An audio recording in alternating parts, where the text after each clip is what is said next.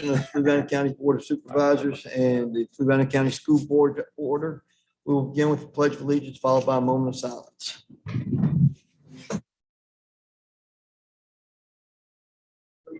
To the flag of the United States of America, and to the republic for which it stands, one nation, under God.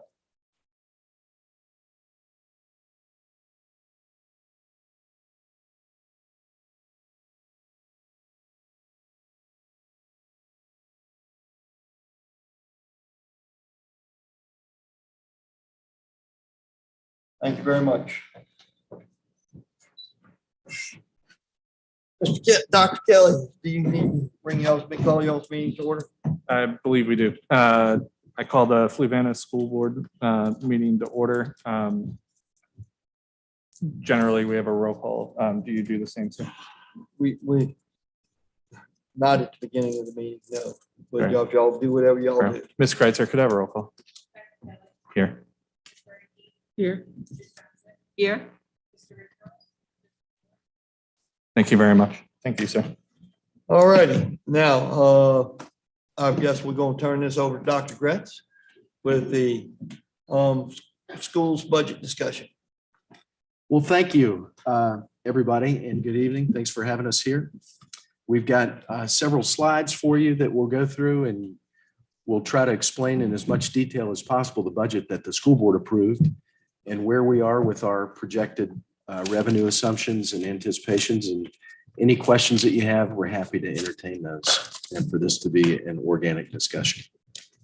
So this budget is really founded on two basic principles that arose from an extensive process of budget development that began with surveying our community.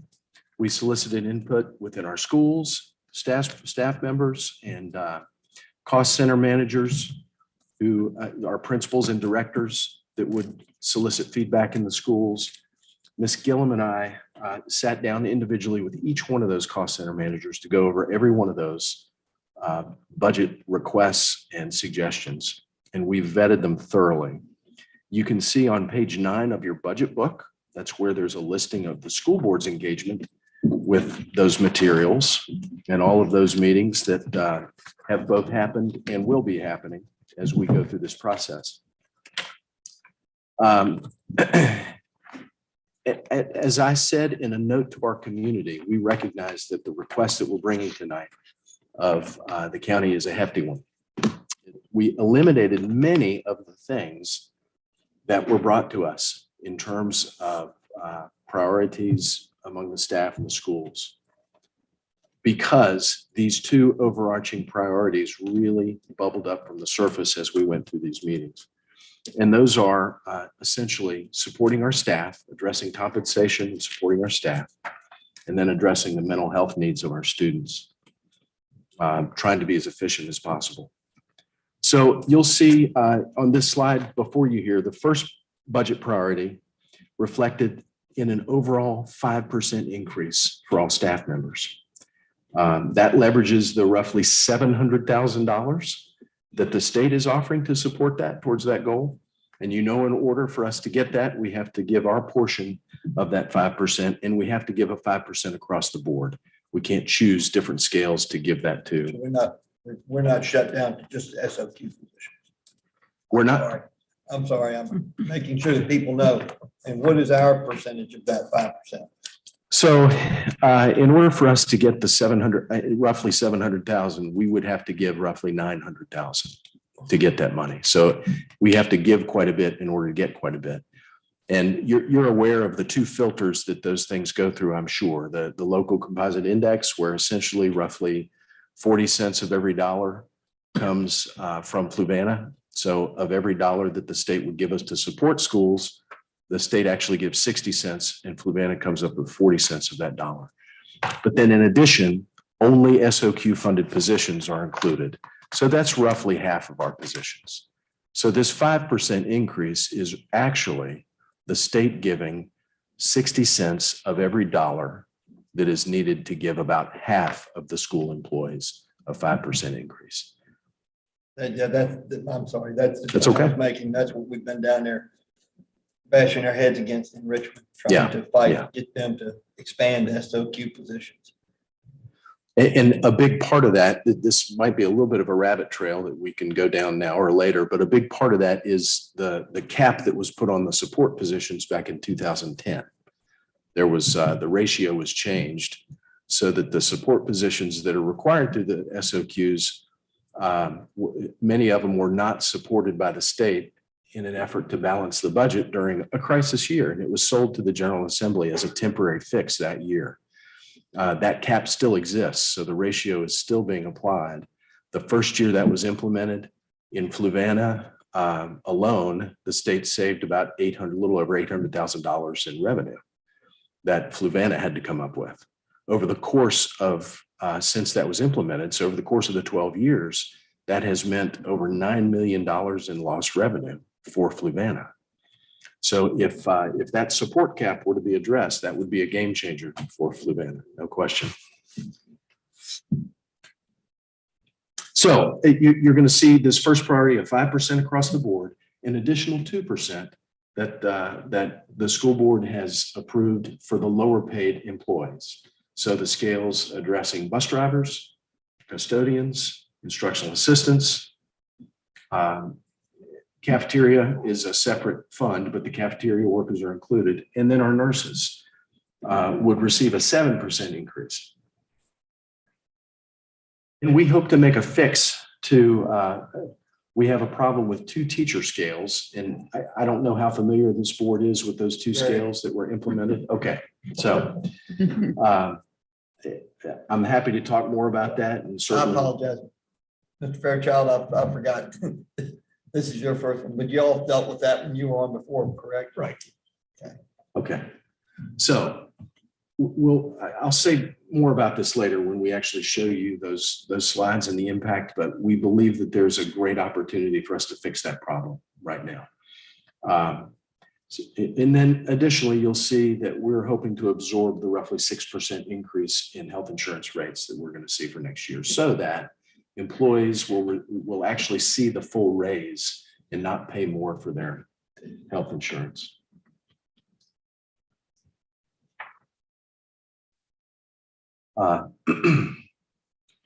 So for what this is worth, just yesterday I was in a room full of regional superintendents in our region, and everybody went around and just kind of talked about what they were anticipating in their own localities that they were going to either try to get or had been approved by their school boards. And as you know, we seek to be competitive, and we seek to make sure that our employees are rewarded appropriately and compensated appropriately.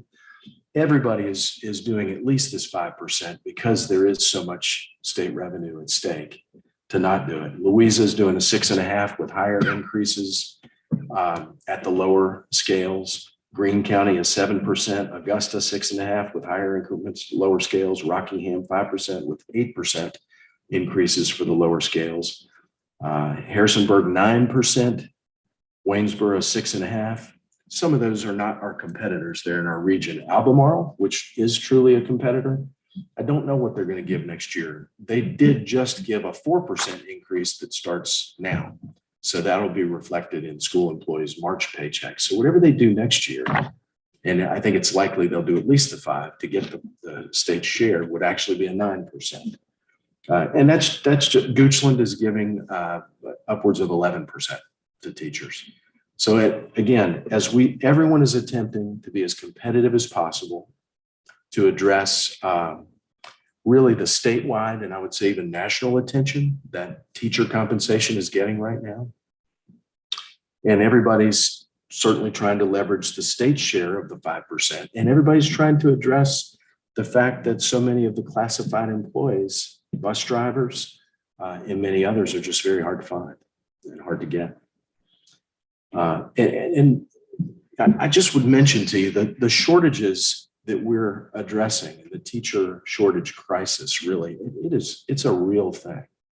In 2016, I was kind of stunned by this data point. In 2016, if you had taken all of the graduates of teacher preparation programs in Virginia, including the one that produces the most graduates, and that's Liberty Online. So most of those students aren't in Virginia and they don't have any intention of being in Virginia and teaching here. But if you assume that they did and took all of those teacher preparation program graduates in 2016, that number would not have filled all the vacancies in Fairfax that year.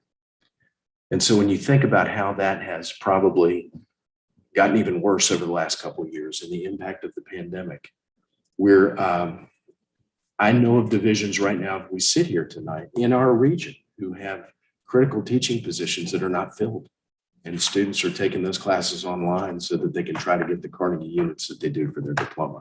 I don't want to belabor that. I'll talk more about salaries later, but that's what's behind the way this budget addresses that budget priority. So Mr. Dahl, the next slide, budget priority 2. This is where we really focus on mental health and well-being of our students.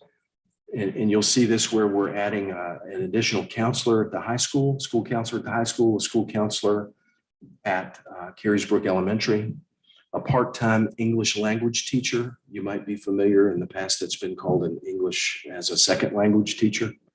It's addressing the needs of students that need direct support because they don't speak the English language, and helping teachers of those students address facilitating those students. So, and then we're requesting an additional nurse at the high school. There are roughly 1,500 students at the high school with one nurse. There's 14 diabetics in that school. I will just tell you, in my experience, I've never seen that before. I've never seen more than maybe 2 or 3 in a school division, and 14 high intensity situations in that one school alone. I think, and with no support from substitute, we can't find substitute nurses. So if something happens, there's a nurse that's being pulled out of another school. So English language learning staffing is really driven by 2 things. It's the ratio of how many identified students you have. But as of a couple of years ago, they also run that through the filter of direct service needs, what types of services. So it's kind of like special education in that regard. So, but that's how that's done. 2 counselors, you'll see if you dig into the weeds here, are being covered with federal funds, ESSER funds, at least for now in this budget. And I'm happy to tell you more about where we are with that. The mental health needs of students right now are like nothing we've ever seen before. Just very intense cases of depression and the impact of fractured families and extreme isolation. I can tell you we have I don't want to call it a tip line, it's not a tip line, but it's an alert that lets us know when a student searches for something concerning, such as, what do I do if I'm really depressed? What do I do if I don't feel like living anymore? Our counselors at the high school have processed 180 of those this year. That's almost 2 a day. Is that because it's going back through your server? Is that how you all know that? It's an application that is, I don't know how it's implemented technologically, but it does come through our server so that those of us who have indicated we want to be notified will receive a notice when something like that happens. And when that happens at the high school, obviously the counselors engage with the student. They do threat assessments. They're working very hard. Again, I don't want to belabor that, but I'm happy to tell you more about why we feel strongly about that right now.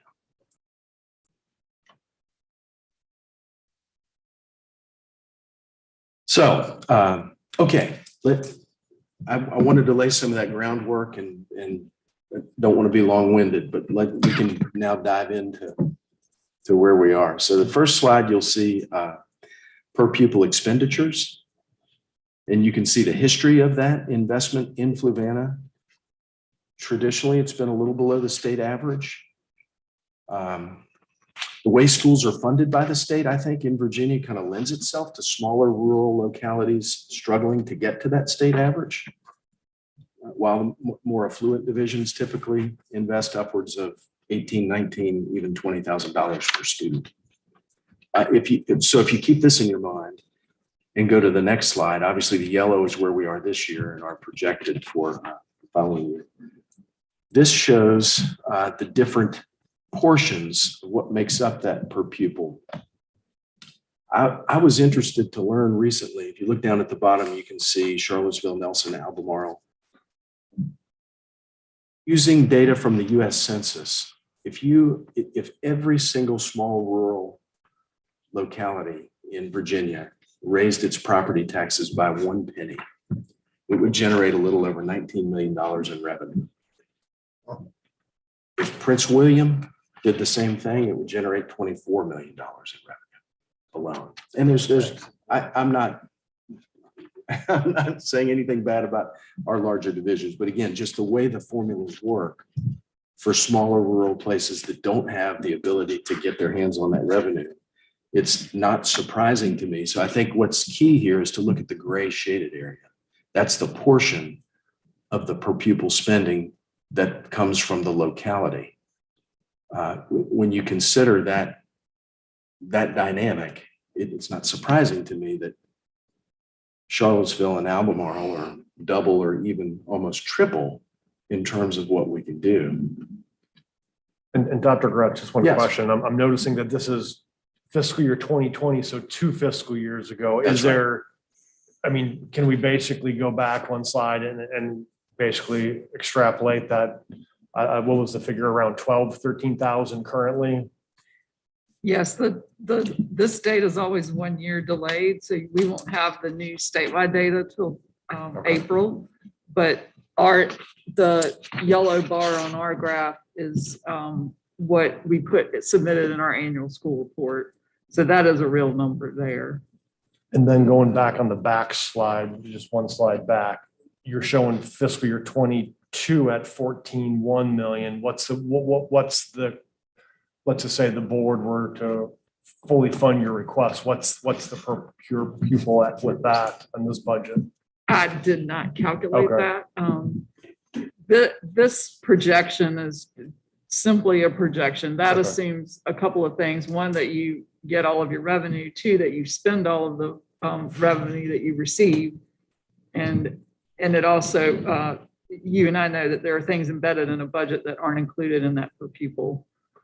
So it's kind of a placeholder, so to speak, but not a definitive number. And can I ask a question on that last slide too? So on 21, you had a notable jump in what you spent per pupil. And of course, we can speculate, or I can, not get into business, that it was in part due to COVID. And then in my mind, not being in it, I go, well, gosh, there weren't as many people in the schools, in the buildings. So utilities would be down, different things, but I guess the cost of getting computers in kids' hands at homes was high. Yes. And we purchased a lot of materials related to COVID, PPE, disinfecting, masks.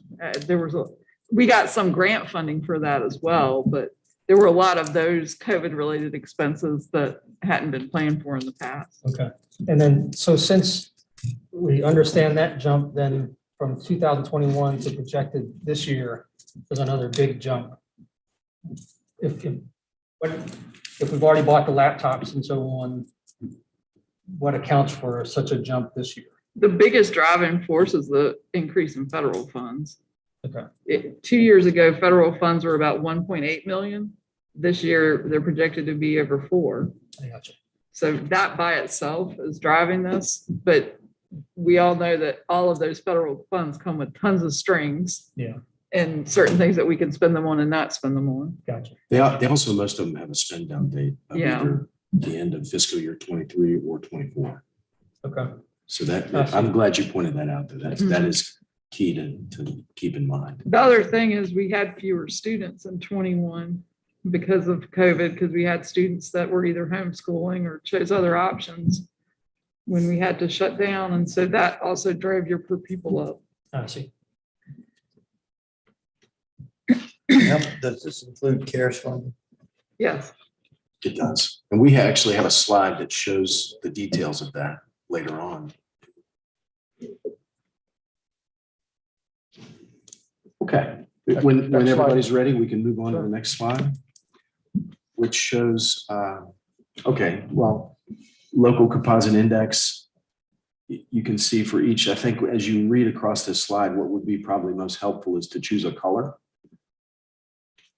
And it shows you across the different localities by any given year, being the most recent. So when you consider the slide that we just saw, I mean, you can see Albemarle's composite index is a couple of points higher than ours. But the local investment there is 3 times as much. So it just highlights for me again that the funding mechanism in Virginia is really, I don't think it's designed to do it, but I do think that it specifically straps small rural locations that don't have the ability to get their hands on that kind of revenue.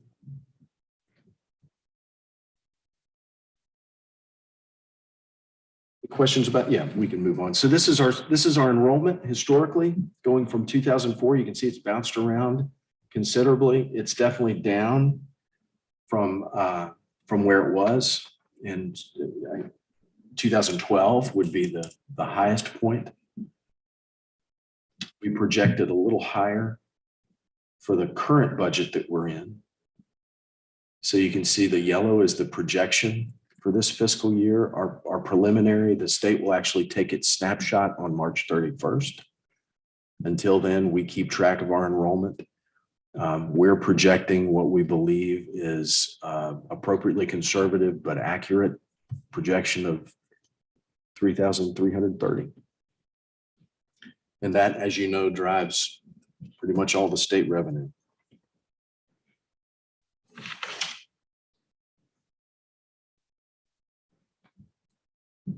Any questions on this slide or?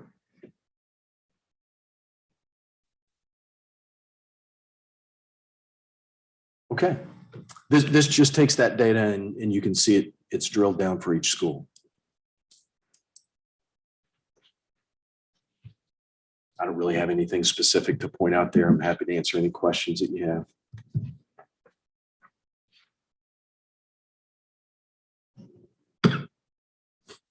Back to like 18, 19, Mhm. we're a few hundred, couple, 200 some kids short. Is that, I guess COVID is still part of that, right? But The decline? yeah, I think it certainly explains what has happened in the last couple of years. I don't think it explains what's happened historically. COVID is part of it, but I think a big part of it is we've had several private schools open up in the community that are probably drawing about, Light Academy probably draws about 150 kids, would be my guess, 125. And then Effort has K through 6, I believe. I think they have K through 6. I think they have K through 6, which will draw another 100. So there's 200 kids right there. That doesn't count homeschooling, probably increased during the same period because you had parents at home. right. So between all those, you would see an increase. Yeah, I certainly can't speak for all small divisions.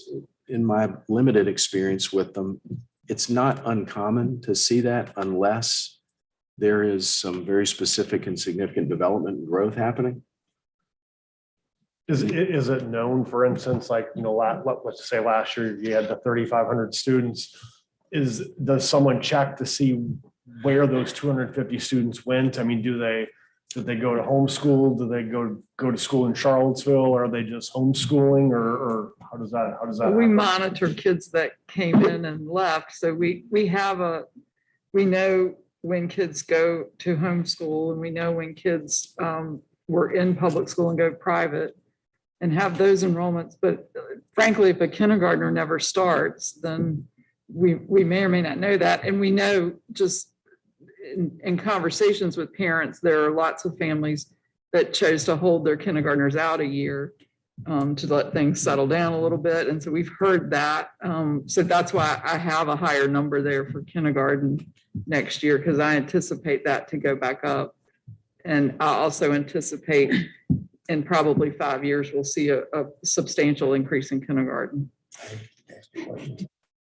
Started interviews. They've not started anything like that at Central yet. No, we haven't started registration for that. And I do also want to point out that this is just K through 12. This does not include pre-K. And when you just look at the numbers, you can see that the high school stayed relatively steady in comparison to the other grades. of The other schools, and you can see kind of a significant drop, in particular. It's like West Central had a real drop from 159 to 250 on projections. You know, went from 217 before. So if you go 20 to 21, that's where you see the big drops like that. That's a lot of those were young kids when we weren't in person to start with. They were Yeah. pulling them out and putting them in places that weren't in person. Yeah, that happened quite a bit. Yeah. A lot of private schools were open. They weren't implementing masks and things like that. And oftentimes they did pull younger children out and enroll them. I wasn't here during that time. I can't speak as directly to that, but that certainly happened in Middlesex. And part of what got me looking back at these declines is looking at that there was, I don't think the graph showed that there was never declines in funding. So it seems like during periods of declines in even before COVID, the quantities of students, the funding continued to grow. One of the things the state put in place a couple of years ago, because the enrollment issues were going on all over the state, they actually put in a metric for no loss funding. So even if you dropped enrollment, they maintained your level of state funding. And so that's why you see that state number stayed relatively the same. And Mr. Dahl, if you'll go back one slide. Sure. I don't know how. I don't know how much you want to discuss that. I'm glad you raised that because I think there are a lot of people that have that question. Why is it that you have fewer kids, but you're not asking for less money? I think something to keep in mind. So there's two things I would say. When you lose students across a division, it doesn't necessarily, so for example, if we're down 100 students, it doesn't necessarily mean that we can do without an English teacher or a math teacher. It might mean that. It doesn't necessarily mean that. In the analogy I use, it's not a perfect one, but sometimes I have 4 children. As they move through the house and eventually one day are living elsewhere, I'm still going to need a refrigerator. I mean, that expense is going to be there, right? Theoretically, I may not need to buy as much milk. If my oldest is out of the house, he's not drinking all the milk that I have, maybe I don't have to buy it. How it inflates over those years may or may not offset that, but all those dynamics are at work in this. One thing I do want to point out here, and I can't do it, it's going to have to be a little bit anecdotal, but if you go back to 2000, think about salaries, what happens with compensation, which is the bulk of the spending. I mean, that's the majority of the school spending plan. From 2001 to 2009, salaries typically received moderate to what I would consider a healthy, generous increase. Anything up to, I think, 6.5% was the most I saw, from 2 or 3 to 6.5 every single year, something like that. In 2009 and 10 and 11 and 12 is when salaries were frozen. And that's when you started seeing, so salaries were frozen, nobody got any increases. A couple years after that, I think 2012, 13, 14, maybe for 3 years, in addition to being frozen, 3-day furlough was implemented. So compensation went down. It was 2014 that Scale B was created to try to address some of this. And it wasn't until 18-19, I believe, that there was actually an increase given. So I'm just simply pointing out that during this time, if you think about where compensation was, it wasn't moving up, and it wouldn't necessarily have moved down with enrollment changes. And the budget that you have right now addresses compensation. That's the majority of it, is compensation, and it addresses those student wellness needs. It doesn't add any new programs. It doesn't add any new classrooms. I'm just pointing that out for you to just keep that in your mind as you think through that, because I think that that is a question that people have oftentimes. Why is there not a direct impact when a kid leaves on how much money, you need to operate the schools? In my view, based on how that happened with compensation over time, I think we're still really building back. Questions on any of that? Or I just wanted to point that. I'm glad you raised that. Yeah, thank you.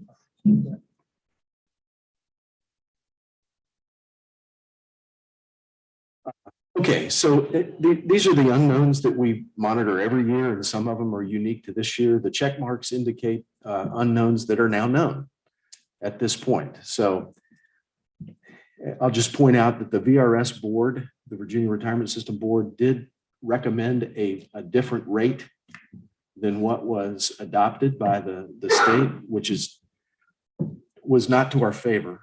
We would have gotten a little It's over, close to 2%. yeah. So we were hopeful for that. Don't know why that happened exactly. That's not typical. The VRS board tends to be fairly conservative, and that's just interesting that the governor didn't adopt that, but it didn't.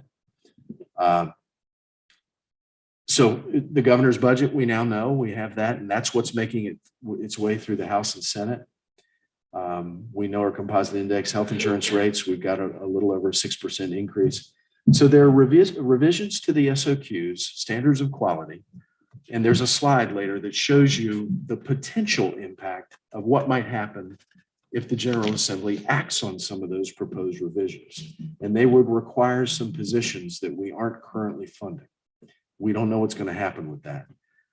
Frankly, as you're well aware, the state is getting a lot of pressure from different sides to do some different things with the enormous surplus that it has right now. Nobody really has any idea where that's going. There's a lot of momentum around school construction and addressing infrastructure needs. But that is an unknown, and it's one we're definitely watching. So I don't need to read those to you. You have any questions? These are some of the unknowns that we'll be watching for.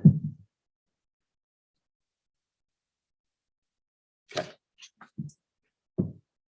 We include this for you just for you to see what was proposed by the VRS board and what is actually in the current, well, the previous governor, but is now making its way through what's in the proposed state budget.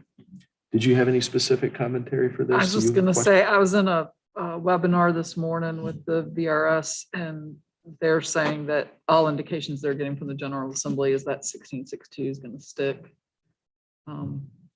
It would have reduced to the level of compensation dollars we would have needed if they reduced that rate. And, It doesn't sound like. any indication why that is? Because the pension fund did like, Yeah. they project like a 6.7%, 6.75 growth rate, and they did like 27% the last year. Yeah, all we're hearing is that they just want it to be healthier. And, it would definitely have helped us out quite a bit. And just those minor rate changes they made with the retiree healthcare credit made a difference when we were calculating our projections too. I mean, that makes a big difference. Any other questions on VRS rates? We can, whenever you're ready.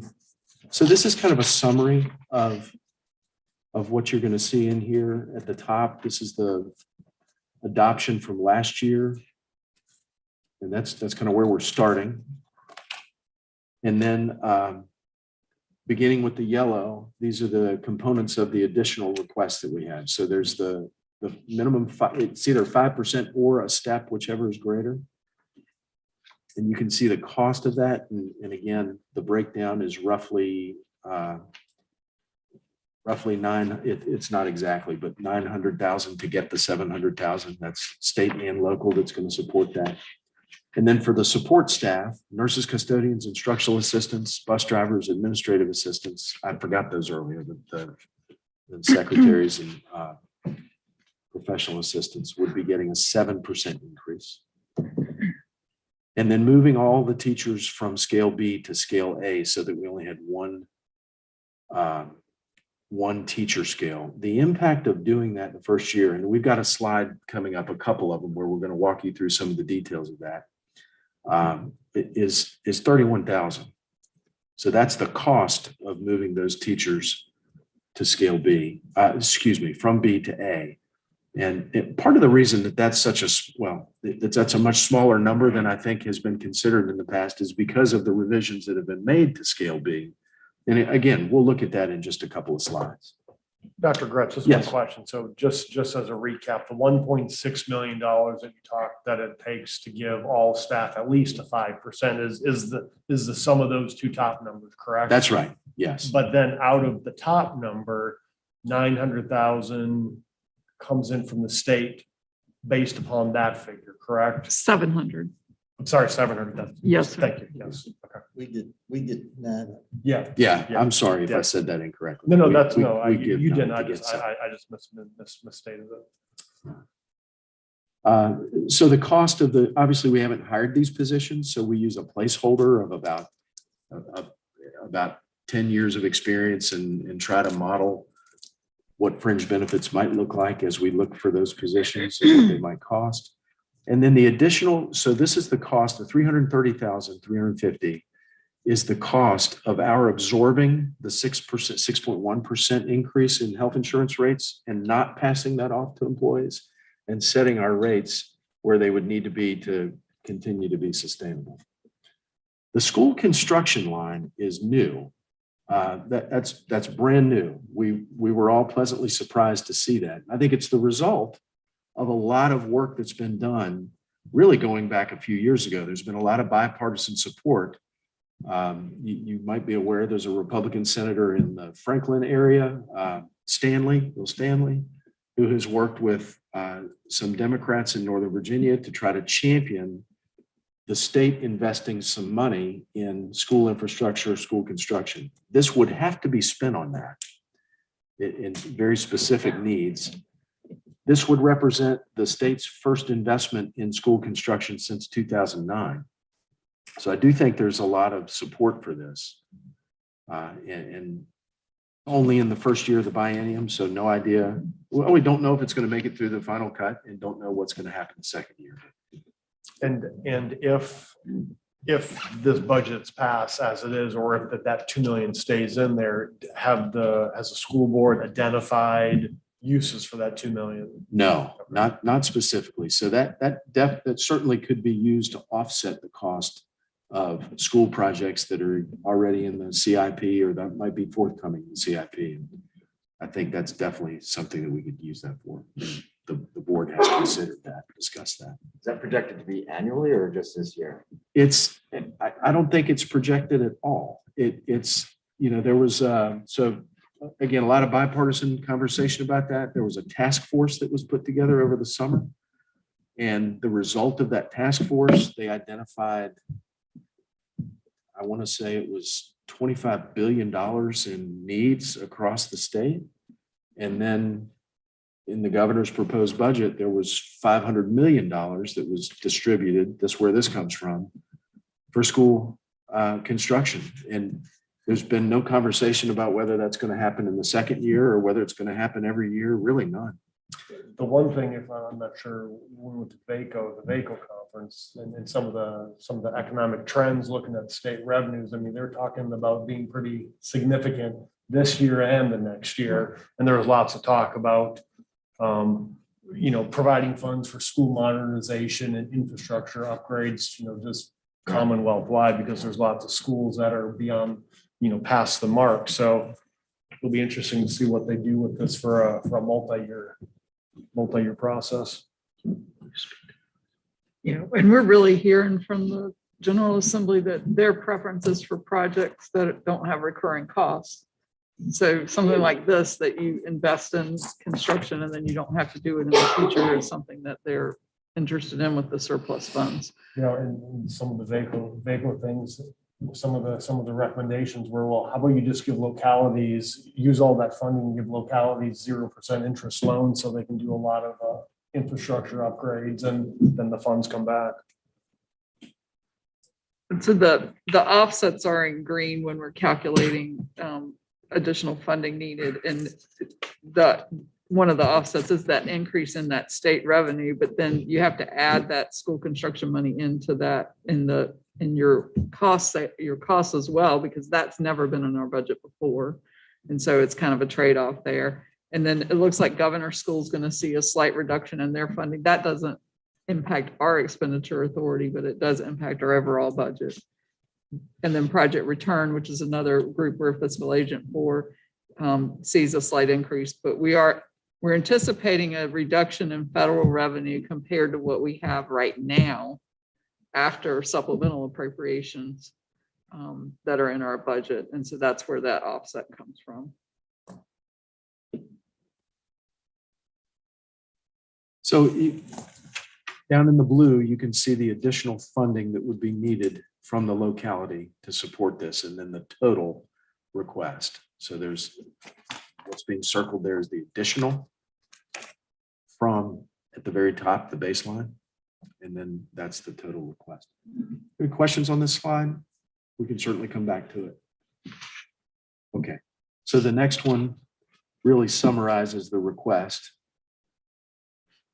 I won't read this to you, but as you look through it, if there are any questions that you have, anything that the next slide will detail the, oh, I'm sorry. Yeah, it's coming up. There it is. You can go back to the pie graph if you like to. It just shows the breakdown of the categorical expenses and where they're coming from. The county's portion being the gold and the state being the blue. Those are the significant. The federal portion is relatively small. It usually is. But this next slide will tell you where it's bigger than it typically has been because of the influx of the CARES and ESSER money. So the first 7 rows, beginning with Title I and going down to Title IV, those are the typical, those are the federal monies that we receive every year. And as you know, what typically happens is we use whatever the allocation was in the current fiscal year to project in this budget for the next fiscal year. And then we get the actual amounts of the allocations throughout the fall, maybe late summer and into the fall. So we're projecting all the way on the right based on the figures that we had currently. After Title IV, I'm happy to answer any questions you have about those title funds. Those are ones that will, unless something changes, they have been with us and will stick with us. The ones, all of them after that are the federal monies that have come in as a result of the pandemic. So there's the CARES money.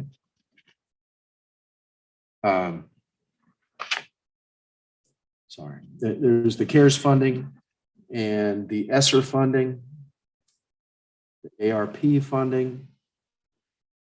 And those all, a lot of that has been exhausted. The first parts are the ones that really had to do with purchasing PPE and cleaning supplies and addressing, making the schools safe and purchasing masks and things like that. And then we got into the unfinished learning loss money that was to support there. You'll notice there's ESSER 2 funds. And then we also had a separate grant that we could apply for to address unfinished learning specifically. And we took advantage of every opportunity to apply for what was there. And sometimes we received what we applied for, and sometimes we received an allocation that wasn't what we applied for. The only one that we were not successful in, that there was some state funding. This is federal. There was some state funding it was state, right, for the buses. Well, I think it was flow through. Okay, To the sorry. state, yeah. So it was federal money given to the state that we were allowed to apply for money to give stipends to bus drivers. It could only be given to bus drivers. And everyone around us got that money and we didn't get a cent. And as we dug into that, it seemed that our fleet wasn't big enough and our shortage wasn't acute enough, and our community wasn't in as much poverty as, I don't have any metrics, but that was the answer we got from the state. That's the only thing that we weren't able to get.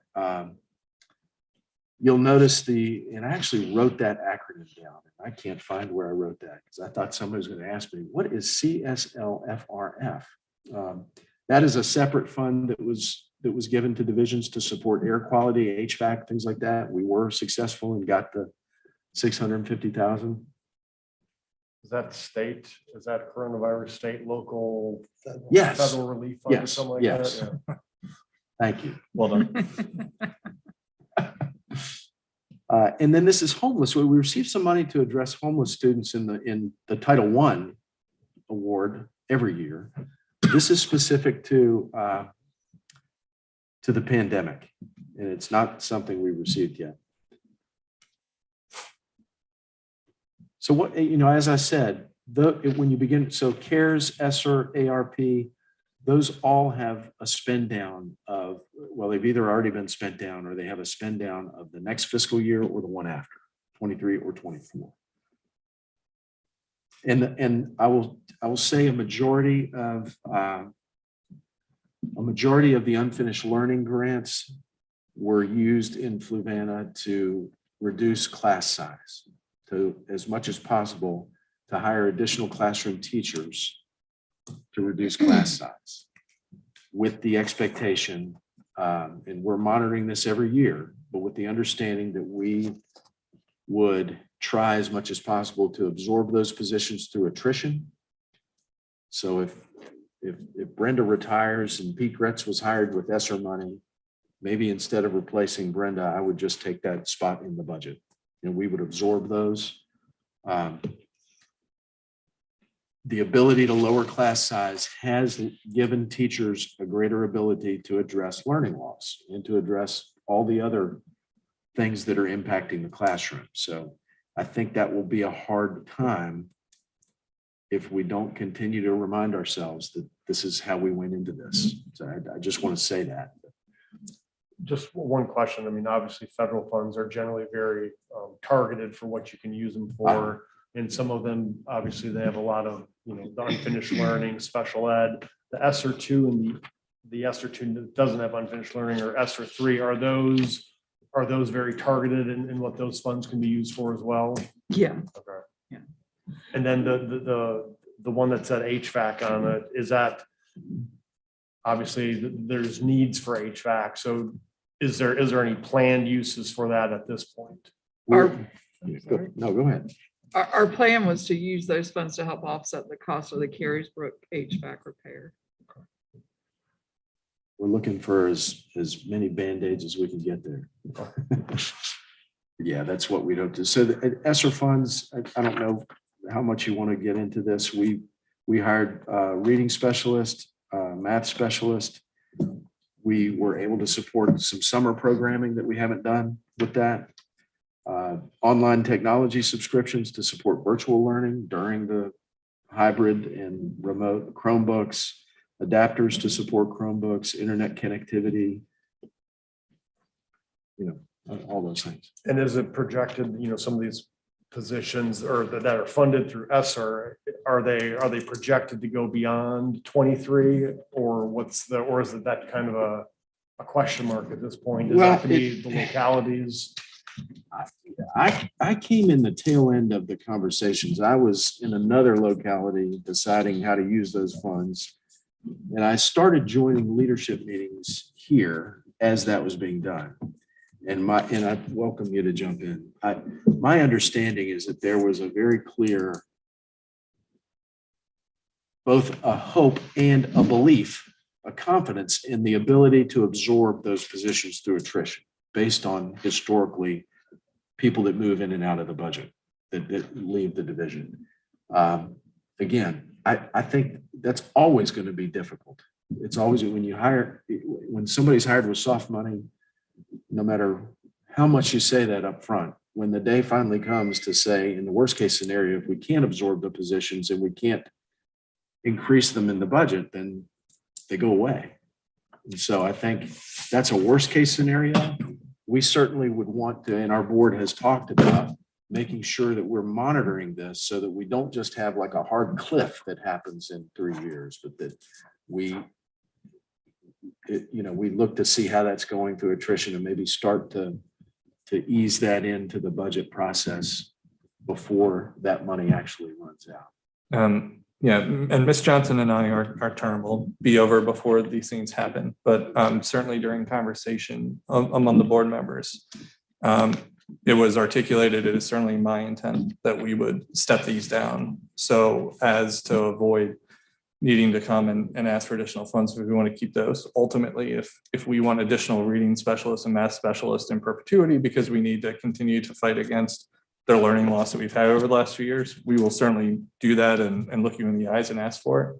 I have zero intent, and I won't speak for my other board members, but I'm sure them as well, zero intent of ignoring the sort of balloon cost, if you will, of holding these positions. So I'm hopeful that we will smartly step these down over the years. But I will indicate that the way that we use the ESSER funding to reduce class size and to add these positions is directly in alignment with how I believe we should have handled COVID and the right priorities for our division.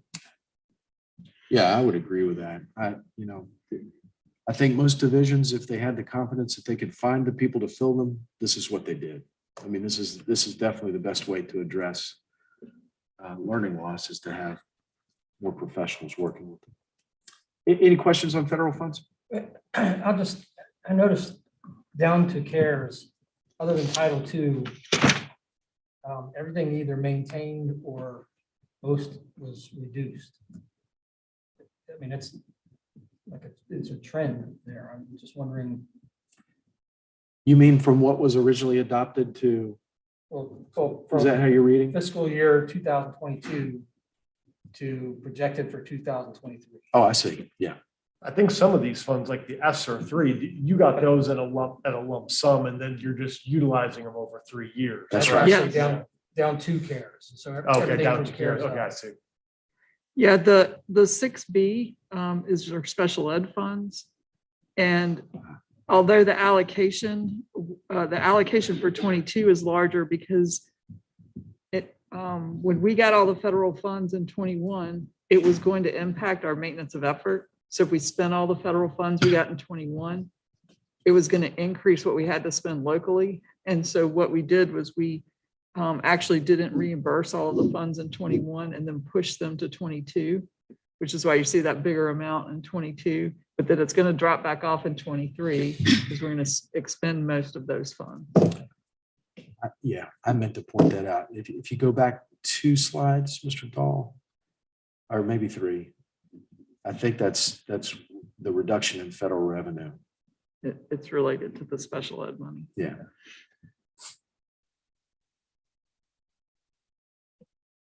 And my commentary is it's a little crazy that you would give us all this extra federal money and then tell us, well, if you spend that, it's going to impact your MOE. And so it was just, in my opinion, the smart thing to do at the time. Okay, so we'd like to take a few minutes and walk you through our rationale for wanting to move teachers from B to A, and our confidence that it's doable. Because I do recognize that for years, I think the message has been that this absolutely is beyond reach and you can't do it. So the next slide, there's a lot of information here. So if you'll indulge me for just a minute. The yellow line is the teacher scale in 2014. There was one, and that was it. And you can see it's very sporadic. Where you see it's level 0 to 7, that's those years that we were not giving any raises and we froze everyone's salaries. After the economic downturn. Yeah. The black is scale B, which was implemented in 2014-15 year. So that was scale B. The red is teacher scale A. And I know it's hard, it's kind of hard to see because green and red are pretty much the same. The red is scale A. The green is scale B. So that's what both of those look like in fiscal year 22. The blue, kind of the royal blue, is what scale A is going to look like if it receives a 5% increase. And the purplish color is what scale B is going to look like if it receives a 5% increase. So what I just highlight to your attention, if you just look at the black line as it compares to the green line. So the black is scale B in 2015. The green is what that looks like right now. Because the scale has been addressed, and there were a few years where scale B specifically was targeted with the intent of closing the gap, and it worked. I think originally scale B was much more different from scale A, and the cost of addressing that was very different than it is now that it's been addressed over a period of years recently. So that's one comparison I think is important. If you look at the comparison of the green line to the purple line, so the green, remember, is scale B now. The purple is what that's going to look with a 5% increase.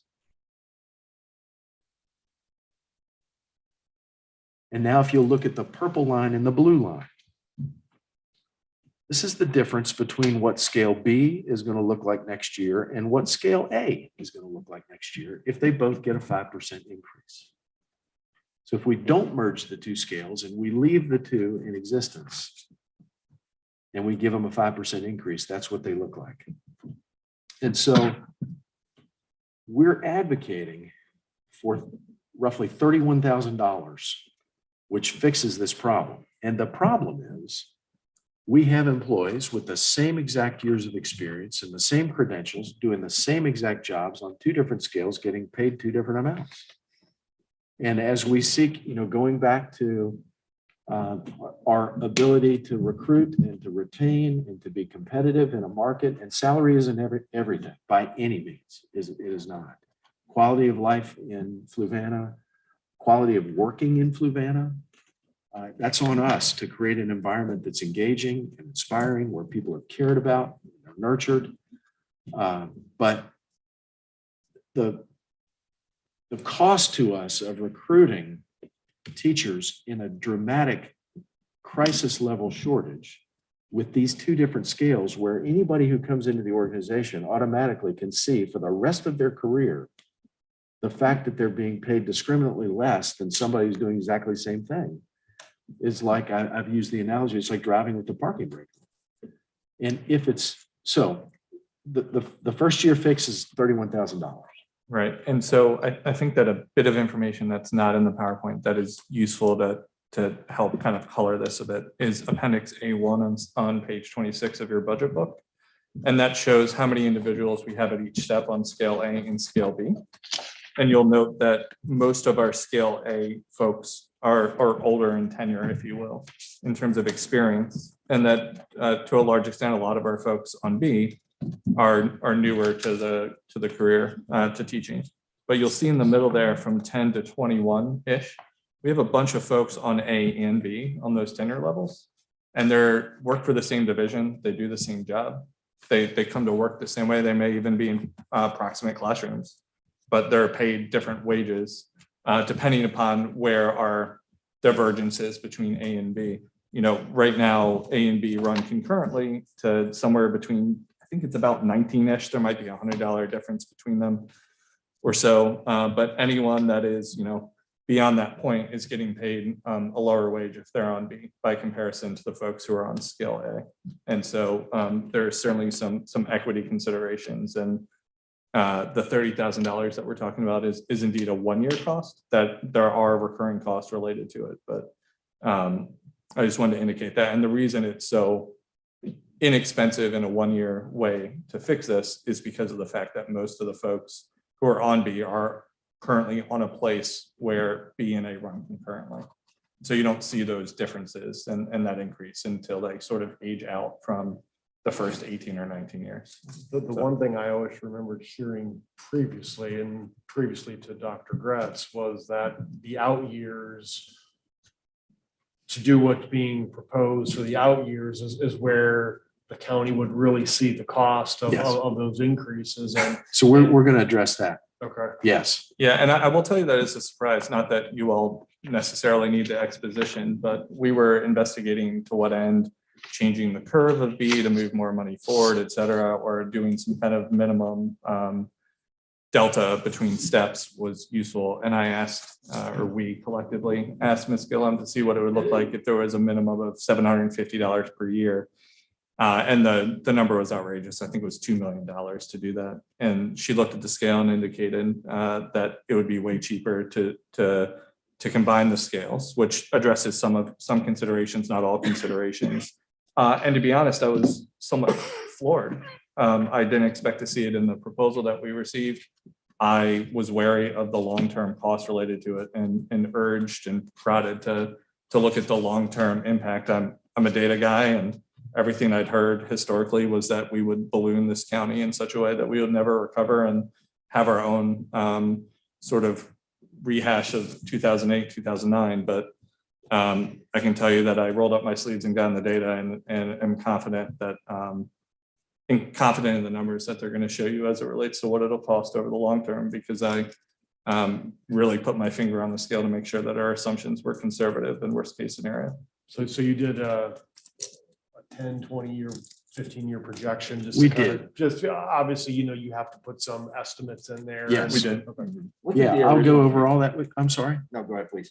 I just, before we left this slide, I just wanted to make the point again. I don't want to belabor it, but I think that when you look at that black line and you look at where the green line is now, in your budget book on page 24, you'll see historically what's happened with salaries. You look at 2016, B was specifically addressed, not A. When you look at 2017, B was addressed specifically to close the gap. 2018 to close the gap. I don't think anybody was wrong to say this is not doable. I think that what's happened is, You've been closing the gap. yes, the gap just isn't there. So the one-time cost of doing it is $31,000. The next slide is where we'll walk you through. Let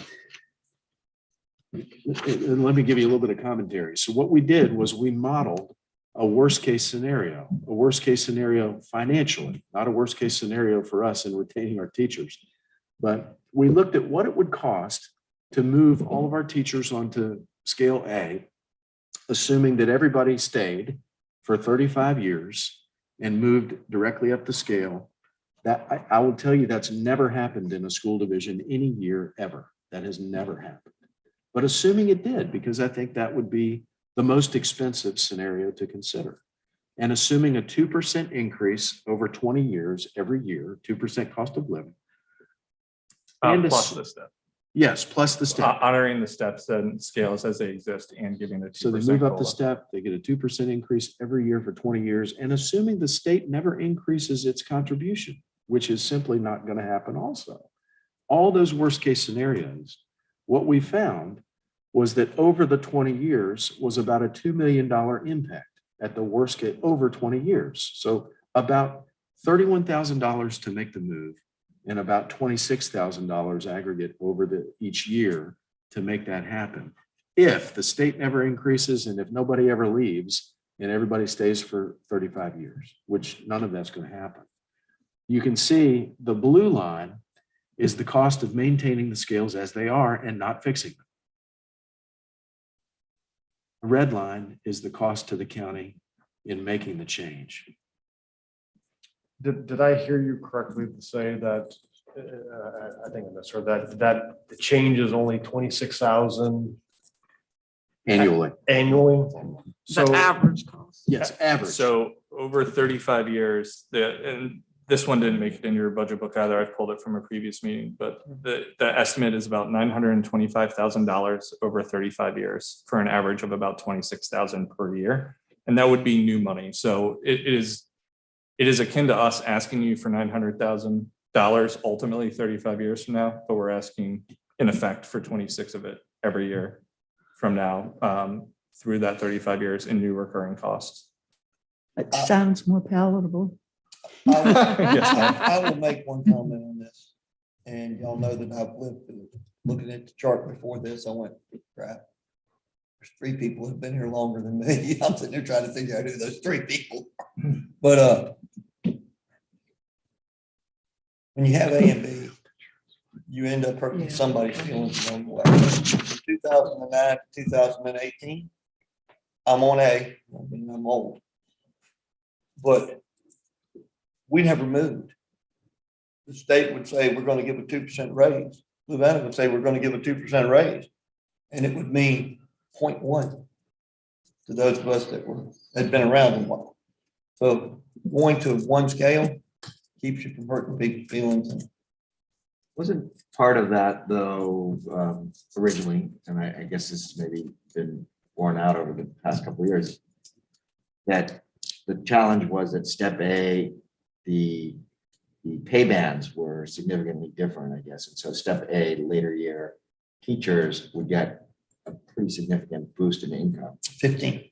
It was at year 15. Year 15. It was at year 15, you got a big increase, and the philosophy on that was if you can see a $7,000, $8,000 jump at year 15 and you're at year 9, you don't leave, you stay on and work to 15, so you get that $7,000 or $8,000 increase. So is that still the case, or No, is that changed now? No, There are a couple of steps in there. There's higher percentages, but they're not at that same level. They've been if you went smoothed back out to over that other one, time. you can see this, what I'm talking about on the yellow graph. Mhm. The yellow graph jumped Yeah. $7,000 or $8,000. But that as a teacher, and Ms. Johnson's lived through it, that is the problem that this created, is they call it the haves and the have-nots. And you shouldn't have that within a division. Sure, no, I agree. And when you look at, for instance, what's it, 21 and 22, I'm just looking on this chart, just because it's an easy number to look at. Am I showing like 27 million to 28 million? Is that the difference? No. None of them are $1 million jump. Then what's the million on the side represent then? On the left side of Well, the yeah, chart? maybe it is from 28 to 29. Yeah. From 22 to 23. Yeah, I'm looking at 20, I don't know, it's 20, maybe, I can't Who see. knows? 21, 22, 23. It looks like That is the, so the total cost over 35 I mean, I years don't have is to- about That must be the one of the jump 900. years. However, based on the assumptions, there is declining, it declines actually after we get to about 26 years. It And is, so it does reach about 900,000 at that it point. is 22. 22 is the jump year because it was 15. And as we came up to the 2000, whatever, 9, we kept pushing it back. And I remember it stopped at 22. This is 22 years out. I'm not- sorry, they're not talking year about two 22. different graphs. Yeah, well, that's, I I think started that talking that about might that be year. because of the 22 years of experience.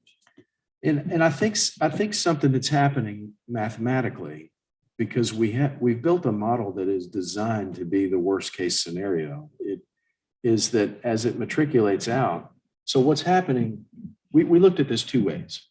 One, we looked historically at how many people are on step 10 for the last several years. How many people are on step 11, step 12? And let's look at the average of those and apply that out for 20 years. And then we looked at what would happen if everybody who's there now just continued to move up and be replaced as they are. And if that's not a realistic model, it would never happen. And so you do reach a point where if everybody's just cycling back through, it starts to be unrealistic in the cost.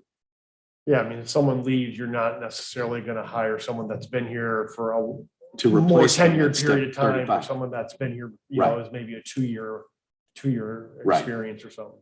Well, and I mean, say we have 10 year 0 teachers this year, not all 10 of them are going to make it to 35.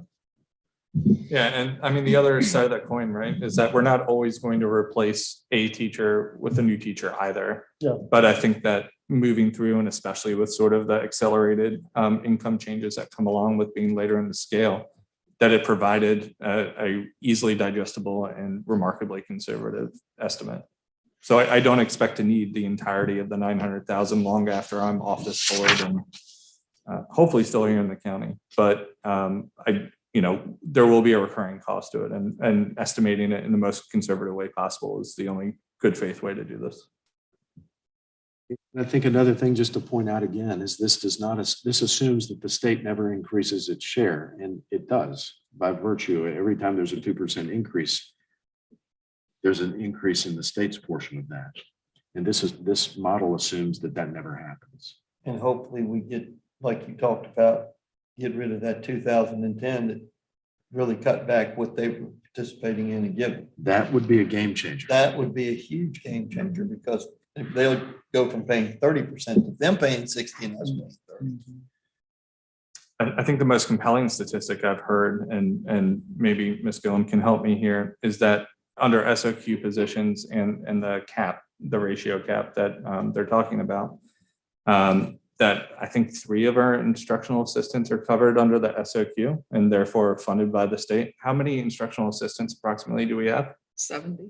70. So our county is paying for 67 out of 70 instructional assistants by virtue of the SOQ support cap that happened in 2010. And so if they were to alleviate that a bit, even a tiny bit, it would have enormous consequences for how much we need to ask from the county.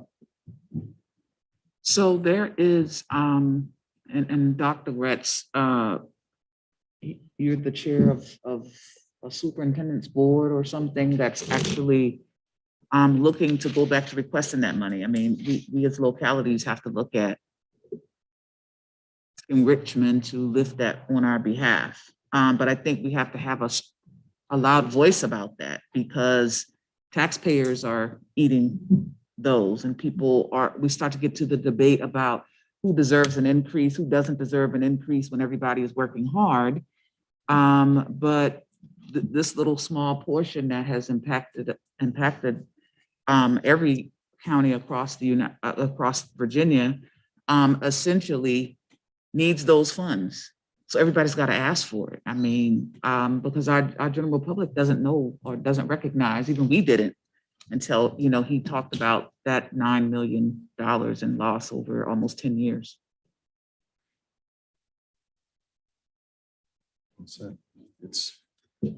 Yeah. And is there some letter or something you all are working on? Because I think it's important that not just the school board, but the Board of Supervisors echo in for that, because they're, essentially approving additional monies that we're asking for. Mm-hmm. So if, there's some kind of concerted effort. Yeah, so the group that Ms. Murray Key referenced is, I'm vice president of the Coalition of Small and Rural Schools in Virginia. It's 80 of the 130 school divisions. And we're advocating very strongly for a couple of things, and that's one of them, the lifting of the support cap, as well as the Superintendent's Association. There's some literature that's been developed. I'd be more than happy to share it if anybody was inclined to make that. This is something that comes up every year, and has come up every year since in 2010. It really was, I was in Goochland at the time, and I remember that. It was sold as an emergency Hail Mary, frankly, to keep the state budget from imploding. And every year that it has continued to be implemented, in fact, the ratio has gotten even worse since its initial year. So to favor the state and to further burden the locality, this comes up. This is the first time it's come up when there's been such an immense surplus at the state's hands. And so I think they're getting additional. And are there other specific bills currently that are addressing this? I haven't seen any specific bills that address it other than those that address the SOQ revisions. I talked about this the other day, and I cannot remember. I apologize. The total number from the changes in 2010 to now that it's cost us as a county to make sure that we just stay competitive and as close to competitive as we can be. That would be a huge number to say, hey, here's because of the change in the formula that you used. Well, we still had to pay our people. Yeah. Here's how much it's cost us. Right. from 2010 to 2022. It's 12 years, man. That's gonna be a huge number. And that's the reason, because it was kind of a sudden thing for divisions to suddenly be told, you can keep those people if you want to, but you're gonna have to pay for them yourselves. We're not paying for them next year. And so that's why you see historically on page 24, that's why there's furloughs and there's divisions were scrambling to either let people go or to furlough people or to do whatever they could to retain the funds to keep those things intact. I just know from the information I get from the Superintendent's Association, the legislative updates, that I think the House has kind of said that they don't have a lot of appetite for addressing this because it's a recurring cost. And so it remains to be seen what the Senate might say about it and what happened during crossover. I don't know whether to be hopeful that there would be a change or not. If there were a change, I would think it would be a pretty modest one. I don't know if the state is suddenly going to reinstate all this. It's easy to run on cutting taxes at the state level when you pass it right down to the locality. Well, and it's And that's easy to just, say at the yeah. state level, we Yeah. gave a 5% teacher raise. Right.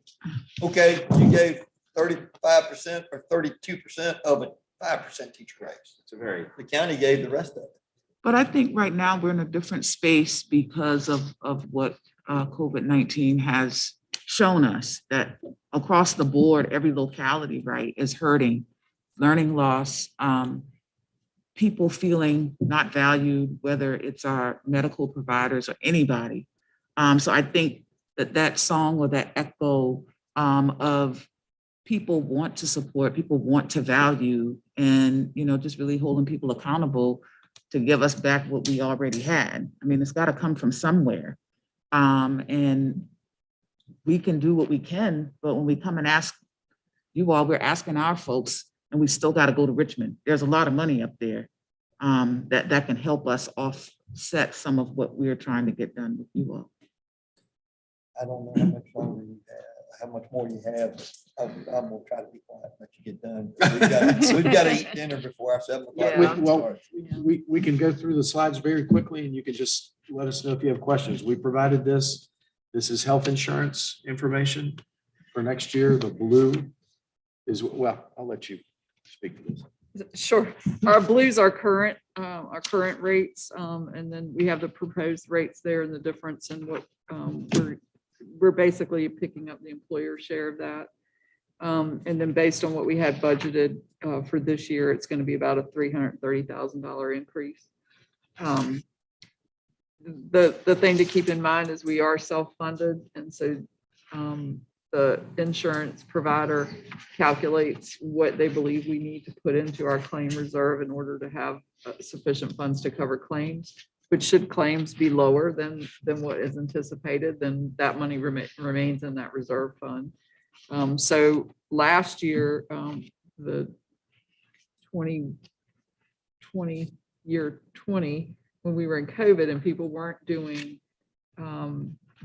elective procedures, they weren't doing a lot of checkups and that sort of thing. And so we had more money in our claim reserve. And so when the rates did go up a little bit last year, we were able to absorb that with what we had available to us.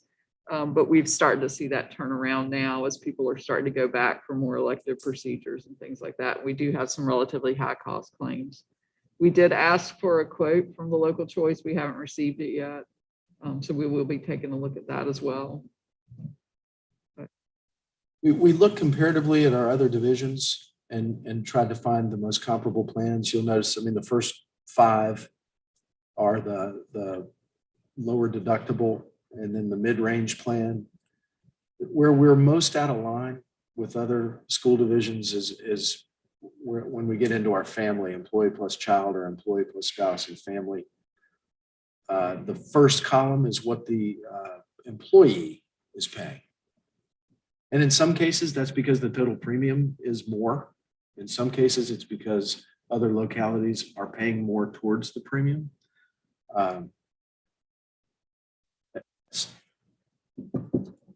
Happy to answer any questions. Really, it's just here for your information. Yeah, and I did hear the chair indicate that some of this is a mortgage payment, which I would agree with. The reason that we have the cost differential built into our budget is that it would be unsustainable, for instance, to pass along even more healthcare increases to a teacher who, I don't know, let's say that they're making $55,000 a year. There's an $877 premium on a family health plan. And so that is a large number. It is something that is, in my opinion, unsustainable systemically, but it's not something that we can remedy this year. But what we can do with your guidance and support is to eat the cost of the differential and to at least hold them constant to what they're paying currently.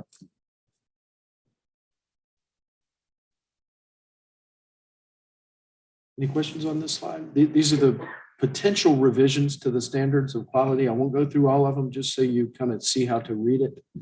The potential change is on the left. So what's been proposed is changing the staffing ratio. So the SOQs say for every X number of students, you have to have X number of assistant principals. Currently, you can see where we are. What we would need is in the third column, if the proposed change were approved by the General Assembly. And then potentially we've modeled the cost of what that would be. These are, again, really just for your information. We have no idea what the General Assembly is going to do with these. And if you'll notice, two of these things are in this budget proposal because we have identified them as needs, even though they're not changes to the SOQ yet. But in the budget proposal, the funding source is state. Well, it's federal for the Carriesbrook and high school counselors because we wrote a grant for that particular one. And then basically that increase that we're getting from the state would help to offset the cost of the additional nurse. And that's just for this year, the grant. Federal would grant be. would The just be for one year. federal is next for year. 2 years. Yes. So under potential changes, that first item, staffing ratio of 1 to 400 students. So is there an average published when it comes to what the average amount of principals is to the average amount of students? Like, I wonder where these numbers come from. Everything, and I know you all don't do it this way, but everything sounds good to have more people that have less amount of kids, but like how you determine what the standards are and how would we know if The that's a state sets nicety? these standards. I'm sorry. The state sets these standards. So the staffing ratio of 1 to 400, that's a state. Yes. Okay. Yeah, Yes. I'm sorry, these are proposed by, these are legislatively proposed and the General Assembly is considering these. The state adopts these ratios and they're listed in the standards of quality. And I'd be happy to provide a link for folks to dig into those. We don't have flexibility to go below them. We can certainly staff above them, but I got you. I didn't understand that, Yeah. that this slide was necessarily the state standards of quality. I didn't. Yeah. I yeah, got you. sorry about that. Yeah. No, it's my misunderstanding. And so you can imagine what it's like to have one person be in charge of 500. And I think that's about what it is now. I think a good example is the school social workers. The organization that like represents school social workers recommends a 1 to 250 ratio. Based on math we had done a couple of years ago related to social workers, I think that the statewide average was something like 1 in 400 to 1. And as of that time, we only had one social worker for the entirety of our division. And so there's, numbers of sources you can take from guidance, obviously here, that the state ratio is 1,000 to 1. And these changes really are relative to just prior to and during the pandemic. There was a lot of talk at the state level about supporting student mental health needs, equipping schools to deal with increasing mental health needs. And so that went through a lot of iterations. Initially, for example, it was proposed by the governor that we would change the standards of quality so you have to hire more guidance counselors, well, school counselors, school psychologists. The smaller rural folks spoke up and said, we'd love to hire those positions, but you really need to give us some flexibility. We won't necessarily be able to find 3 more school psychologists. It doesn't really help if you mandate those. So I think what you've seen is over the past couple of years, those have changed to be a little bit more flexible. But that's why you see the increase in these specifically. Nurses, counselors, school psychologists, school social workers.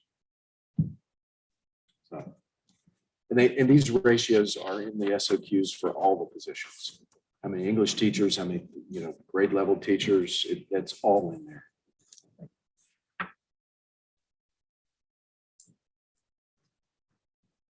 The next slide, which I believe is our last, is really just, these are some variables that we're just monitoring. We've heard wind that the General Assembly is considering increasing that. So 10 over the biennium, 5 and 5 to 6. That could certainly change things. So I want to be conscious of your time, and certainly board members, if you have any commentary to add, any questions, we've got a lot more information. We tried to be judicious in what we include. We didn't want you to be here for 4 hours. But Just one thing, have you been following, and I don't know about the grocery tax I was talking about, that there could be a reduction in the state, which would be for the schools funding. And, there's certainly language that locality has been pushing for revenue replacement to hold localities harmless and stuff. Have you heard what that number would be for Fluvanna? Is there any information that you have? We didn't see it. We heard some information relative to that proposal, but we haven't seen it specific to Fluvanna. I think the concern is that there's kind of like they did the no loss funding, that they would put a placeholder in there for basically to hold people harmless. The concern is when you do a line like that, that's in there to hold harmless, at what point does that line get stricken? So does it stay in there for a year, or does it stay in there for 2 years, or what does that look like? And so there's a lot of concern across the state about that.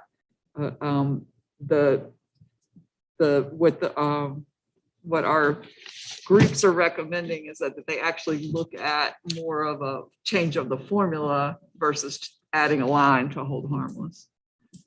And we haven't heard anything. I would anticipate we'd see templates maybe in the next week or so. And then, of course, once we get those templates, you and I will communicate again about what we see in terms of a trend, because that should give us a better indication.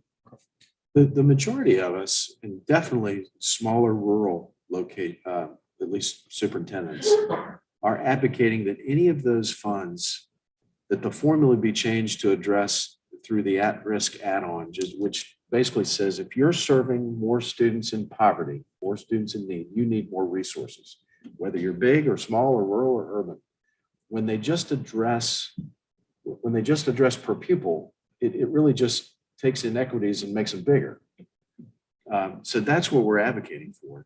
As you can imagine, the divisions that benefit, and this is not meant to be a devaluative statement at all, but the divisions that benefit from the per pupil are the more affluent, larger divisions who have a lot of voice at the table in the money committees. I would love to know, and if you could find out our neighboring counties, if any of them got money, the ones that we're competing against, trying to, I hate to say, catch up. When you talked about the bus drivers and you talked about All of grants and things, All of them got the bus driver money. except us. Yeah, pretty much. Everyone, Buckingham, Louisa, Goochland, Cumberland, Albemarle. I think we're one of the few in the state that didn't get it. And who made that decision? I called. Department of Ed. I called and asked, why not? I blame it on Mr. Winkler, made somebody mad up there. Seems like a fine scapegoat in the moment. Yeah, we can. I'm kidding. I really can't explain it.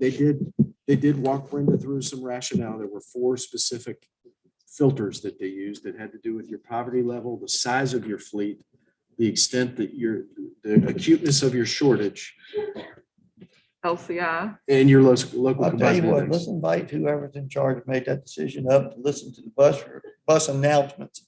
When our principal reads for 3 minutes on this bus will be splitting between this bus and this bus. And this bus is not here, so we got. Sorry. Yeah, I know. that's a I tough got a little personal stake in that one. They lost their freaking mind.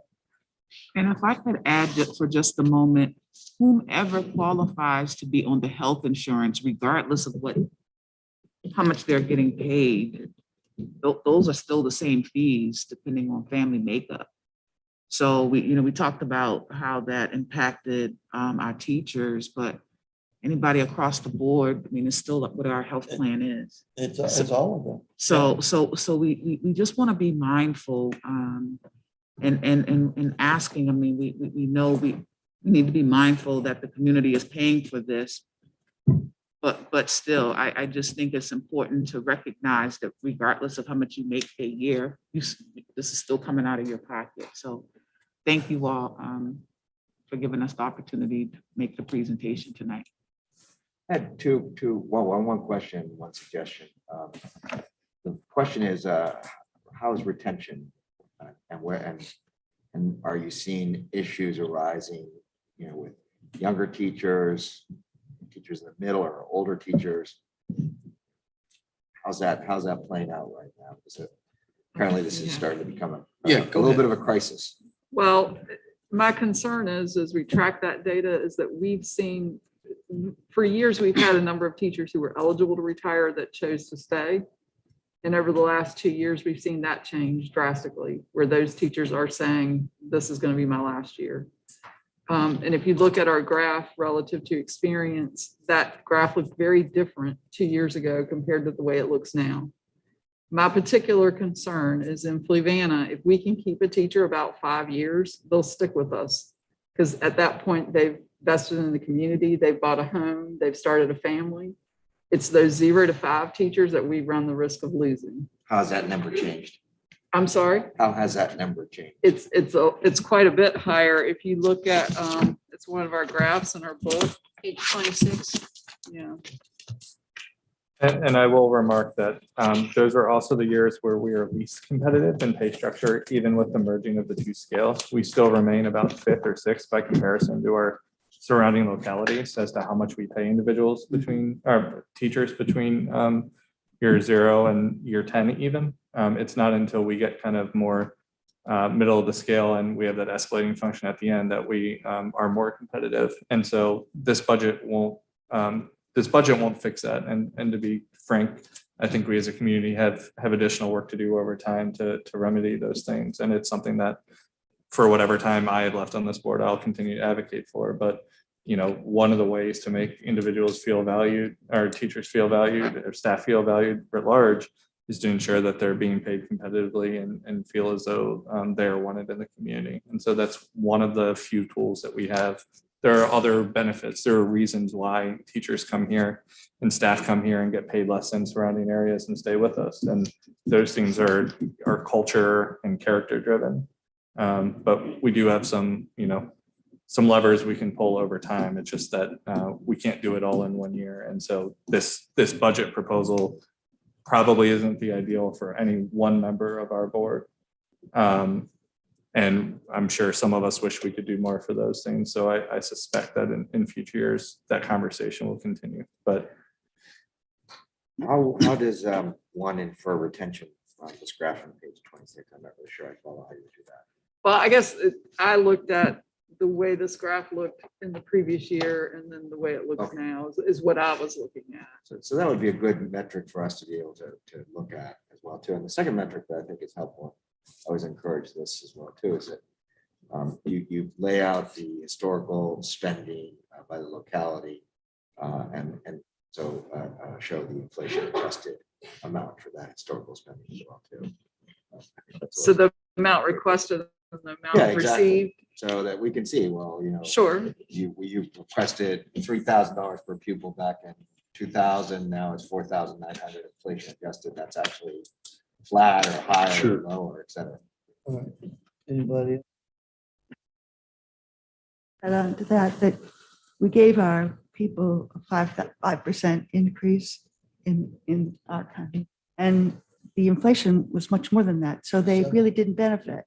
So we have to be mindful of that and see what we can do to fix it. All right, before y'all adjourn your meeting, I just want to add one thing on what you were talking about, Ms. King. I had a conversation with two of my coworkers who just had children. One of them's wife had a child, getting ready to have another one. The other one had a child 3 years ago. And they were talking about how much it cost, 3,000, 3,500, 2,500. And I kind of shook my head and they said, "We shake your head about it." I said, believe it or not, when I had my two children back in the 90s, and Luke was born in 2001, we paid a $25 copay. The first time we went to the doctor, and that was the last thing we paid, was a $25 copay for both of our children. We talk about families. That's another huge expense that's going to come out of their pocket. And those are the type of people we want here. People that are embedded into the community, people that are invested in it. So thank y'all very much for coming out. We appreciate y'all Thank you. coming out tonight. Y'all want to go ahead and adjourn? Yes, sir. Do I have a motion to adjourn? I motion that we adjourn this meeting. Second. Very well. All in favor? Aye. We are adjourned. Thank y'all. Thank you. Thank you all very much. Mr. O'Brien.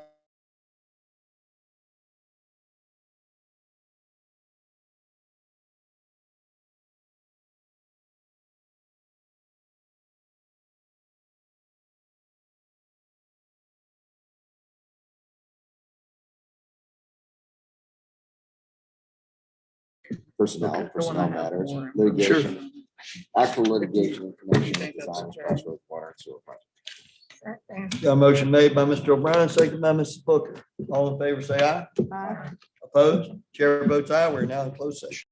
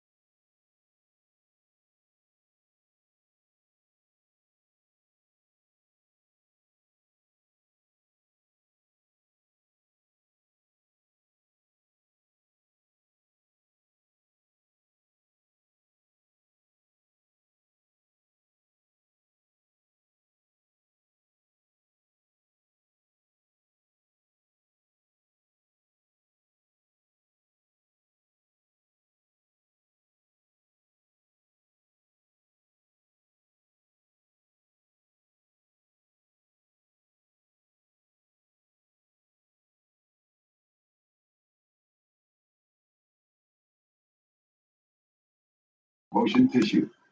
To the Index and Queen Elizabeth scene for the first time since Prince Charles and Camilla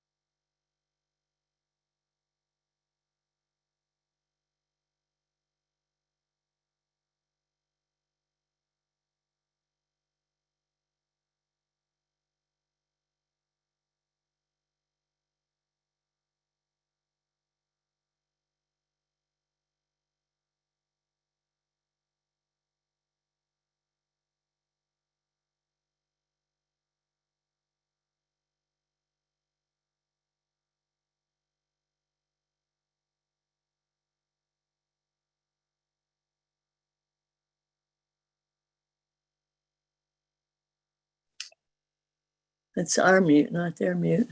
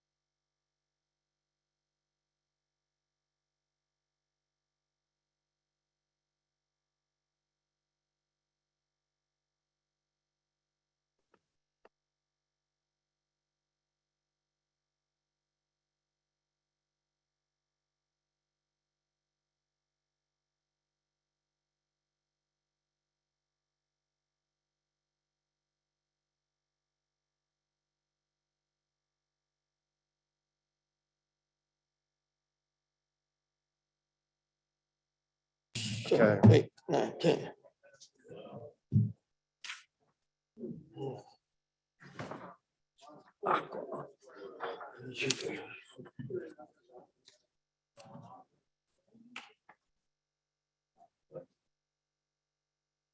These are eights. Well, they're all eights. The middle, are we gonna keep the middle as an eight? Well, that's what we normally have. That's the two squares.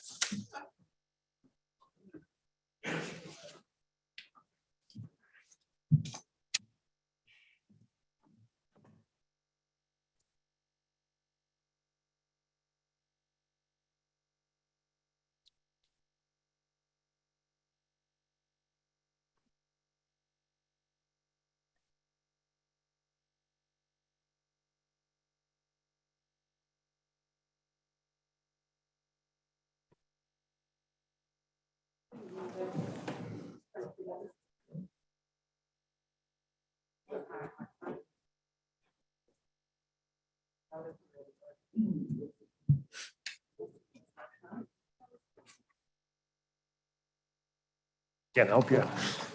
I'm glad I asked my main man to show up. All righty, folks. I do apologize for us running a little behind. We're going to figure out how to start that meeting at 5 o'clock and get everything done and be back ready to go by 7 eventually. Just didn't happen tonight. All righty, I now call to order the regular scheduled meeting of the Fluvanna County Board of Super. Oh, Just reconvene. we can just reconvene. Yeah. We will just reconvene the meeting of the Fluvanna County Board of Supervisors. Mr. O'Brien. Mr. Chair, I move the closed meeting be adjourned and the Fluvanna County Board of Supervisors convene again in open session. Be it resolved, the Board of Supervisors does hereby certify to the best of each member's knowledge. 1, only public business matters lawfully exempted from open meeting requirements under section 2.2-3711A of the Code of Virginia 1950 as amended. And 2, only such public business matters as were identified in the motion by which the closed meeting was convened were heard, discussed, or considered in the meeting. Do I have a second? Second. Motion's made by Mr. O'Brien, seconded by Ms. Booker. Ms. Eager. Aye. Ms. Booker. Aye. Mr. O'Brien. Aye. Mr. Fairchild. Aye. Chairman votes aye. We are now back in regular session. We'll now stand for the Pledge of Allegiance, followed by a moment of silence. Pledge allegiance to the flag of the United States of America and to the republic for which it stands, one nation, under God, indivisible, with liberty and justice for all.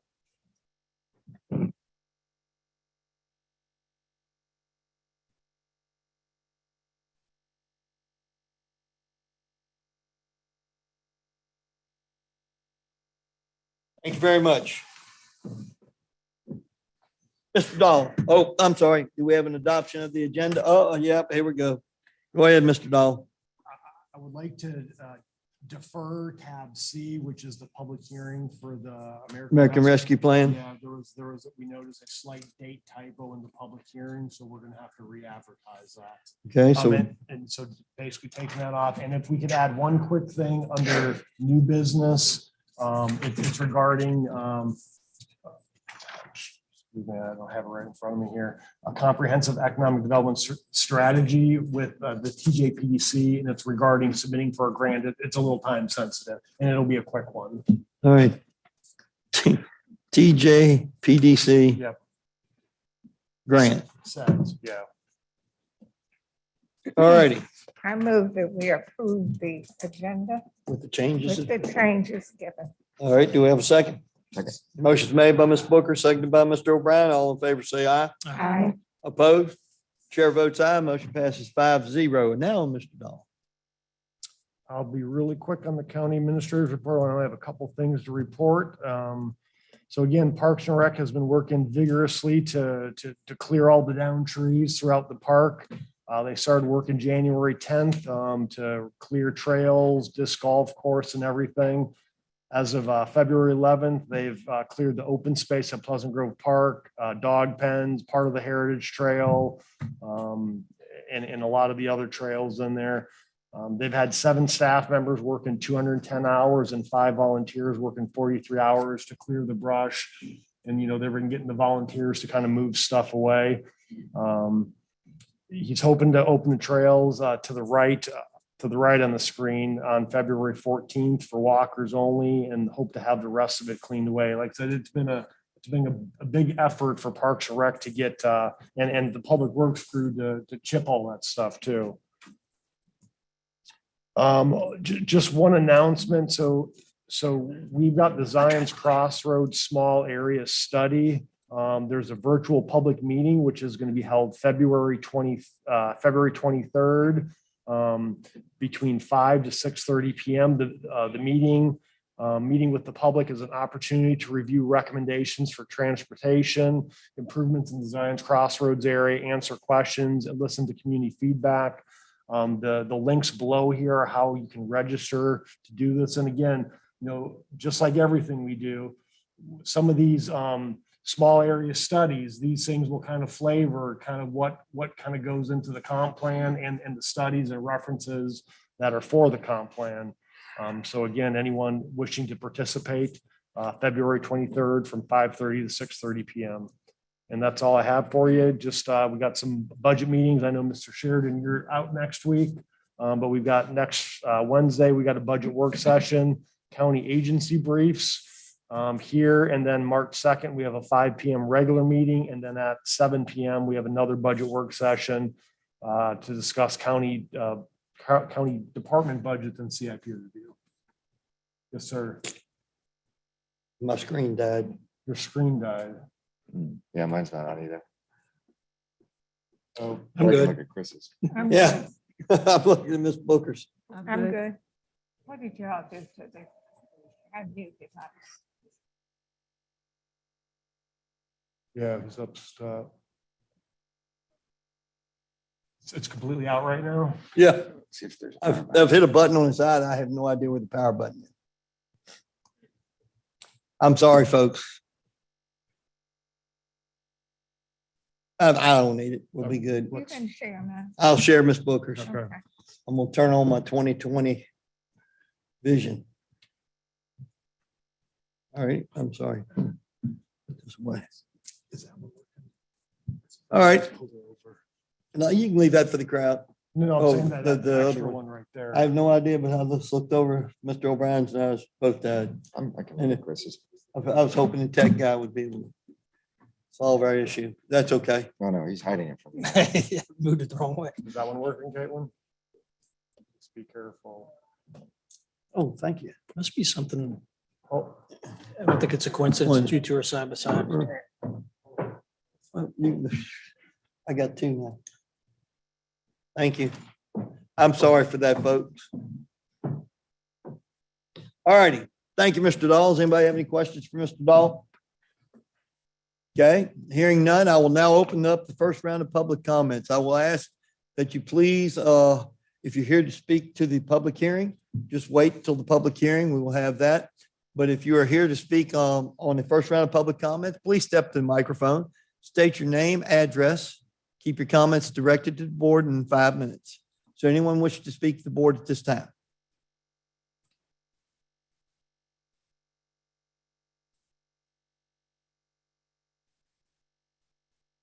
Evening. My name is Tim Snap. I live at 125 Virginia Avenue in Palmyra in the community of Village Oaks. I'm not sure this is the right time to speak. If you're here to talk about the proposed development, Yes. that'll be for the public hearing, sir. Okay, thank you. Yes, sir. Anyone wishing to speak for public comment? Is there anybody online, Ms. Harris? I can't see you. All righty, no one's unmuting and no one's standing for public comment here. I will now close first round of public comments. We'll now begin with public hearings. First up is A, SUP 2107, Dominion Energy, Mr. Miles. Yes, good evening, Chairman Sheridan, members of the board. So tonight, we have the Dominion Energy special use permit on Ruritan Lake Road. And it is SUP 2107, Dominion Energy, which as a request for a special use permit to construct an electrical substation in the ordinance of major utility on tax map 17, section A 51 and parcels 71. This request is located on the north line of Roriton Lake Road, approximately 100 feet east of the intersection with Branch Road. These parcels are zoned A1, general agricultural, and are located within the rural residential planning area and within the Cunningham election district. I'm going to go over the basics of the request and the conditions because at the Planning Commission, there were some items that were brought up relative to site screening and site design. And the Dominion team that's here tonight is going to go over that with you all in their presentation. So again, the site location is just south, right located of the Cunningham area down Roriton Lake Road before we get onto Branch Road. This is a closer look of the parcels, the two parcels in the center of the slide. Basically, the parcel line break is where the substation will be located on that transmission line in that general vicinity on the front center of the two parcels. And again, this is the same two parcels, but to let you know that everything surrounding this request is zoned A1 general agricultural. There are no other residential or commercial parcels. So we'll kind of go through the little bit of the information relative to the request and the conditions.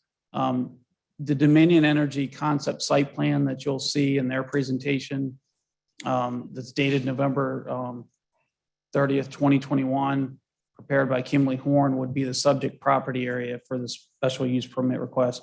And the reason for that is they have not recorded and divided out the acreage that they're using as part of this. They're obviously not using all of the two subject parcels. So what we wanted to do in this request for the special use permit is to subject the area to only that area that of that portion of the property. And they're fine with that portion of this request.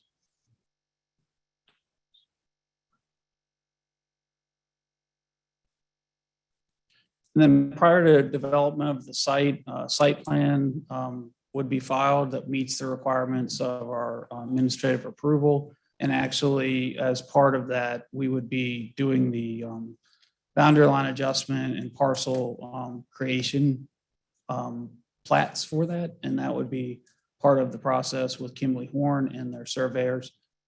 The applicant has been doing a lot of that work with us throughout last summer and into the fall, and now coming before you all tonight.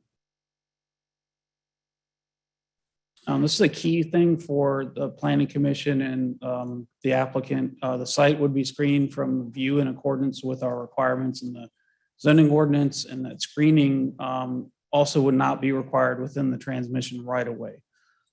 So as I stated, the applicant will present some very detailed slides and elevations and such to give you all an understanding of how the site will be screened and designed. So for us, any lighting would be not directed toward adjacent properties and be in compliance with our outdoor lighting requirements. And that's quite easy to do on this site. Mainly their site lighting will be kept to a minimum for site security purposes. They do have time and motion activated sensors on some of the fencing and some of the other areas that security, the light, and this being a dark rural area, we work with them to keep lighting to a minimum. Noise, there's really not a concern with noise, but this is one of our standard conditions. The site will have very limited noise, humming, that kind of thing that you really just have to be right on the property to hear. So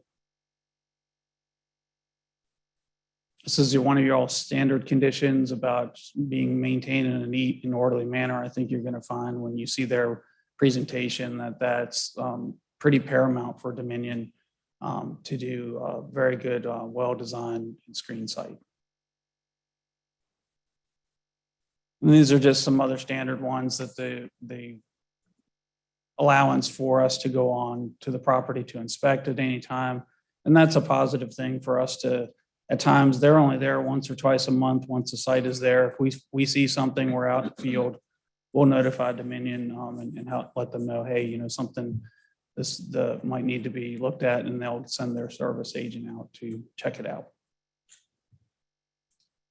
And then last, if anything were ever to be a concern, we don't have a concern, but you all always have control over maintaining the special use permit actions if there were any breaches of the conditions. So we don't expect any concerns with that whatsoever. So really at this time, I'd like to turn it over to the folks at Dominion, Chairman Sheridan, and let them go over some of their information with you. And then if you have any questions of me or any board members, I'll come back up. So. Appropriately named. Right across the street.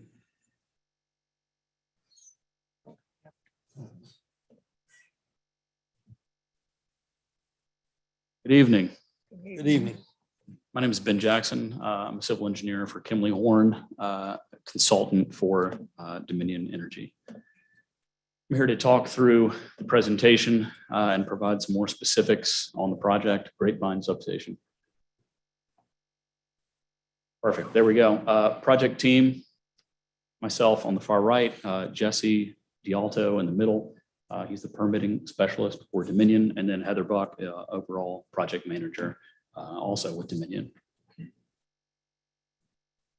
Okay, so this is the project location. It's slightly north of the Cunningham Creek Winery, just right across the street from Rotan Lake Road there. It's about a 5-acre site that we're looking at in terms of parcel acquisition and limits of disturbance. And it's kind of at a T, if you will, in terms of transmission line corridors. The north-south that we see on that drawing there is a Dominion right away, and then the east-west is a CVEC right away. CVEC being Central Virginia Electric Cooperative. There you go. Okay. So the whole need for the project is basically to provide more reliable and safe power to the CVEC delivery point. That's why we're doing this.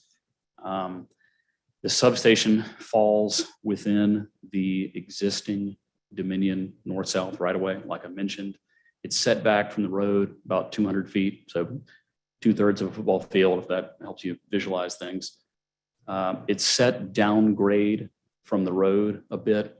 I don't know the exact elevation of the road versus the site off the top of my head, but it is downgrade, I'd say 10 feet or so.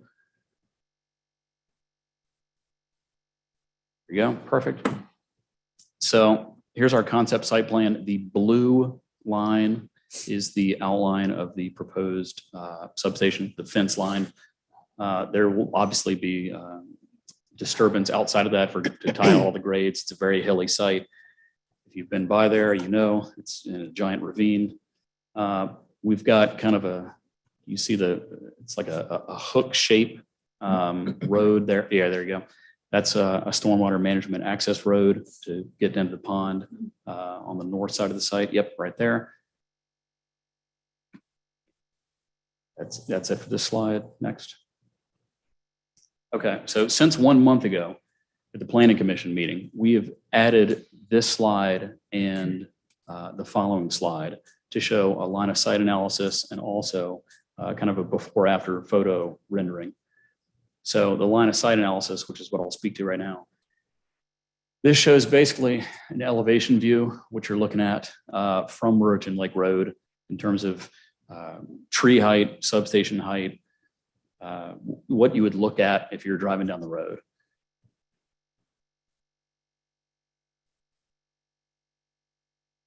You can see the red dashed line. If you zoom in a little bit, you can see the red dashed line is the line of sight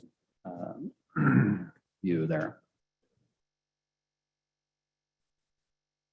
You advance to the next slide. I can talk a little more about the proposed landscaping. Okay, so here's the magic. So here's the existing and proposed conditions of what it looks like looking to the north from Rotan Lake Road. Like I said, it sits a little downgrade of the road. And honestly, I think it fits pretty good with the landscape and content and character of the area. It's an existing transmission corridor. What we're proposing is not out of line with that. The landscaping that you see here in this photo, we're still making the final tweaks on. We're looking at moving it closer to the road, to the fence there, which I think would be helpful. Is this the only slide on that, or is there another one? Is that the right slide? Yeah, there you go. Okay. And I know they're looking a little upward in these photos, but that's to capture the tall proposed transmission structures that we will be including as a part of this project. Next slide. Okay, so project specs. It's a 230, 115 kV switching station that we're looking at. The proposed security fence, which that's a very good representative photo of that. 12 feet tall, no barbed wire on top, 5/8 mesh, anti-climb for security reasons. Looks pretty sharp, I think. It's a lot better than the 2-inch chain link that you're used to seeing at a baseball field or that kind of thing. We're looking at starting construction this summer, and it'll be about 1 year long in terms of construction duration. Like I said, LOD looking at about 5 acres. And all the permits and approvals obviously will be obtained before we go to construction.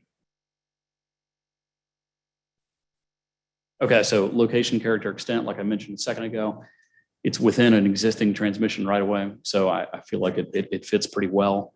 We're looking at screening between the road, like I mentioned, and the new substation. On the east side, there will also be screening to provide that from the property owner on that side. West side, we're not disturbing anything outside of the existing transmission right away. So there's no proposed screening on that side. Traffic, like you see on the bullet point here, will be very limited. 1 vehicle a month post-construction. During construction will be more than that. We're going to utilize the existing driveway during construction and post-construction, and we'll secure the appropriate VDOT permits for that. And lighting will be dark sky compliant, downward facing, very minimal, mainly for security and for maintenance reasons. Okay, so there's a little bit of wetlands present on the site. It's a big ravine. We will be disturbing about 1/10 of an acre. We're already working with the Army Corps to secure those permits. That's going great.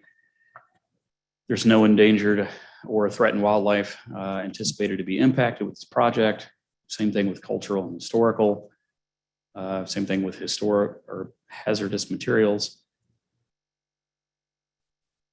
And like I mentioned on the west side, no tree clearing on that side of the right of way. There will be some clearing, but it's mainly shrubby undergrowth, not tree clearing in the sense that you would typically think.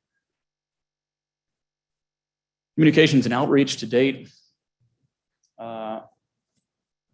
You can see the information here. Mailer was sent out back in November. The Dominion communications team has been doing an excellent job. We did have a community meeting back in November 18th. It was Mr. Miles and other planning staff and us on the call. 3067 Ruritan Lake Road did contact Dominion back in December with some concerns. We've addressed those since then. If they're here tonight, they can certainly bring up any additional questions. And we continue to work very closely with all adjacent property owners. That's it. There's the contact information for Dominion, and I'm happy to answer any questions. Are there any questions from board? The only question I've got for you is was there ever any consideration since that power line goes over a hill, and the farther you go away from the road, the more it goes over the hill, and you wouldn't have to get much farther over that hill before, I think you wouldn't be able to see this from the road, which I guess we'll talk about as a board in a bit, that you can very substantially see where this is going to be from the road. Was there opportunity to put that over that slope where the people wouldn't have seen that? I have to imagine a few hundred yards would have made a notable difference. Good question. Think you're getting some help. Oh, okay. Good evening. I'm Heather Buck with Dominion Energy. I'm the project manager on this. I can answer your question. Based on the location, I understand if you would set it further north, it would be more downhill. We did consider shifting the substation around. One of our considerations was the fact that this new substation will feed CVEC Co-op, which Ben spoke to earlier. And so if we were to push the substation more north, we would have to build an additional transmission line from the substation to that connection point with CVEC. So we would still have some type of new infrastructure closer to the road, and then we would have to just work with that new connection there. And we also spoke with the property owners that we are purchasing the property off of and asked them what is more preferable, if we could purchase the land closer to the road or further, and they preferred the further to, or the closest to the road. Okay, thank you. Thank you. Thank you. Any other questions? All righty, hearing no other questions from the board.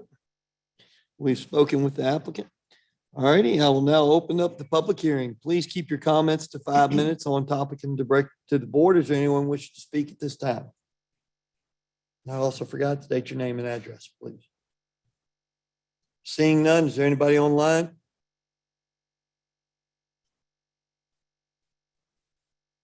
Hello, this is Bruce Deal. Yes, go ahead, sir. Name and address, please. This is Bruce Deal. We're at 3840 Branch Road. We also own the winery at 3304 Root and Lake Road. And so we have a couple comments to start with. First, we really don't want the substation there at all. The notion in your package, it says the usage of this land is conducive with the area. If you focus on the power lines, that's true. If you focus on the fact that we have an agritourism site right across the street, that's not true. We are trying to make a place in the county that's very conducive to visitors who want to see agriculture, not power lines or industrial artifacts. I was taken, but if the county determines that they actually have to have a power station at the Grapevine site, which the owner of the Grapevines doesn't want, I would just comment that I was taken by Mr. Miles' comment on, I think, slide 8 of his presentation, when he said there'd be no screening along the right of way. I think I'm here to advocate very strongly. We do want some screening on the right of way. It doesn't have to be tall screening. I understand the interference with the power lines, but you saw the fact that from the initial line of sight discussions that Ms. Buck has been sending to me, I think we're making good progress, but I don't think we're all the way there yet in providing the screening required. I think like I said, we're making good progress towards screening, but the notion that the screening is not required along the right of way is, in my view, unacceptable. But I think we can make some acceptable screening if we work together on it. But we'd rather not have it at all. And I think that's our view. Thank you, Mr. Deal. Is there anyone else wishing to speak?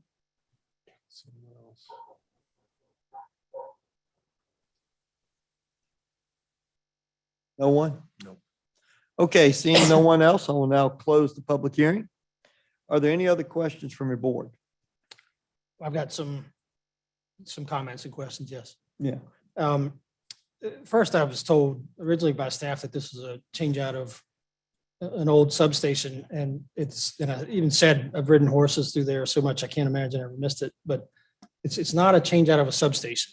It's an addition. It's a creation of a substation. So it's not like there's something there that everybody's been used to and it's just a new shiny one.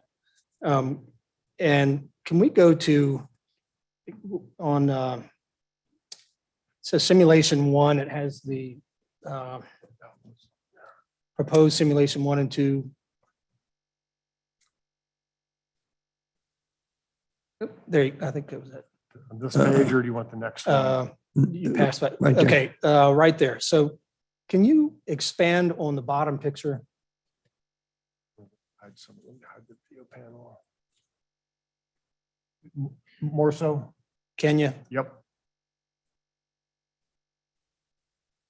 So if you all can see, when you expand in on it, you are seeing pretty much in its entirety that substation. And from fence to fence, point of fence to point of fence, that's true. And it's not only true there.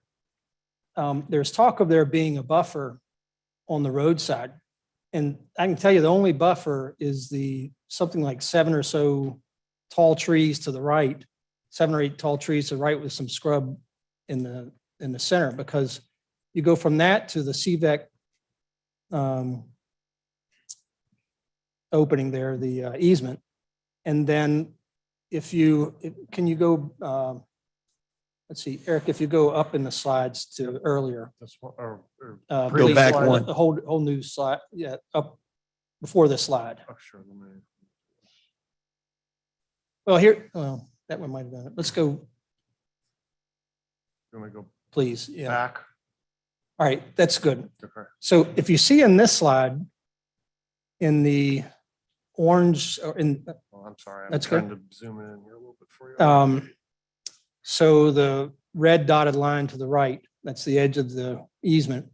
And you can see that in this slide, there's some trees once you get past the CVEC easement, and those trees aren't there anymore. All that's been taken down, I suppose, by the owner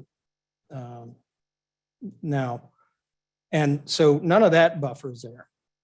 And so the only buffer you have, and by the way, that's basically the drive to the right there coming in beside the orange to the, let's see. Right there above the 0, isn't it? Close to it. Right there. Yeah, and then you see how it turns up in through there? Yeah, that right there. From that point over, there is no buffer, again, other than those few very tall trees where most of the foliage is way up there. And so you can see this thing big as day. Every part of it, from the moment you get to the edge of the woods near where the driveway is, all the way to you stand at the entrance of the Cunningham Winery. And Where's the winery? Across the It's street. down. Can you see All the fields below. under where the word Ruritan, All those, that's the drive All into. of this? no ma'am, that's the trees right there, right to where your finger is. Go down, right there. All those fields. Okay. That's the winery. So you're basically looking into a field. It's almost like looking to the winery field. You're basically looking into a field with a new substation. And I'm not against it. I understand we've got to have this stuff. We've got to have infrastructure. But something more, in my opinion, has to be done. This community first got Tenasca. And I'm telling you, as I sit here, I can hear Tenasca sometimes over on 53. And this community accepted that and said, we'll do that for our community. And then they've got the shooting range, the skeet shooting range behind them. And, you know, they've had concerns about that they eventually came to the Board of Supervisors with. And I had several people say to me, come on, we're a part of this community, but how much are we going to pay? And they're not even people who are against it, and they feel happy that it's not going to have any noise to it. But it's definitely going to be within the view shed there. And when you're coming into that winery, and to say that they're not going to disrupt the land of where the easement is really isn't relevant, because it's out in the open wouldn't be, they're not taking out, but not putting I in. associate it with driving down Route 6 past Charlie. Right. You got the substation right there. That's a is good in call. plain view. Yeah. And so I guess the reason I was wondering about and understanding the Buffers. owner didn't care to have it as far back, but in the interest of the community, I'm telling you, if it wasn't much far back over that hill, it'd be a whole different scenario. And so I don't know if that's a negotiating point between Dominion and the owners. In the grand scheme of things, I don't know if it was 400 yards more, and I'm just pulling a number out of the air, of getting the line up to CVEC. I don't know what the cost would be for Dominion. And if none of that can be done, even just buffering on the roadside would not be enough, because again, you can see at the angle. Eric, can you go back down to the line of sight when? Yeah, that's the driveway. Well, that gray line, that's So- the driveway coming in. Craig. Which one you want to, The actual picture to the right? oh, this one over here. That's good though. So you see they've overlaid the substation there. You're going to see as much of the, I think they said as a western side, the power line side, pretty much as you're going to see of the road frontage side. And again, on that first slide we looked at when we zoomed in, how much you could see it there. And actually the fact that it's like 10 feet lower just puts you looking more down on top of it. That's got Branch Road labeled wrong on that. Yeah, that's. Branch Road should be over there where the That's B right. is. Yeah, Yeah. That's the right. drive, they got Branch Road written on the driveway. coming that's a in Creek. vineyard driveway. So Miss Buck, could you address possibly what Mr. Fairchild's talking about, of putting the buffering in to help Yes. blend the natural? Yes. Can I take a step back and go to the need of the project? Because I know you mentioned that you thought it was an old substation that we were replacing with a new substation. Obviously, that's I'm saying I'd heard that, but I didn't think it was right, but okay. and it was important for others to understand, if they had heard that it's not a swap out of one old to the new. It's an addition of a substation. True. What we are swapping out per se is in that corridor, there's a 230 kV transmission line and a 115 transmission line. Currently, that 115 transmission line is what feeds CVEC Co-op. That line was built, I believe, back in the 1920s. So that is what is being retired because it's at its end of life. It's old wood poles. So that is what we need to get rid of. So that's what the Is that right there, like that? it is the, I think it's the wooden Yes. tower there. That, I bet you're right. well, that Mr. one's the Collins. 230 side. The 115 side is on the left. So there's, if you go back a picture, I think. it's Oh, you easier. can see that there's So- two sets of lines. Yes, if you look at the overhead lines, it's three the lines three to on the the left. left of the picture. Those are the in ones the that picture. go away. So that's why in the bottom picture, you can see like there's a tap that's going to be removed because that is part of the removal process. So this corridor that goes south from here, after we potentially build the substation, we will be removing that 115 line. So we will be getting rid of some infrastructure. As far as the screening, we do, as I'm sure you're aware, have restrictions in our right of way because we can only have vegetation that is so tall before it interferes with the transmission line or our access to the line. So we have been in communication with Mr. Deal, and as he mentioned, we proposed putting some additional shrubbery. I think Ben mentioned it a little bit closer to the road than originally proposed. We talked with our arborist who said we have a couple different, he calls them shrubs, that we can plant at 2 foot tall. They'll grow to about 8 foot tall, which is really as high as we could have in the right of way. So we can do that.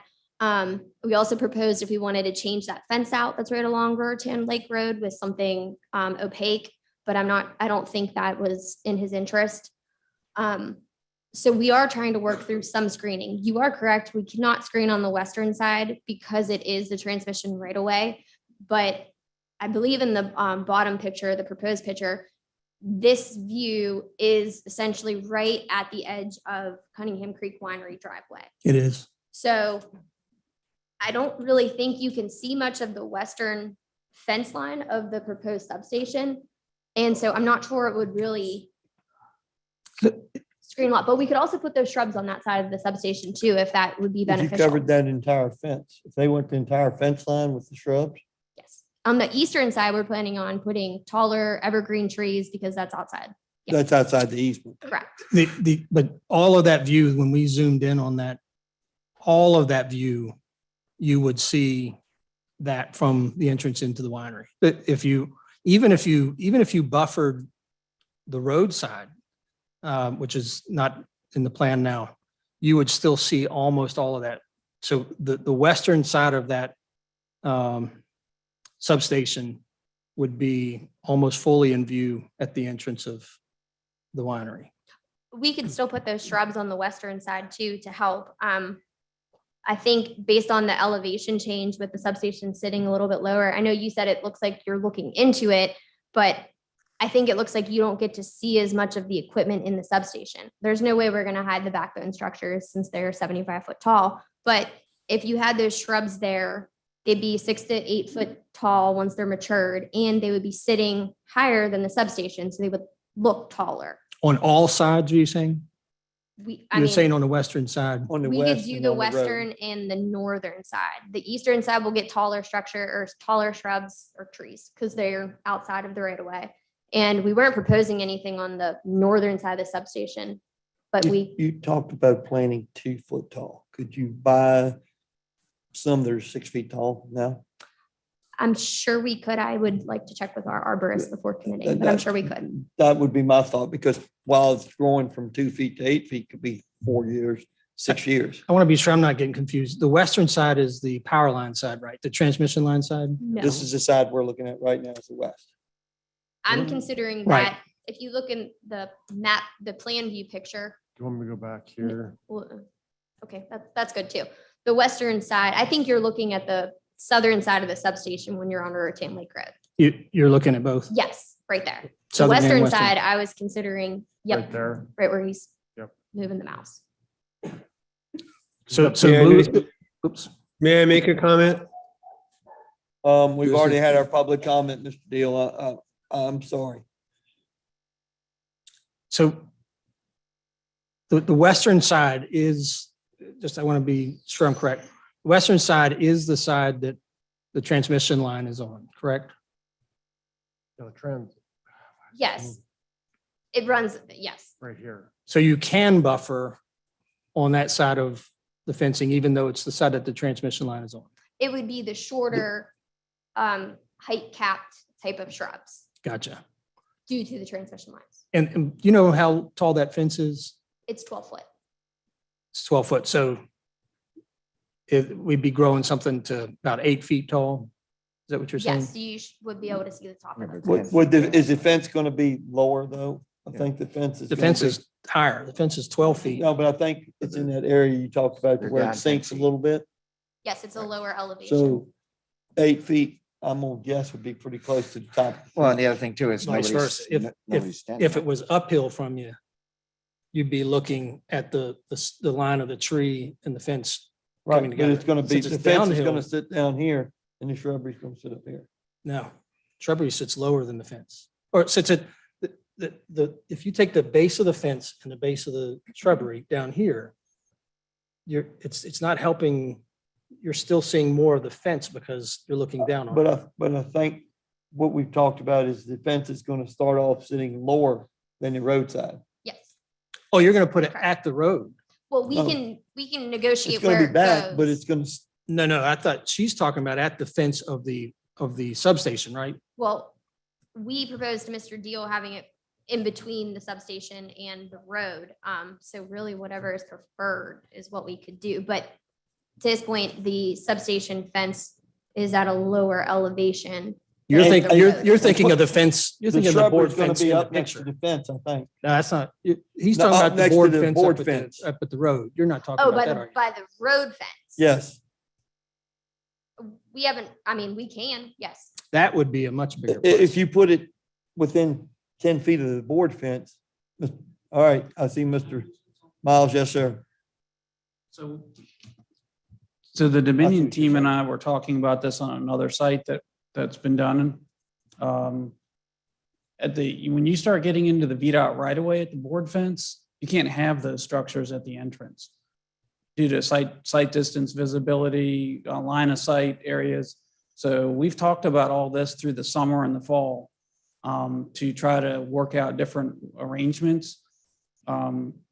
This is throughout the county. We did a substation over for CVEC, if you remember, on Kid Store substation where it was across the street. And now it's moving to the south side of 6. And the same transmission screening options are not available. It's just, you can go up to 6 or 8 feet. Then, for instance, a site that we were talking about previously, those plantings are now removed because they're too high or they're trimmed, and then they actually become a hazard within their transmission. I'm not line. explaining myself. I'm not talking about making them higher. I'm just talking about moving those screenings closer to the road, which puts them uphill from the base of the fence. But there are no screenings on that side as Yeah, it and is. so the best compromise is to do the shrubbery, as Ms. Buck was talking about, that the arborist can make sure it never reaches a certain height.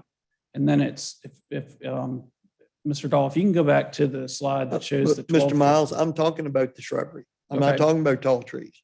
But what I'm saying is if we move the shrubbery away from the metal fence up the hill a little bit, then it gains ground and covers more of the fence. Is what I think what you're talking about. It could, because of the line of sight. Yeah. When, Just bring that shrubbery up closer to the board fence. If you have a 8-foot, 6-foot shrub right near the road, there's no Yeah. way you're gonna actually see that because it's downhill. because your view shed Unless is you're looking on- at And that. I'm not talking about putting in bigger trees. I'm just Right. talking about keeping the same 6 or 8 foot shrub, but bringing it up the hill so that If- it gains ground on the 12-foot fence. If it was, and I'm not saying y'all can do this, I'm just saying if it was this, if it was enough off of the fence where it then went over behind those 7 or 8 tall trees I mentioned to the right of the power line, because you're going to see it through those Well, trees just and about I'm as easy talking as about anything. taking it, If, if we can, up, down that way and That's- go behind those trees. if it started at that Ms. left Buck, you fence, should- let's say, I know I'm not making a whole lot of sense. I'm tired.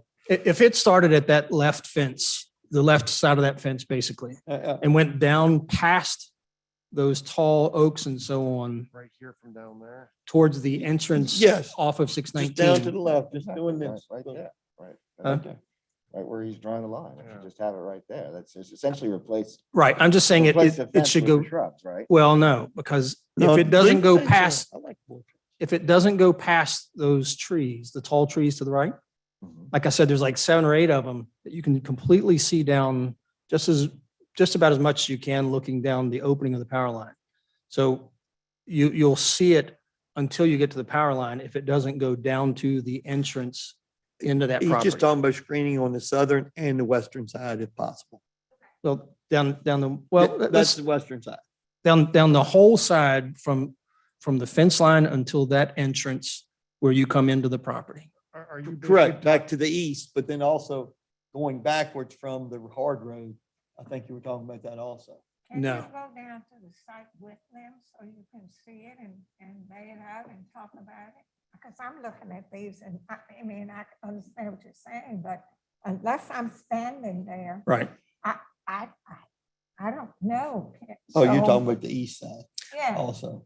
I think I'm talking about complete. completely south. If it was at that fence, it would be completely on the south side. Just an extended row Okay, from the start of the woods to the left at There the all start the of the way that fence, way. okay. all the way down to the entrance into the property. And the only thing I was saying is that, what you just said, but possibly maybe going behind those trees a little bit, just so you, That's what I'm saying. Double Go cover. behind the trees just a bit, well, the whole yeah. line. I'll clarify a little bit for you. This might help. Sarah Marshall with Dominion. I noticed Oh, that picture in there. Yes, I'm glad you picked that up.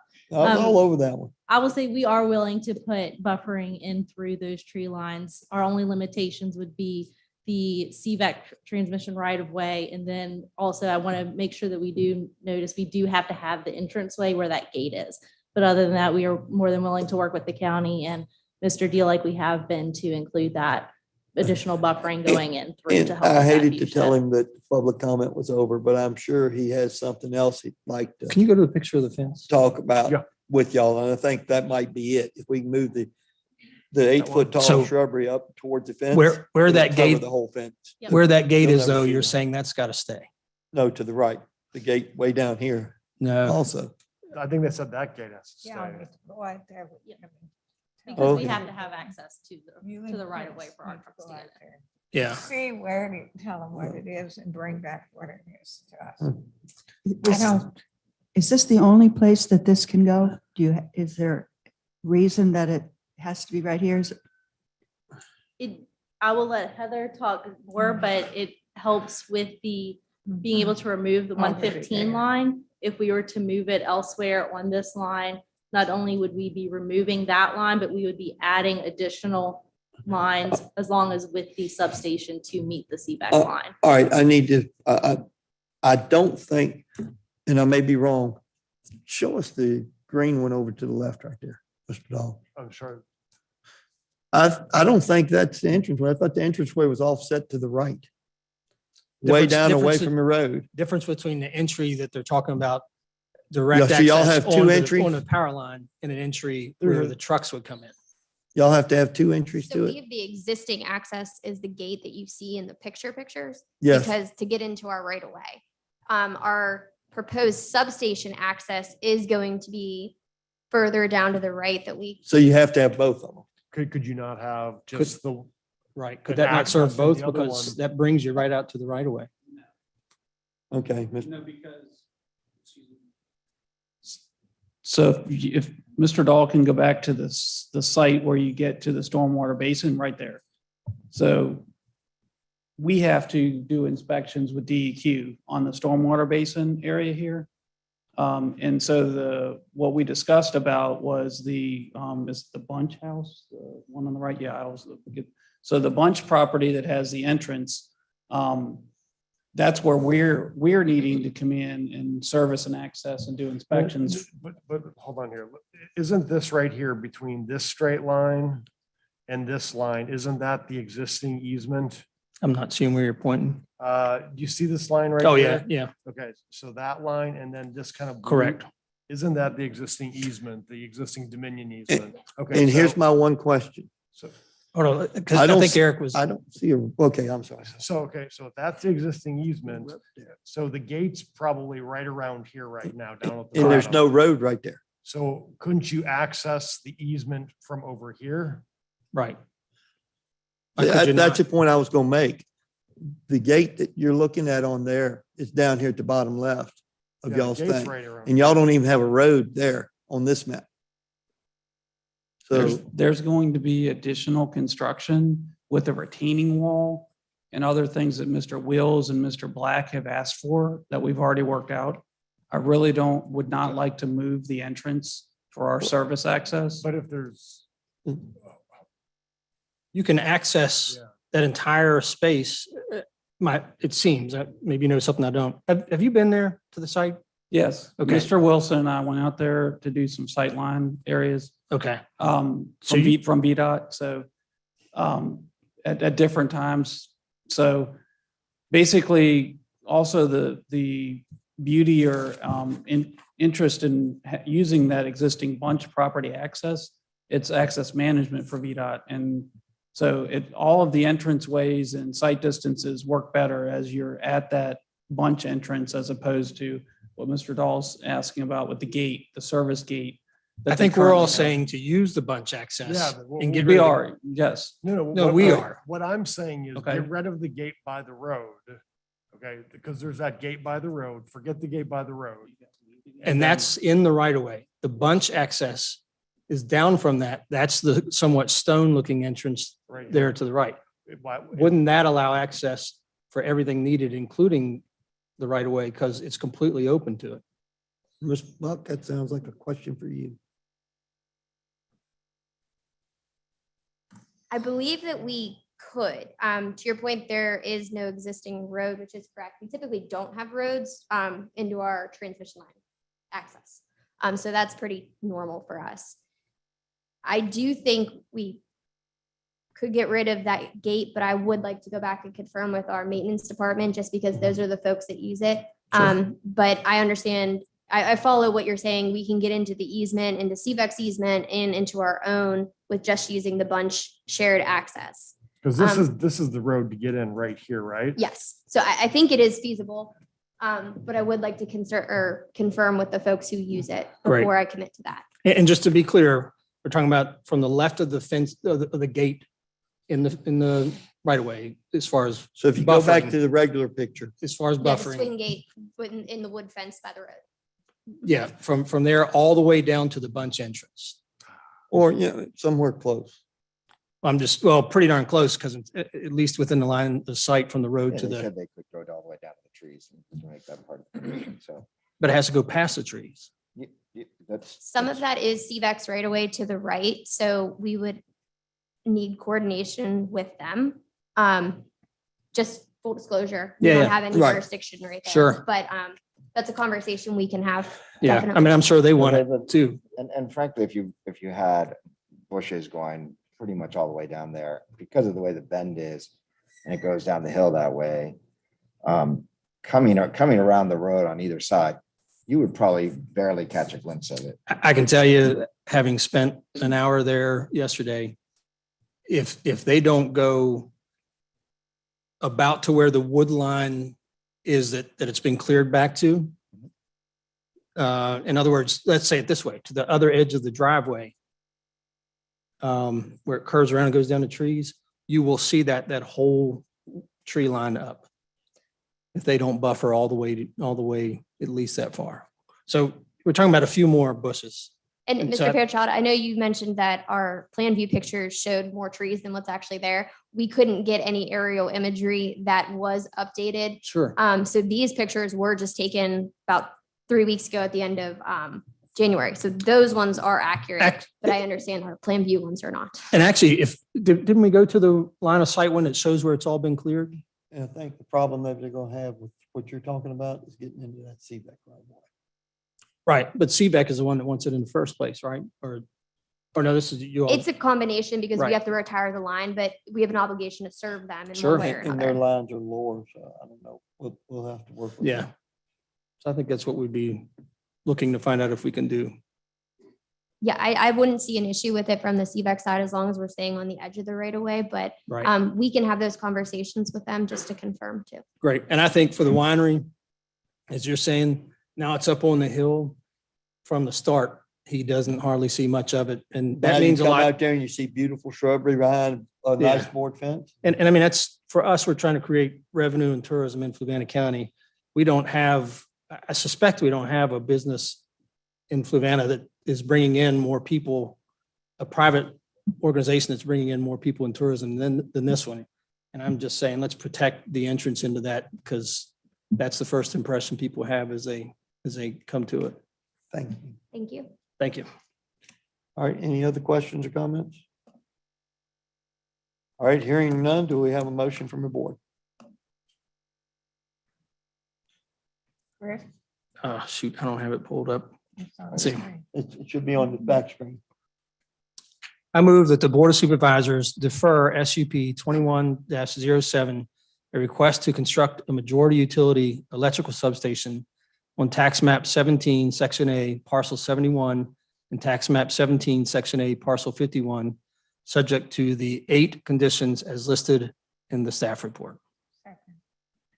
Chairman, can I note that if it's deferred generally, it's going to have to be re-advertised. If you defer it to a date certain, then it will not be. Want to defer it until the second meeting in March? That would be. Sure. So do I need to read? Amended so that it's deferred until what date? I don't have my phone. The second meeting in March. Would be all right. Amended to the second meeting in March? Should do it? 16th. All right, got a motion made by Mr. Fairchild, seconded by Ms. Booker. All in favor, say aye. Aye. Opposed? Chair votes aye. It's deferred until our second meeting in March so that y'all can confer with CVAC and the landowner and we can get things smoothed out. Thank you. And be ready to roll. All right, thank you very much. Next up. All righty, folks, it's B, SUP 2108, Virginia United Methodist Housing Development Corporation. Mr. Miles. Step to the podium, please, sir. Yes, sir.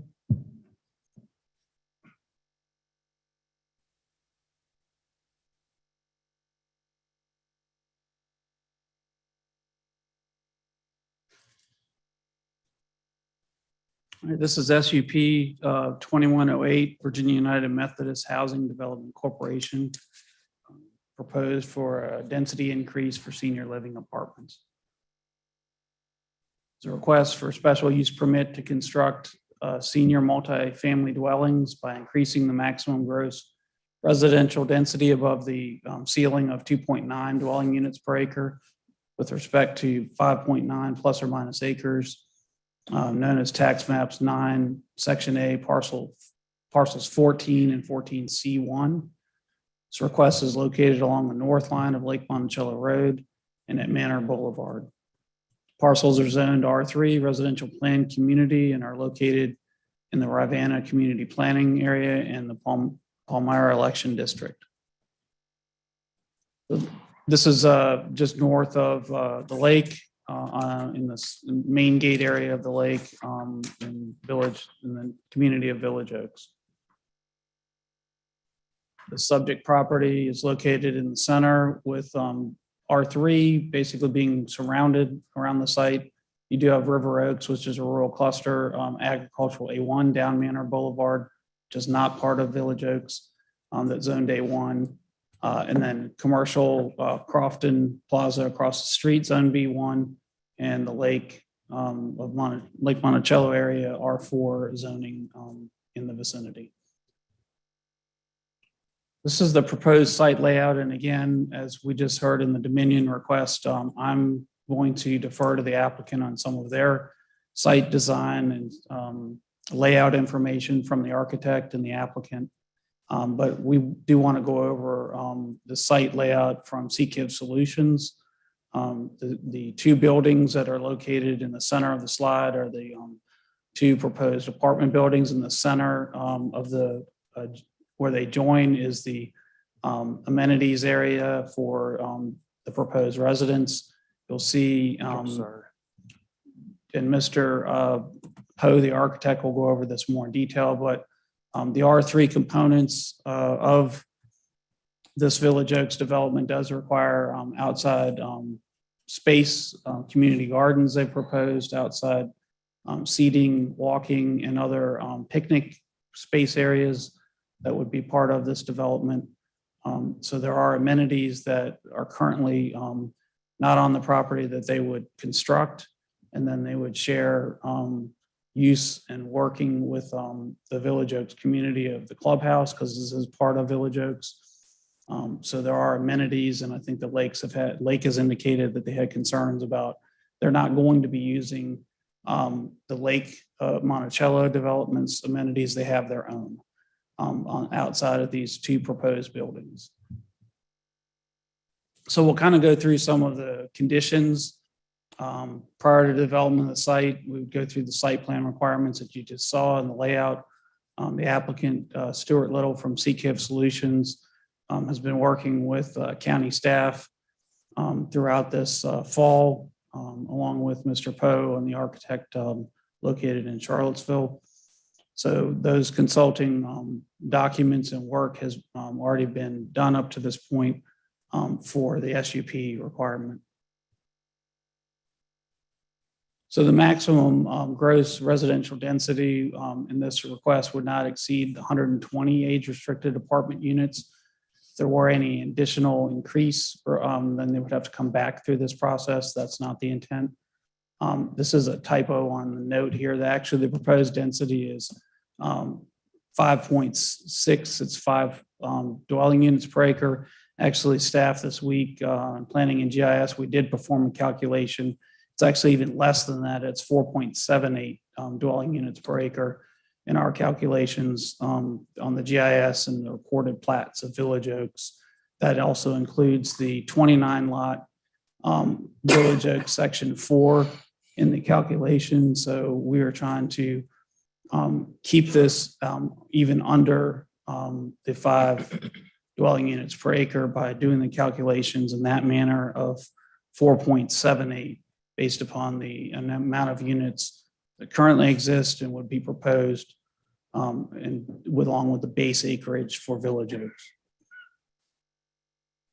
So the Board of Supervisors does reserve the right to inspect the property for conditions at any time. And again, like we mentioned, the previous one, those things are proactive for us to be able to work with the applicant. And I think the applicant will explain to you all at the board that they do quite a very good job with maintenance and management of their properties throughout the state of Virginia. So any special use permit, the changes, if there's anything that would change, then notice of the hearing would be provided to be revoked by the governing body. We don't see a concern with that because we're going to go on to condition 5, which was originated during the Planning Commission process last month.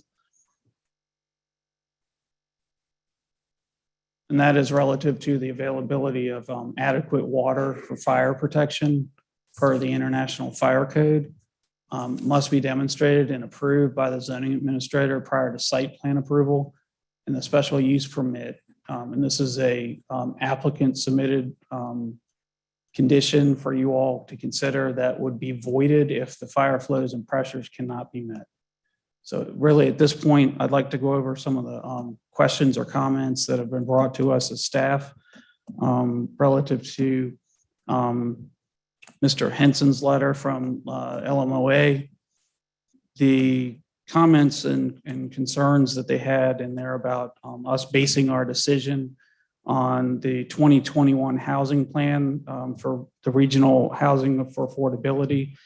That's not actually correct. We did just reference that in there because we feel it provides additional information, but the adopted 2015 comp plan housing chapter in the staff report was utilized. And this is actually the same comp plan information that we've used throughout the Ravenna Planning District, really since 2009's comp plan and leading into 2015. So our current comp plan has lots of references to affordable housing in it. Yes. But again, in the process of bringing cases before you, we want to let you know that there's a continuation of housing needs for multifamily housing and then other townhouse type development or infill development for senior housing that might be duplexes in certain areas of the county. So it is countywide. We are trying to work on those aspects. Jaunt shuttle parking. No, actually the residents who reside there, some of them won't have cars or vehicles. Some may have vehicles and choose not to park downtown. So they'll ride the shuttle. That if the Jaunt shuttle is set up, we worked with the planning director from Jaunt and during the December 10th technical review committee meeting. And so basically the approach for that, yes, if there were additional parking spaces needed, we have worked with the architect and the site engineer that is not what we're trying to do, and working with the applicant to create a shuttle stop. Shuttle stop, we've talked with the folks, may occur sometime across the street in the future in the Crofton Plaza that does have additional space available, just like the Jefferson Center does on Turkey Sag opposite of Jefferson Pharmacy. So again, we do appreciate some of their comments and helping us consider making sure there's parking spaces, but that's not the intent for that. Relative to the fire suppression, I think we went through some of that. The applicant will also go over that. Stuart Little, the site consultant, will speak to you all about that information. For fire suppression, the 1,500 gallons per minute GPM is the standard, and they're currently at 1,560. And then there as of today, we did receive information which we passed out to you all and provided extra copies for some of the public. In the back, Mr. John Allbeck from Aqua. The president of Aqua is here to speak upon that. If you all have questions of him. Basically, we worked about a 2-month time frame on with this fire suppression, being able to get the loop system, having the water interconnected, which in some areas of this part of the county Aqua system, it's not looped and connected. So that's what CKIV Solutions out of Midlothian has done to work with them. They've worked with the headquarters staff that does the water modeling for Aqua in Pennsylvania. I'm going to leave some of that up to Mr. Allback to explain to you, but up to this point, at the Planning Commission level, we did have concerns with fire suppression. Chief Constantino, the building official, Andy Wills, myself, and Chief Brent, or excuse me, Mike Brent of the Palmyra Fire Station. So we all kind of collaborated and worked on that following throughout the holidays.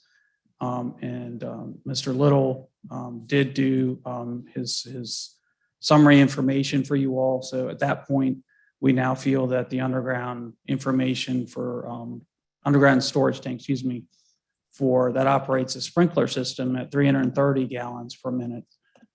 That supplements and gets you over the hump of the 1,500 gallons per minute. So I do want to ask Chairman Sheridan if Mr. Allback, after we speak prior to public hearing, if you have questions about that, he would like to answer those for you. Going back, and any final things about trying to address for the public and for the Lake LMOA folks.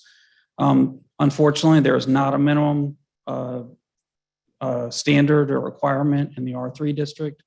So even if the parcel that's currently zoned R3 with commercial value, there is not like a 25% minimum standard. So they asked in their letter if this would be precedent setting. No, it's actually an opportunity for the commercial parcel to add additional acreage to this request at the applicant's request. So we still obviously would like to see something commercial there. But as relative to their request, they're utilizing the acreage for parking and a portion of the building, that side of the property's building. So that's all I really have at this point. I would like to reserve any comments or questions back. I'm sorry, and then, yeah, this is the summary of what we were just talking about. The 40,000 gallon capacity underground storage tank for the sprinkler fire suppression portion. This also would be rated for a 2-hour time period. So you can see the calculations based upon that reaching and exceeding the 1,500 gallons per minute at this point. I do realize that the Aqua does have a concern about the 20 PSI. And so they're requesting a recommended 30 PSI, but they will go over that with you all at this point. And now if the applicant, Chairman Sheridan, would be able to make their presentation. All righty. Are there any questions for Mr. Miles from the board first? Mr. Miles, I think you got some questions coming. Yes. So you were looking into after the village, or somebody's going to, after the Village Gardens proposal or vote on some of the concerns that were raised, I guess, by the DEQ, or as far as how much dumping was in the river from Aqua. Actually, yeah, I think I know where you're going. Actually, that information was incorrect from the person who spoke about that at the time of the public hearing. The applicant, unfortunately, the next day went and analyzed some of the information and provided a very detailed summary information. There was months that they were utilizing as opposed to, I believe, an annual time frame for some of those calculations. So actually, the applicant at Southern Development did provide information which we went back and verified online. So that information that was provided about dumping and lack of, and again, Mr. John Allbeck is here tonight, so he could also answer some of those questions for you all. But that unfortunately, that information was provided by that speaker was incorrect. So without the help of the developer, you found that information to be incorrect. But in other words, without taking anything from what the developer gave you, you investigated it and maybe using that too, but you went deeper into what they were bringing to you. Yes, and then also we've asked Mr. Albeck to be here tonight, and he's done that. Because I think that you all had some of the same questions, and actually the summary letter that was provided by his engineer out of the Rockville office who services Palmyra for this system did provide information relative to that, but I'd like to defer. Okay. Again, the technical questions we felt should be coming from an engineer, and he's an engineer and a president of the company. So we would like to see if Mr. Albeck can make some of those comments. Unfortunately, I think the opportunity for what the speaker was trying to make, the point was in good merit or spirit of intention, but it was inaccurate, unfortunately. And I think staff was going to come back to the board with those answers, or I'd like Mr. Fairchild, Mr. Albeck, we can forward that information to him and with his information relative to that, and have those engineers at Aqua check it. And we've gone online and looked at some of the same information that's just raw data from DEQ. Okay. So we did feel, I mean, unfortunately, the folks at Southern Development didn't speak up that night to you all. Yeah, but let me stop here. So at the end of the day, we're not engineers. And so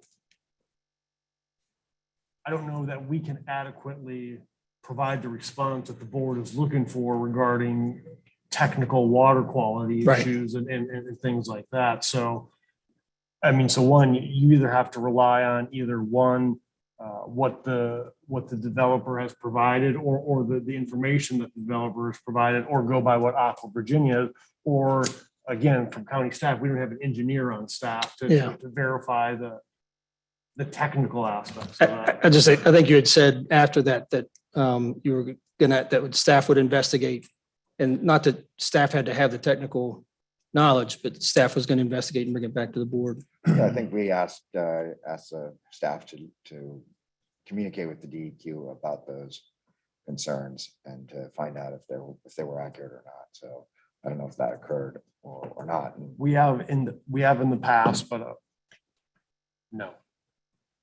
And then on Jaunt, have they committed that they're going to make changes associated with Village Oaks? No, sir, they have not. This is just an exploratory opportunity for them. There's no service on the north side of Lake Monticello like we have on the south and southwest.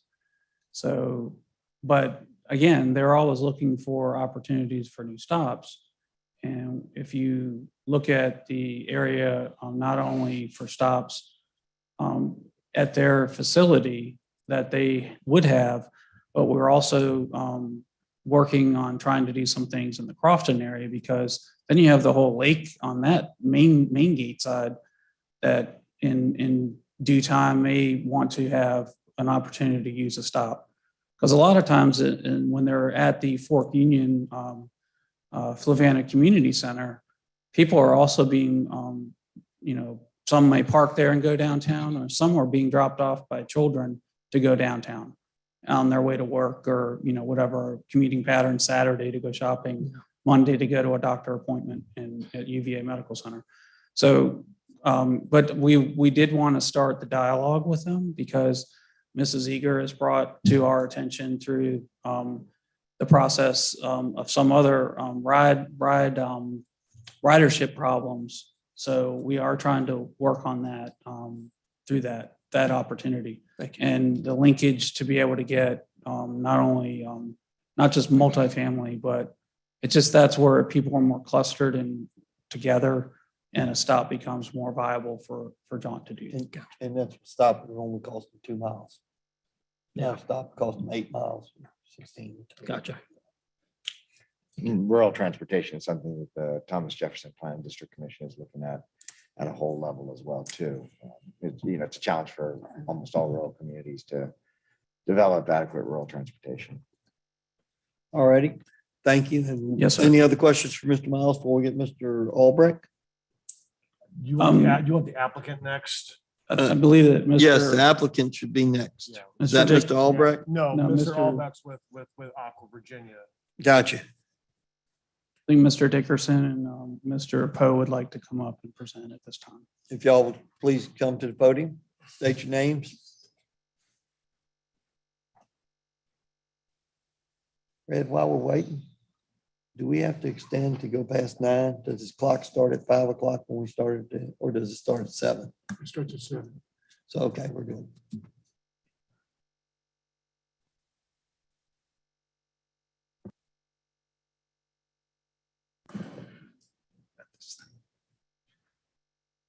Good evening, Mr. Chairman and members of the board. I am Larry Dickinson. I'm the president of Virginia United Methodist Housing. We thank you for this opportunity to be in front of you and to present some details about the project. We hope we can answer all of your questions satisfactorily. So we do have a PowerPoint that will follow through. I'll have some opening comments, then the architect and the engineer online, Stuart Little, will come in online to talk about the site work. And I'll have some closing comments. So we'll follow that order. And if you have questions, please let us know as we go through. So just let me know when you want to proceed. Yeah, go ahead. So as a brief introduction, Virginia United Methodist Housing was founded in 1975. So we've been at this a long time. That was done by action of the Methodist Church in Virginia. Discerning that there was a need for more affordable housing. They actually got something right a long time ago by committee. The mission, very simple, expand the supply of affordable housing, which was shrinking at that time and has continued into this time.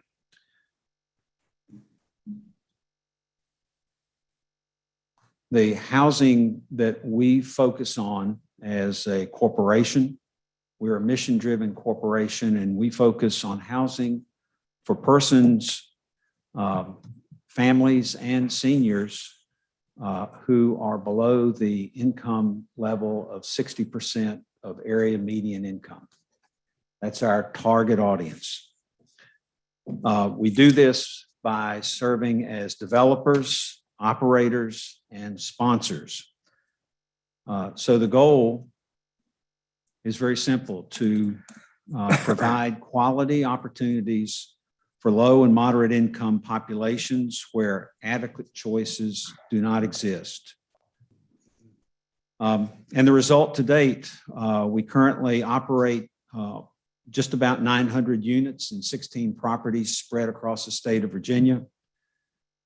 And we've helped sponsor in collaboration with other for-profit developers an additional 1,100 units in 18 properties across Virginia. So what we bring to Fluvanna County is a company that is experienced, capable, and considered in high regard by the people that we have to work with most closely, which would be Virginia Housing, formerly VHDA, and HUD, U.S. Department of Housing and Urban Development. So if we can move the slide, please. The timeline that we have been working on for development, just over a year ago, we came across this site that was for sale. During the period, the first 5 or 6 months of the year last year, we approached the property owner and Fluvanna County to begin doing our due diligence to see if this site might qualify as an appropriate site for affordable housing. Having determined that on the early vetting that it would, we entered into a purchase and sale agreement with the property owner based on our calculation of 120 units for the 2 adjacent parcels. We began preliminary design for the site and the building in October and met with the county in December, and in January received an approval by the Planning Commission. In this process, I can tell you, we don't do this lightly. We don't do it for fun. We've already invested in excess of $300,000 in our engineering, architectural design, studies, and investigations. Our next deadline coming up is March the 10th, which is the deadline for submission for 9% tax credits from Virginia Housing. So we are hoping to get an approval tonight. If the board approves, then we would be in a position to submit a tax credit application to Virginia Housing in March. If not, then there would be a considerable delay, at least a year, before the project could go anywhere. If successful with all of that and we receive an award of tax credits, we would expect to begin construction in 2023 with completion in 2025. I do want to just emphasize a point that the Planning Commission meeting, there was a number of comments from folks that somehow equated what we were doing as some closely tied plot or something with Southern Development, the property owner. We approached them. They did not approach us. We approached them on a simple basis. Would you be willing to sell? We agreed on a price, and we have a purchase and sale agreement. That is the extent of our relationship with them. If anyone suggests otherwise, they're just simply incorrect. Let's go to the next slide. This is the heart of the matter. Who will be the residents of the proposed Village Oaks Manor? I'm going to answer that several ways. First, they are people that are likely neighbors, friends, relatives right now. They are people that are in the age demographic classified as seniors, that is age 55 plus. They are people with income in the range of 50 to 60% of area median income. That would equate to something in the neighborhood of $15 to $20 per hour on a wage rate for a year. And they are people that are willing to sign lease agreements and pay their rents each month. It's important to note the rents are not subsidized. When we speak of tax credits, that tax credits are the only form of subsidization that comes with the project, and that's a state investment that enables us to build the project at a lower cost so that the rents then can be held lower at an affordable rate. The residents will be people that are seeking the combination that we all seek. A quality place to live, a safe place to live, a well-maintained place to live, and a place that they can afford within the constraints of their income. And what we have found in our other communities across the state is there are people that live independently and who want to maintain their independence as long as they possibly can. And they seek within that to find real community with other like people that they live with in congregate settings. Okay, next slide, please. The benefit of the proposed Village Oaks Manor to the residents. So the building, the site, all aspects of the building inside the units, everything from doorways to cabinet heights to the way bathroom fixtures are arranged and designed. Everything about the property is designed with seniors in mind and how to make seniors' life as easy as possible and for things to work conveniently for them. You'll hear more about some of the design features we've incorporated from our architect and engineer. But this includes when you come on site, it has to do with slopes. It has to do with entranceways. It has to do with ingress and egress into the building, out of the building, exit ways, the whole works. The development size that we propose gives us, I'll say enough, a very technical way of saying enough oomph in the project to incorporate a large number of amenities. And that is really the purpose in looking at the number of units that we have. We bring with us a very experienced property manager, Amercon Realty from Richmond. They manage all of our properties and have for over 30 years. They manage another 4,000 units for themselves. But they know what we want, which is properties with low drama, properties that meet all of the many covenants and commitments that we have to sign on to.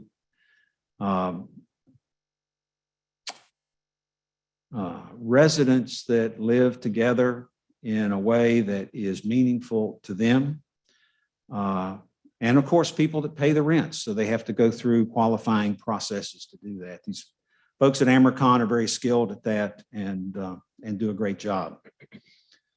We have spaces set aside within the building for provision of supportive services. Those are yet to be fully defined, but we expect to do that.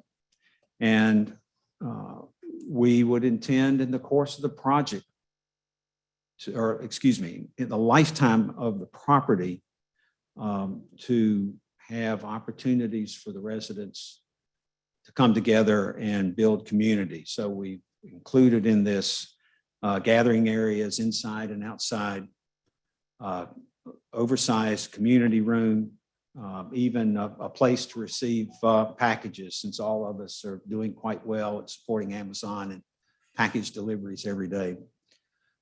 Exercise space inside and outside, and special events that would be arranged by Amercon.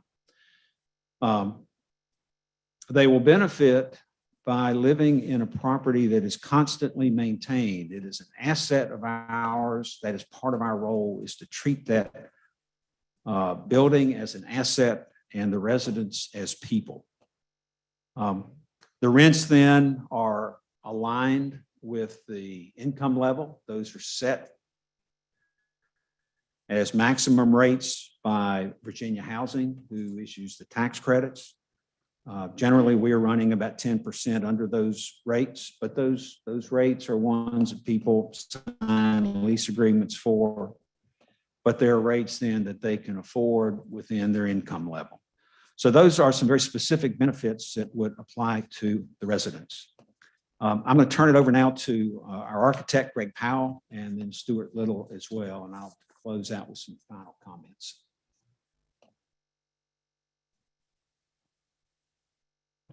Good evening, everyone. I'm Greg Powell, as Larry said. House Studio Architects is just off the mall in downtown Charlottesville. Part of the passion of our firm is to help address the shortage of affordable housing in our region. I serve on the Regional Housing Partnership Board because of that. So when we are privileged in having the opportunity to come out to a county such as Fluvanna and help address a severe shortage of housing, it's an exciting opportunity for us. And the focus of this project, senior housing, is really a critical issue for the county, because there simply is no opportunity if you reach a stage of your life, and I'm just about there, where you feel that maintaining a house is a bit too much, you have to leave the county or just stay within your home. And the opportunity to come together with other people of that age group and to have more of a communal lifestyle is really a wonderful, healthy thing that we can, as architects, contribute to the community. What is fabulous about this low-income tax credit stuff, the state has funds and it's very competitive, but if we can win state funds through this tax credit process, we're bringing state investment into the county to build an asset that you guys then get benefit of taxes for the next 40 years. We do pay property taxes like any other landowner. So it's really a great system where the state will help build your tax base through the LIHTC program. So let's go through the scheme a little bit. Village Oaks was an approved subdivision, and part of the master plan for the subdivision was to hold out 2 parcels that are closest to Lake Monticello Road for a higher intensity use than the rest of the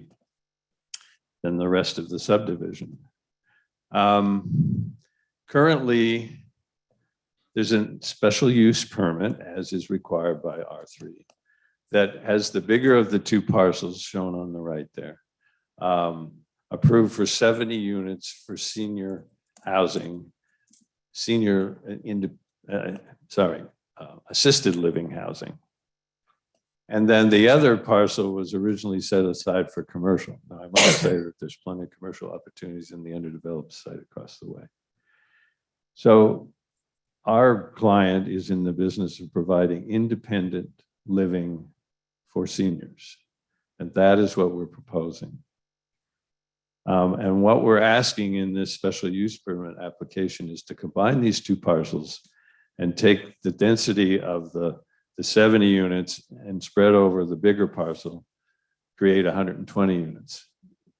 We've been asked, why not just 70 units? So LIHTC, Virginia Housing, is a very competitive process, and size matters to LIHTC.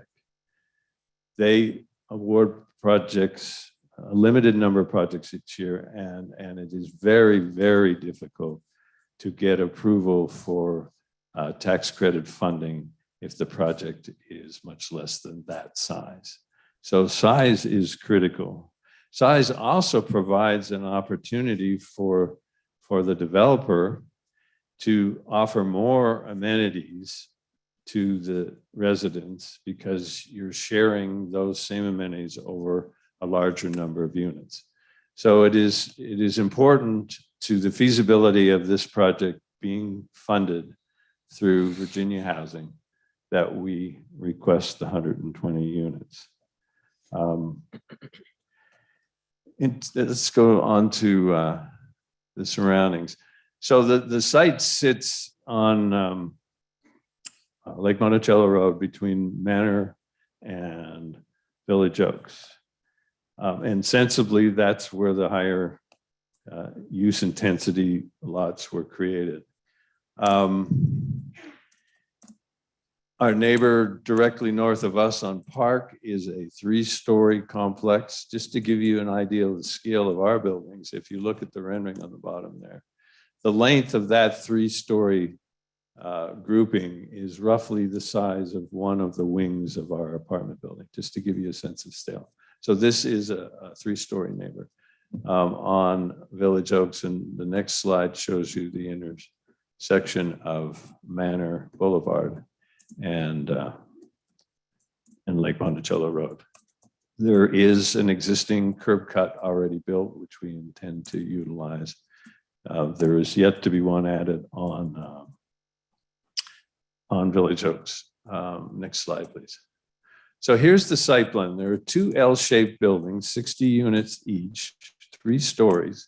One of the reasons why it's 3 stories is there's a 125-foot front yard setback, a no-build zone that has been prescribed through your zoning process. So you can see a faint dotted line. It roughly corresponds to the edge of the parking. We can park in there. So as an architect, it says to me, you want the building to be pushed up the hill to the back half of the site. And the parking is in the foreground. And so that is the genesis of the massing of these 2 L-shaped buildings connected. Maybe Mr. Dahl could kind of point to the connecting element, which is a 3-story amenity space. So we keep talking about lifestyle and wanting to create a lifestyle for seniors on this site. So on the exterior, you can see a court created by the 2 buildings, and there'll be an outdoor gathering place that'll be shaded. There'll be grills and a fire pit and so on. There's gazebos for smaller gatherings. We love the idea of a dog park, a fenced area for dogs. What I'm really excited about is each resident gets their own garden plot. So right there on the right, you can see 120 garden plots. Access is directly off the main arterial and straight into our site with a continuous loop so that fire vehicles and residents can come in one entrance and out the other, and therefore never bring any more traffic into the rest of the subdivision. So it becomes very efficient for fire service to the building. It also is an opportunity to work with John to have them pull into our front door, which is at the amenity building, to have a pickup spot there. And we are in discussions. I think one of the things this does for the whole community is it creates more customers for the commercial in the region and for things like Jaunt. So that's a good thing. So on the interior of the building, the amenity space has a big meeting room. It has a smaller meeting room that could also be used for supportive services. We'll certainly have discussions with Region 10 about perhaps bringing health services into the building, although it's an independent living, but wouldn't it be nice and convenient if there were health services right in the building for our residents? In a sec. And then there's a fitness center, and there's a business center and laundry and so on. So let's go to the next slide. There have been some questions about how this kind of building is made safe for its residents, in particular the older residents. So that comes down to access and circulation and life safety itself. So this building is designed to be completely accessible in all the public areas. You hear the expression ADA, Americans with Disability. So the entire building is accessible, meaning if you're in a wheelchair, you can come in through the front door and go throughout the public areas. The units themselves are designed by what's called universal design. And what that means is it's designed with wheelchairs in mind. So all of the entrances, the kitchen layouts, the bathroom layouts, the room configurations are designed so that it could be easily adapted to people in wheelchairs. So that's the difference between universal design, which we are doing 100% of the units, and fully accessible design, which means you start adding the grab bars and so on to the universal design. You have accessible units, and 10% of our units will be fully accessible. The elevators are oversized so that they handle EMS gurneys. That's very important to getting up and down. The corridors are generous and wide. They have a handrail, by the way, for senior people, but a little less mobile. So the building is very accessible. It's far more accessible than EMS getting you out of your upstairs bedroom in your existing house, or even your downstairs bedroom, because of the oversizing of the doors and the corridors and so on.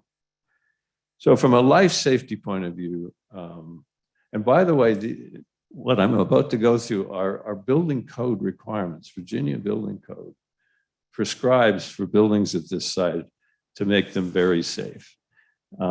In addition to that, Virginia Housing has very stringent design guidelines because they view, even though it's owned by a third party, they view themselves as potential landlords, and they want to create quality buildings that will last because they are indirectly investing in those properties. Our owner will be there 40 years from now, so he cares about quality. So this building is fully sprinklered. One of the reports talked about 13R, not to get technical, but this has a far more demanding sprinklering even than that. It's called NFPA 13. What happens with respect to fire suppression, in addition to the sprinklers, is the corridors are all pressurized higher than the individual units. So that if there is a fire in the unit, the pressurization prevents the smoke from coming into the corridors and also into the stairways. So this is all engineered with smoke in mind. There's automatic door closers on all the suites to make sure if someone rushes out because of a fire in their suite and they can't leave the door open, the doors will close. All of the demising walls between suites are fire rated, as is the front door. Very easy site access, as I mentioned, so that the fire department can get in there. We're adding a lot of more fire hydrants to also help them with firefighting.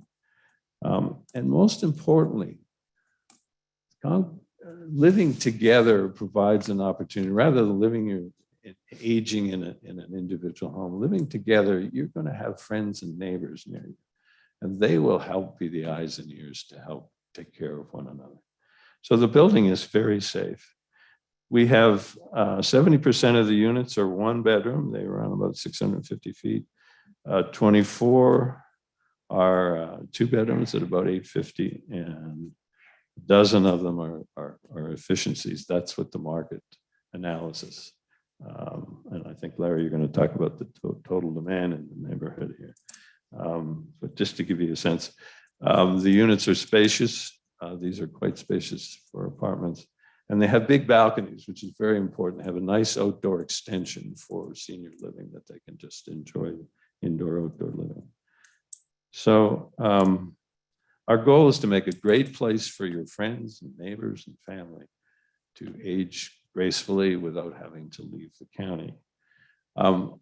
We're here for a zoning hearing, but there have been several technical questions raised about the site plan. We're going to ask Stuart Little, who should be online, to take over here momentarily, just to go through water and sewer and access and traffic. By the way, this proposed use generates less traffic than the current approved use. The commercial use that is by right now generates far more traffic than this. So with that, we'll turn it over to Stuart Little to talk about some of the technical issues, which will just inform you, remembering that we have agreed to a condition already that says if we can't meet the water and sewer and so on, the project won't go ahead, which seems to us to make sense. We're not going to do anything that can't be served. So remember that, and when we're asking for a zoning approval tonight, and all of these technical issues that we're working through and have worked closely with the county and other technical people and with Aqua will be addressed in the site plan approval. And we will solve any challenges or we pledge that the project won't go ahead. So Stuart, are you there? I am here. I would talk about something, but you just covered all my points. You did a great job, Greg. Thank you. Just to chime in a little bit, I'm not going to elaborate too much because, like I say, Greg's pretty much hit it. Looping the water line from Park Drive around to the Manor Boulevard side increases the capacity of the system for Aqua Virginia, provides a little bit more pressure in the system for other folks adjoining the property, not even just us. So we would propose that as part of our development. And again, because the Aqua can't meet the fire demands, we're looking into providing an underground fire storage tank with a fire pump to supply the fire suppression system of the building. We do have the access cut across from both Village Oaks all the way over to Manor Boulevard. So again, ease of access for emergency vehicles and just normal traffic patterns is there. With regards to the last comment that Greg mentioned about the traffic, the previously approved SUP that included the assisted living and shopping center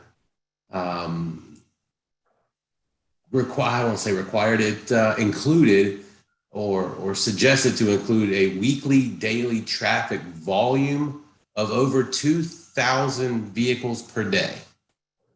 2,000 vehicles per day. That's based on a 70-bed assisted living and a 17,000 square foot shopping center. That's kind of the approximate average size. And just based on standard ITE trip generation, which is what transportation engineers use these days, over 2,000 trips per day. And our current plan only generates 400 trips. That's quite a difference. So at the previous planning commission, there were questions about the increase in volume and traffic. And I think that information can be very easily substantiated with the IT traffic generation report, which we have, if anybody wanted to see it, but clearly a substantial difference in the traffic patterns. We've stipulated again that the water suppression stuff and offsite sanitary sewer stuff will all be resolved during the site plan process.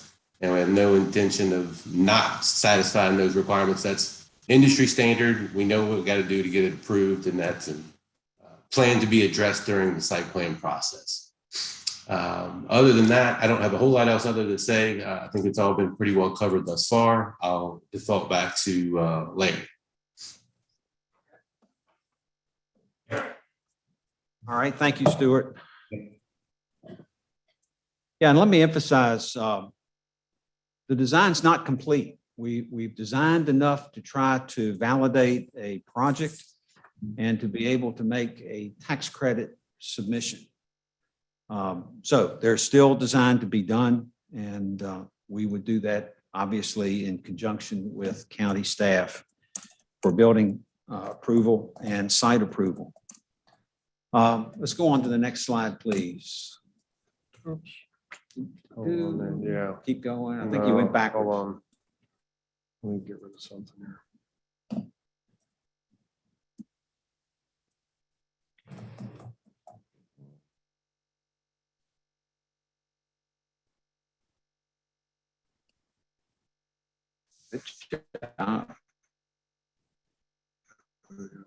That's it. Okay, as I started, this is a decision about people for you, the board.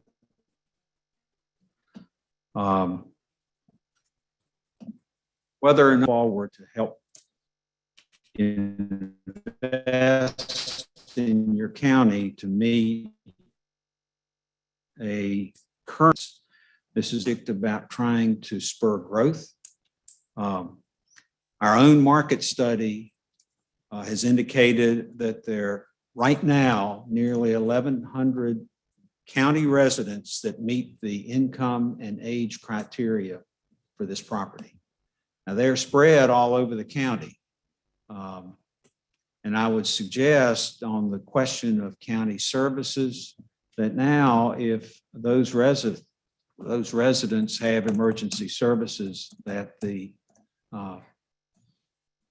folks in the county that address that for fire, EMT, rescue, and for the sheriff and police, they're having to go all over the county. This would bring a number of them together. And in fact, the suggestion that it would create more work for those staff, we think that in fact it would probably be less.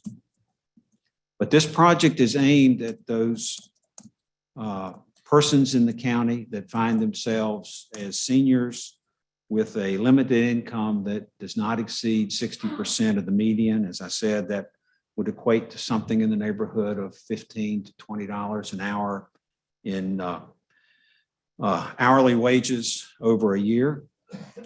And so the intent then would be for this property to serve in enabling current and future long-term residents find a place here in the county that is safe, secure, high quality, and affordable. We talk about in our industry what we call for those who may remember the old kids game of musical chairs. When it's applied to housing, these are the folks that are most vulnerable. national studies have shown that county by county, state by state, it doesn't vary.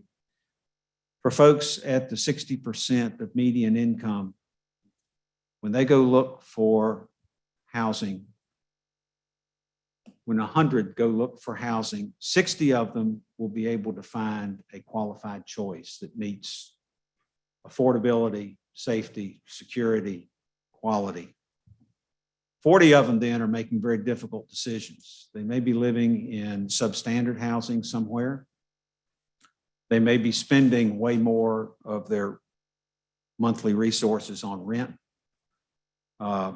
They may be bunking in with some friend. They may be doing whatever. This facility is intended to allow those people to have a high quality home where they have the key and they open the door, it's their place, and they're living in community with other people. The county's decision and this board's decision to help us not fix it, but simply plug part of the hole in the fabric of the housing that's available in the county will send a signal to those residents that you put high value on them. And I would suggest that a signal otherwise would send the opposite signal.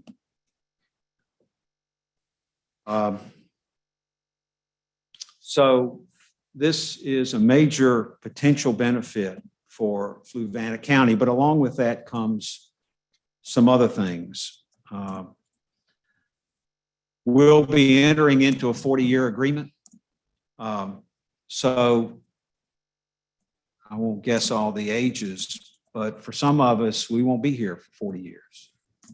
I know I don't expect to, but I do know Virginia United Methodist Housing will be. And the county gets the benefit of that stability and those guarantees for quality. We're in it for the long term.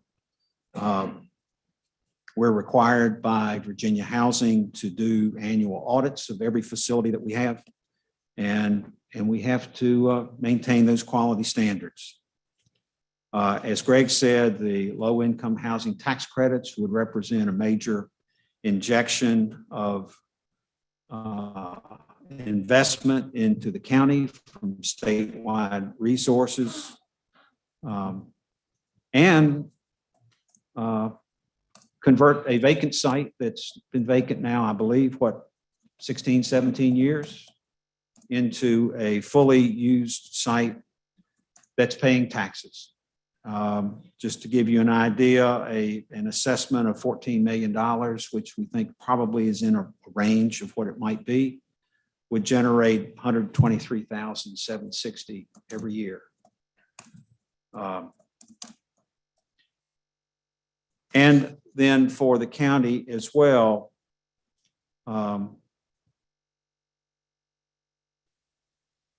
these residents would represent a low impact on county services. They don't require schools. They're not going to add to traffic issues to any significant degree. Their goal was to live quiet lives and to develop community along with the residents. And it's our goal to help serve that.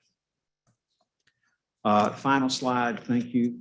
And we'll finish it up there. So how will Village Oaks Manor, how would it benefit the surrounding community, the neighborhoods, that area where it's sited? You get a better guarantee with us than you do from any of the existing homeowners.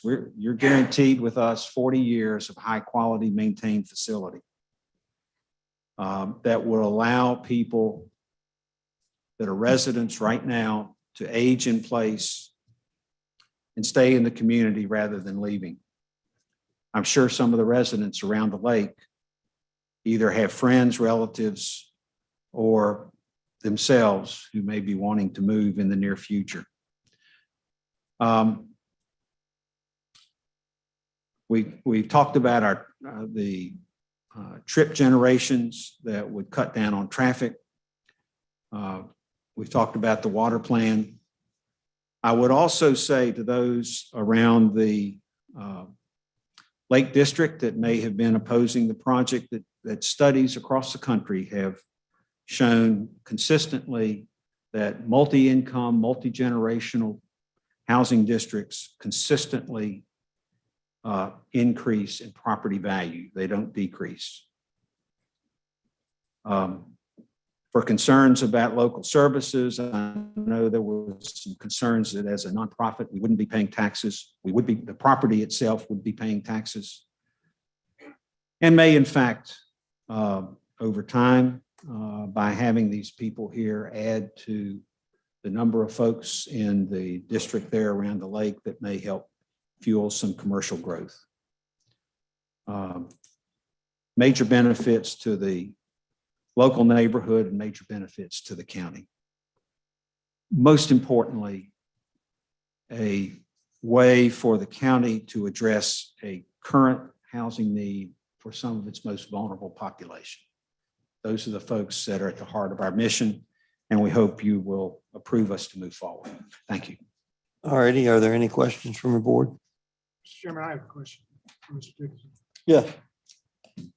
Mr. Dickinson, the issue of tax credits comes up, and maybe I should put this in the question the way I understand it, and you can correct me if I'm wrong.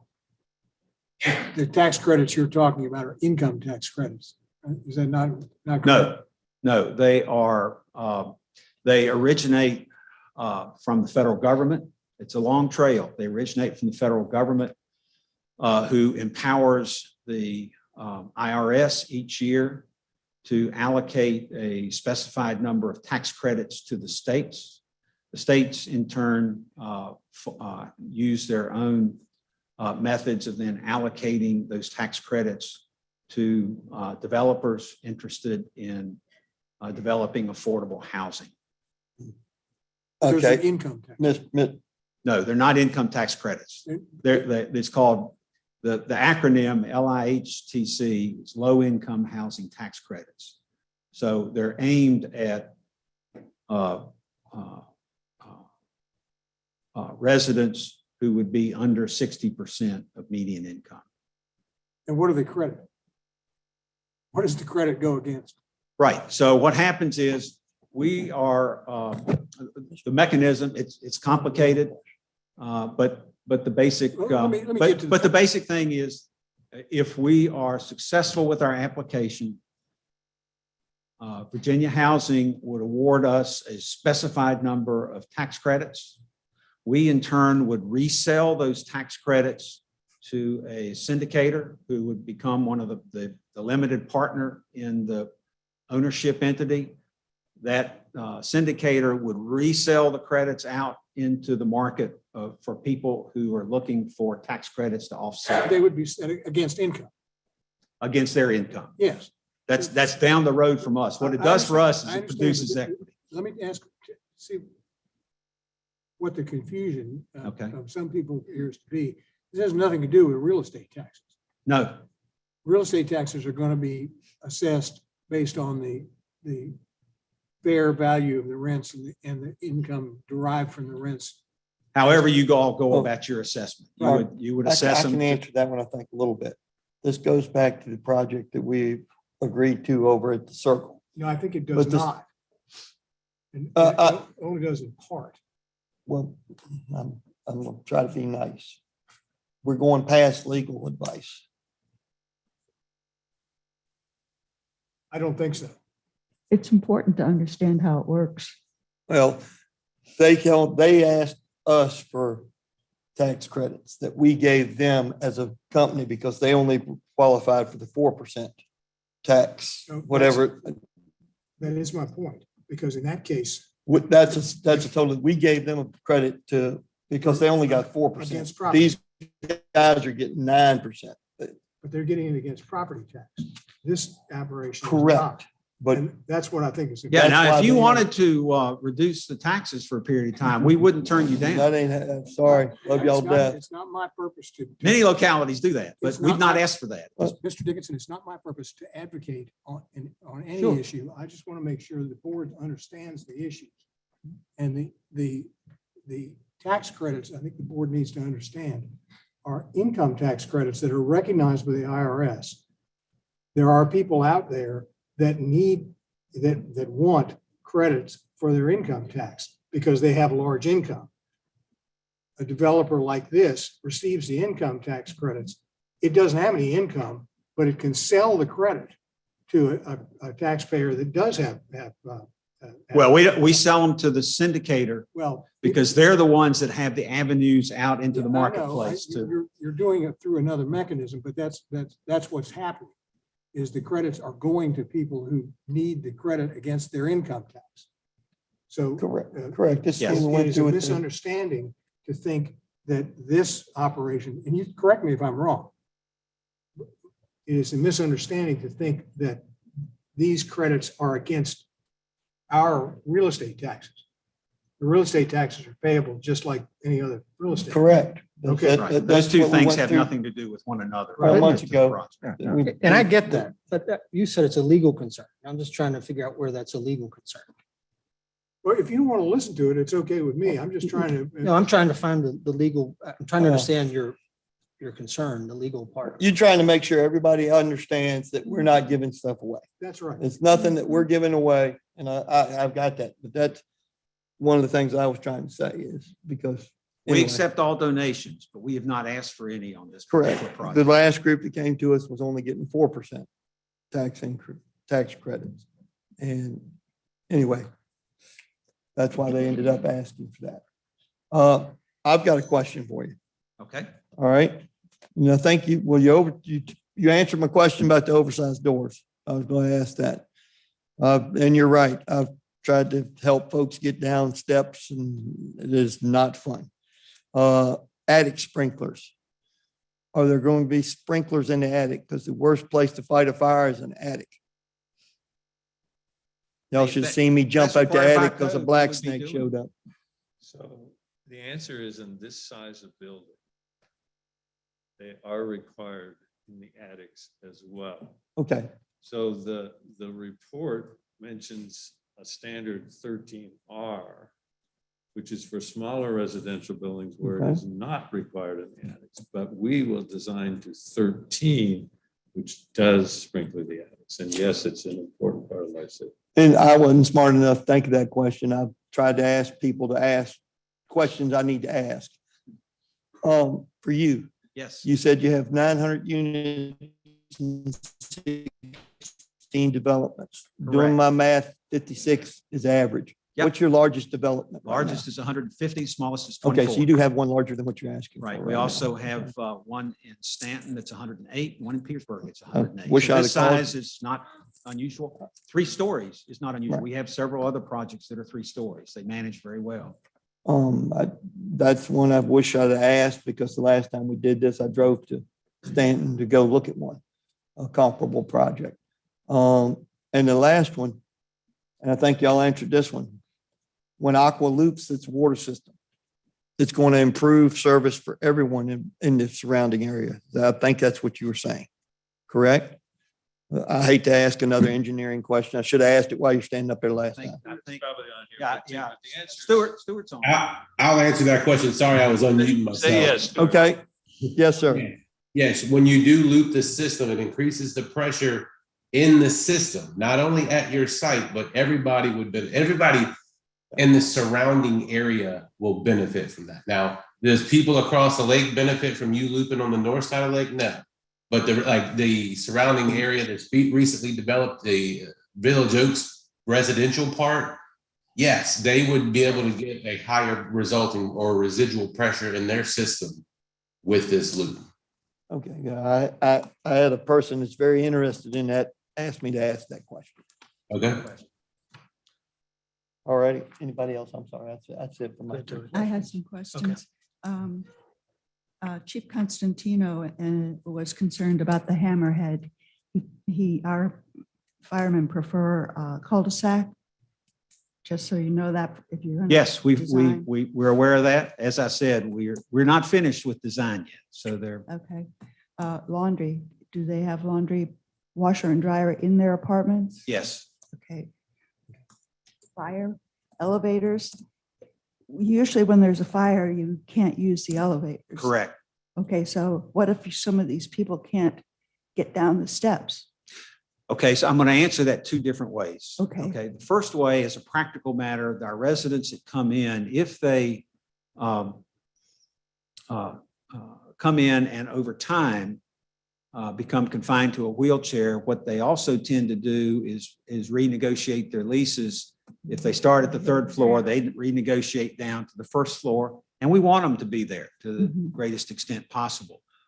But just remember, we are not an assisted care facility. We don't provide health care, which is what assisted care does. If you start at independent apartments to assisted care, which is sort of half and half housing, half health care, to skilled care nursing homes, which is about 90% health care and 10% housing. We're back down the scale with much more healthy people. Okay, so if there was a fire, you would have to have a ladder truck. And I don't know if our ladder truck is back in use, but we're going to be buying a new ladder truck, but it's going to take quite a while to get it because of the shortage. So I don't know. But they're not going to be done until 2025. At best, So we it won't should be done until 2025. That's if you all approve it tonight. That's with both buildings, correct? Yes. So you, before 2025, you expect to have a building up with residents on the third floor? Maybe. There's a lot of steps. So we get an approval of tax credits. We wouldn't know that for sure until July. Then it's a 6 to 12 month process to finalize all the financing, and then we go to construction. So timelines I gave you are conceptual and will depend on how quickly we can get very bureaucratic people to work. But you all been through the system before, so you're working off of an educated guess that before 2025, you'll likely have people in a three-story building. Can't see that happening because we're not going to occupy parts of the building. If it was separate, really separate, independent, like garden apartments, yeah, we would load those apartments one by one by one.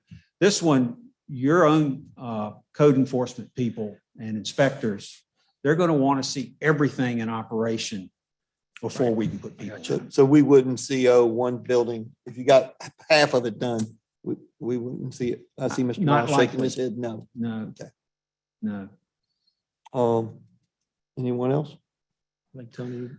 Yeah, so just a couple of questions on the study that you did in terms of the need in the area. You mentioned Yes. roughly 1,100 throughout the county. Did you do any analysis on the actual sort of income level of the 55 and older population in the county as a whole? Or did you just kind of, how did that study? So come the to be? study would validate number of people over 55. And then of those people over 55, how many would be at 60% or less in income? So in essence, it's 60%. Your study basically says that you have 60%, or I'm sorry, you have 1,000 people, and we have, I think the current census is, and this is 65 and older, is at 20% of our population of 27,000 is over the age of 65. So roughly 5,000 people. Of those 5,000 people, you have 1,100 people, which is essentially 25% of that population that is living below the 60% AMI. Is that essentially what you're saying? So you got to an answer a very different way than our consultant did. But if you got to the same place, they went through a typical kind of a market study that they do for us regularly on all of our projects. And the numbers were split actually between residents that would seek a 1-bedroom and residents that would seek a 2-bedroom. And what were the rents again? I think someone said for the 1-bedroom, 2-bedroom and the. Oh gosh, you're going to write down whatever I say, and we're not done yet. We won't know what the rents are until we get our tax credits and we arrange our financing. All of those things are interlocked. We know what I can say that you can go on Virginia Housing's website right now and what would be the maximum rents at 60% of area median income for Fluvanna County. And you can look that up. That's the max. We normally are under the max because if we try to charge the max, we won't be fully occupied. Mr. Bell, do you have that from the previous presentation? I'm sorry, yeah. I was just wondering if that was part, I think that they talked about that in the other presentation. Somebody said how much, but Yeah. We're realizing didn't that, catch it. realizing that the adjusted median income may be different in other areas. For example, your property in Stanton, what's the rent there? Wish I had my property manager here. I would say for 2 bedrooms in the range of 900, 1 bedroom about 700 to 750, studio about 650, something in that general area. If you want to go back to, so I think our median income for Fluvanna is 93.9, if I remember correctly. I think that's What's that? 69,000. for a single, 93 for married couple, for a couple. Census, 70. Median income. no, census page. Oh, the census is different. It's not even close For to the that. Charlottesville MSA, Metropolitan Statistical Area, which we fall under. Right, because that's what those guys said that they had to use. 93.9, and if you go 60% AMI from that. And like I said, I'm just going back to, I'm just trying to think back to the previous workforce. housing. 54. Or somewhere around 55. Well, see, if they're doing what you would call workforce housing, that's typically at 80% of median. So that's a whole different animal than what we're doing. Right. According to the census, the median household income between 2015 and 2019 for Fluvanna County is $76,873. The per capita income is $39,633. Persons in poverty is 6.8% of the population. So that's 2020 census. 76. I'm still person out. Almost first house, then we're third. Now you go lower than 60%. People can come in lower. Yes, How ma'am. low We do you- will, do you if go to people come 30? in, the 60% is the Is the maximum. max, So yeah. essentially, can- everybody is going to be under Right. 60. Yeah. If they can, if they can reach the, Yeah, if they can come in and their rents Qualify. and their income's Oh, yeah, I 40% of understand median, all but that. they Right. can make the rent. Yeah. That's okay. Well, Sure. and you're offering, I'm sorry, go ahead. And please. you have But it's the to- same rent. You have to recertify your income every Yes. year so that if you go over 60%, you have to find. You other have to go ways. find some You have to better leave. digs. Yeah. Mhm. Okay. Yeah, you're fortunate. You're doing the American thing of Yeah. trying to improve. I Yeah, I understand. think important to recognize that in your housing units as well too, since many of them are efficiencies in 1 bedrooms with only a few 2 bedrooms, there's probably a high probability that the density is maybe 1.2 people per your average units. I don't know, I'm asking you, but you're not No likely more to than that, have, yeah. you're not likely to have 2 people in those units, in the 1-bedroom units per se. Yeah, I You're- think. you're more Greg, likely to have we single have, people there. What, 10 or 12 studios and 10 or 12 12. twos? Isn't that right? 24 total? 70% of the units are 1 bedroom, and those are generally, widows, single people, and some couples. That's, So it's 84 of those. 20% of the units are the 2 bedroom, which would be presumed for couples. Sure, and that's the point And I was then trying to make. 10%, 12 units only. I see what you're saying. So because then you really apply the You're not capital counting in children. median income, you're at 40,000 is the average median income for the area, so. Yeah, typically just property by property all over the state. Most of the residents are singles. Are y'all allowed to use just Fluvanna's, or do y'all have to, like Mr. Dahl was saying, use the Charlottesville area, As far as, the AMI, the average medium income? Is the average median income based upon a metropolitan statistical no, area? it would be or is based it- on Fluvanna. It'd just be based on Yeah. Fluvanna. So that's apples and oranges then with the other. Yeah, that gets you outside of that being globbed in with Charlottesville and Albemarle County. Yeah, it's specific to Fluvanna. All righty. I've got some questions. Okay. Has your organization, I noticed you said earlier, it's some of your housing is family, some of it's seniors. Have you all ever gone back to a government, be it however many years later, and asked for a change in the proffers to where you could change the uses of the No. property? No, we're not permitted to. Our agreements are with either HUD or VHDA, depending on the financing. Gotcha. They don't budge. Yeah. The agreement is the agreement until you reach the end of the agreement, Okay. unless you want to pay a huge penalty, Right. which that doesn't work for us as a nonprofit. Yep. Indoor fitness, meeting spaces and so on. Is that proffered? It's designed into the building. If It's an SUP, so we do conditions, not property. Okay. So, but But that you that can is a make that a condition? condition. Is it a condition? we have not made it a condition, See, that's important to know. But we can make it a condition as part of this. you could make it a condition. But and that's we why I would- want to bring it up because, And based on, if it's based on what we have designed to date, we would accept that condition. okay. We show those spaces in the design. But on the county side, if it's not written in as a condition, then it's flexible, is what I'm understanding. That doesn't have to happen.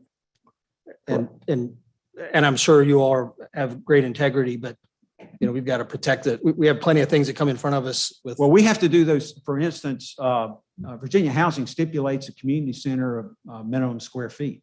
We have to put that in, whether we have an agreement with you or not, it's got to be in there. But as a fitness center, I guess I just want to make Fitness sure, center- I want to make sure that those things are conditioned. Yeah, well, those are considered then amenity spaces and all that goes on the application. So if it's on the application and we're going to do it, then we got to do it. And if we don't do it, then we don't get the points. If we don't get the points, we don't get picked. Fairchild, if you want any aspect of it to be specifically enforceable by Mr. Miles, then it ought to be embodied in the condition. Gotcha. And so therefore, my point is anything that's said to us about we'd like to, or we think it'll have and so on. We heard about fire pits and gazebos and fitness, rooms and those can change if they're not a condition. What I would suggest is having a condition, something like Amenities. the design of the facility shall be substantially in accordance with the plans as presented by the developer. Maybe that's all you need. Yeah. Mr. Miles, he's squirming. Could he step in real quick? Chairman Sheridan. So as we mentioned in the beginning, the R3 development residential plan community already prescribes that information in the underlying zoning. So to construct a facility such as this, they're required to do that. The only thing Fitness that center. yes, there's options that they have to go through. Just like the assisted living facility was a campus style, one level with amenities all throughout that layout. This is the same concept in the R3. So those things, the only thing that you are hearing as part of the special use permit is can you go above 2.9 dwelling units per acre? That's it. The conditions of the underlying, or the requirements, excuse me, of the underlying R3 zoning district has options that you have to go through. Just like the case that you heard before from Village Gardens, they had to do outside amenities and parks and rec and courts, public space. So that's a base R3 requirement. The only thing that we've prepared for you all is, do you want to go above 2.9 dwelling units per acre? And in what comfort level would you be at? And right now it's at just under 5 dwelling units per acre for the whole Village Oaks development. The other thing that's important to remember is that if this were approved, then they would actually have to go back and look at the master plan, what was originally developed for this, and request a schematic plan approval from the Planning Commission when they would come back with their site plan. So there's other levels of things that we're going to continue to do in the R3 residential plan community level. So the only condition that we think is very important is, as we mentioned earlier, is condition 5. The dwelling units per acre is what the request is for you all.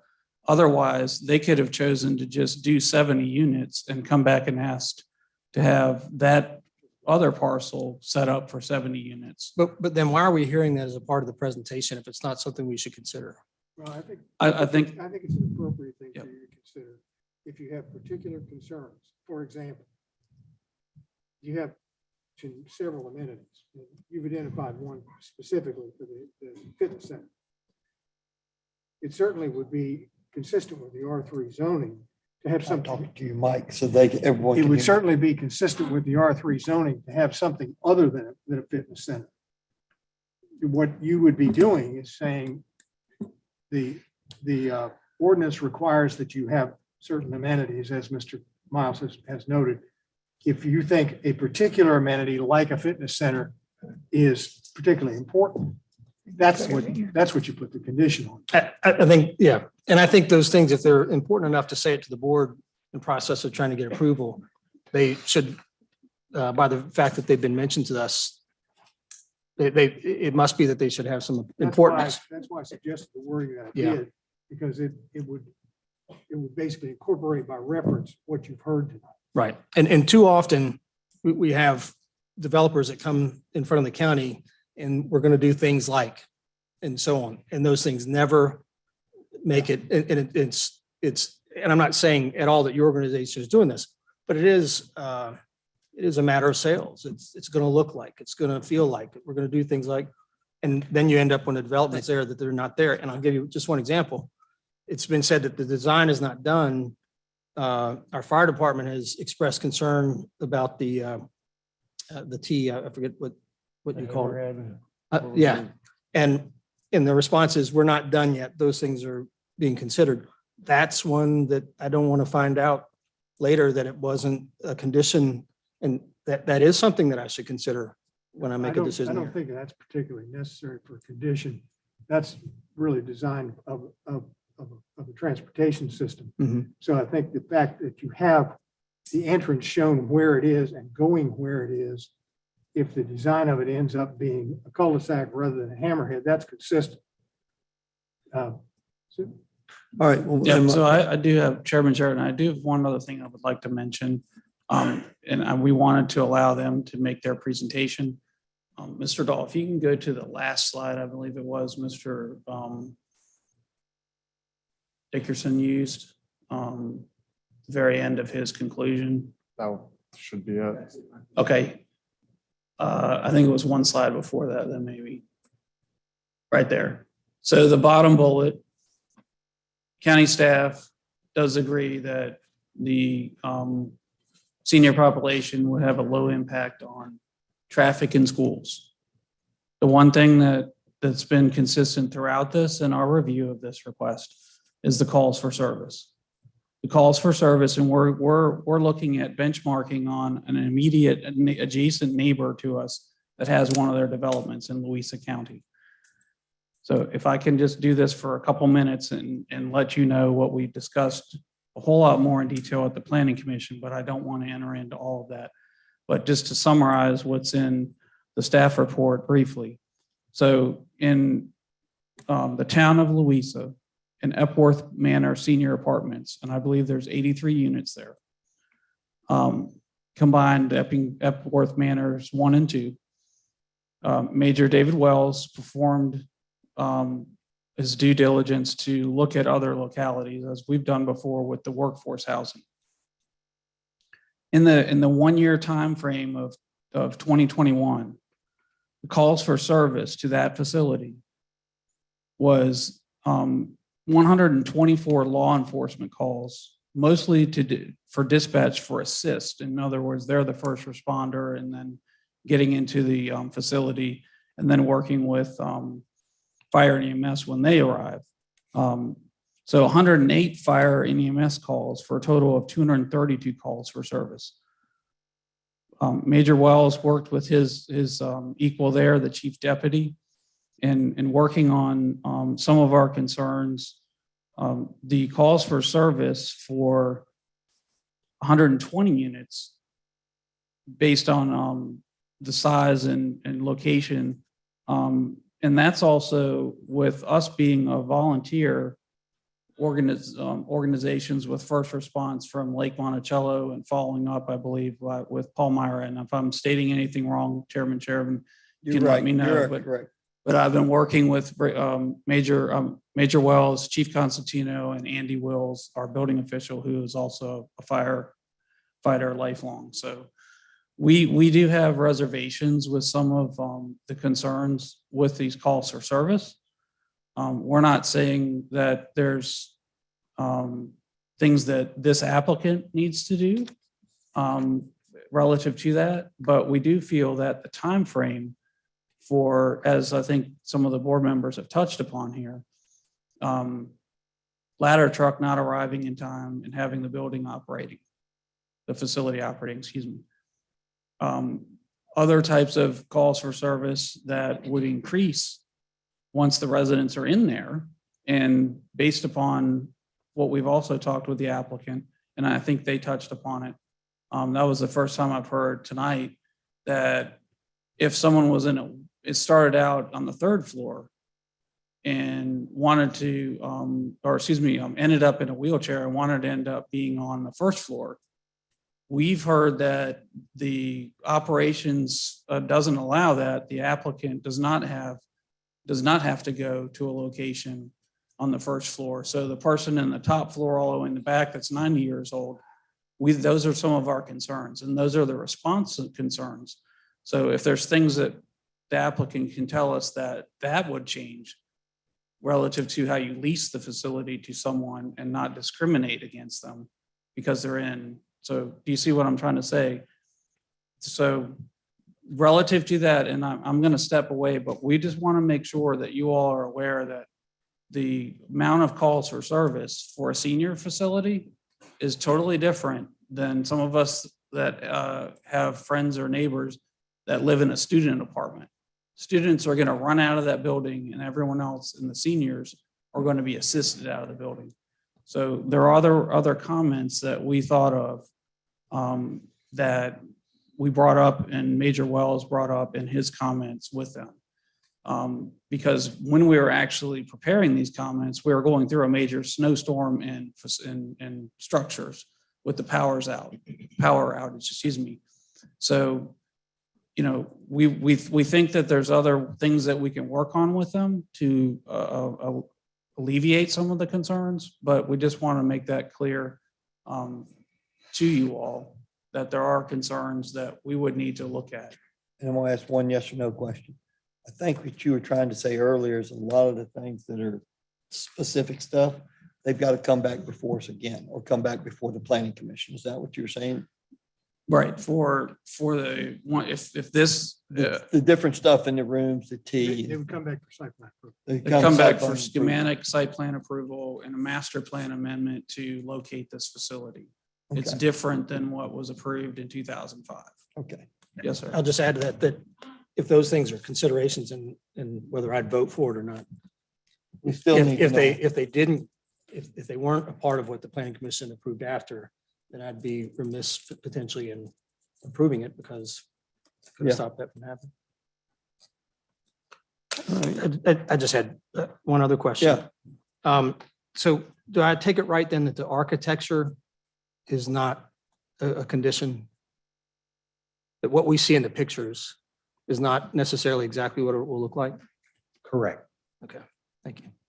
Yeah, we're still fine tuning everything. We've gotten to a point to validate the feasibility of the project and what it'll look like, what the final details. For instance, if the fire access road needs to ring around the backside of the building, that may influence exactly how the building looks itself. And for your background, Mr. Fairchild, the Fluvanna County discussed whether it should have an architectural review board, and we decided against that. So, yeah, you know, that would be something that might fall under that purview. separately as part of the planning process. Right. Any other question? Thank you very much. Okay, thank you. All righty. Hearing no further questions, I will now start with the public hearing. I'm going to call people from my list first. And forgive me if I get your name wrong. First one is Tim Hodge.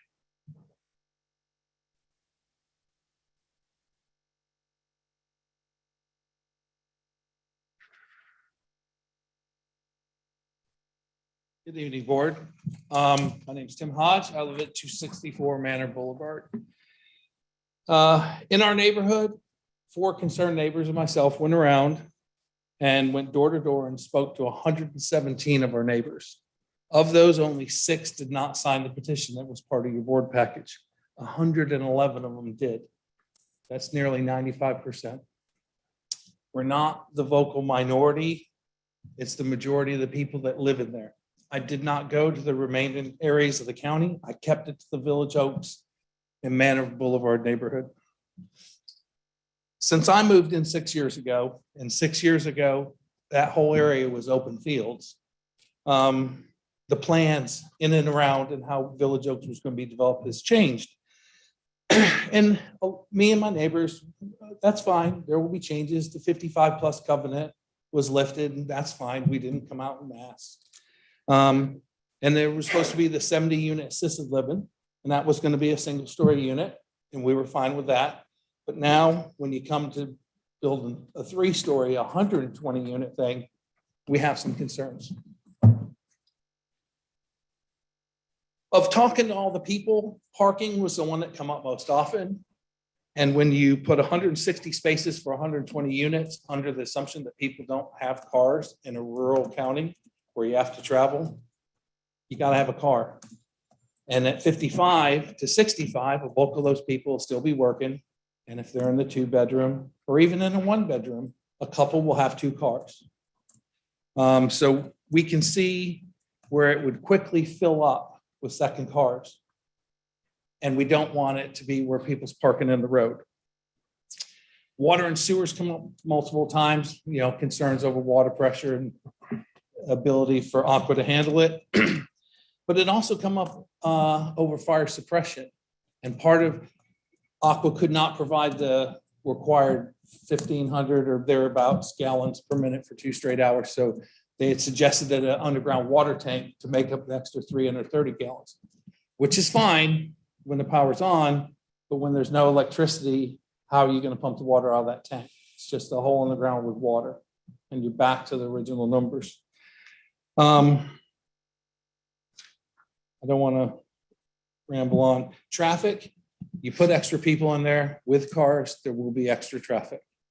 And anyone who lives in the neighborhood now or leaves out of Lake Monticello's main gate knows how horrendous Lake Monticello Road and South Boston Road is in the morning and in the afternoon.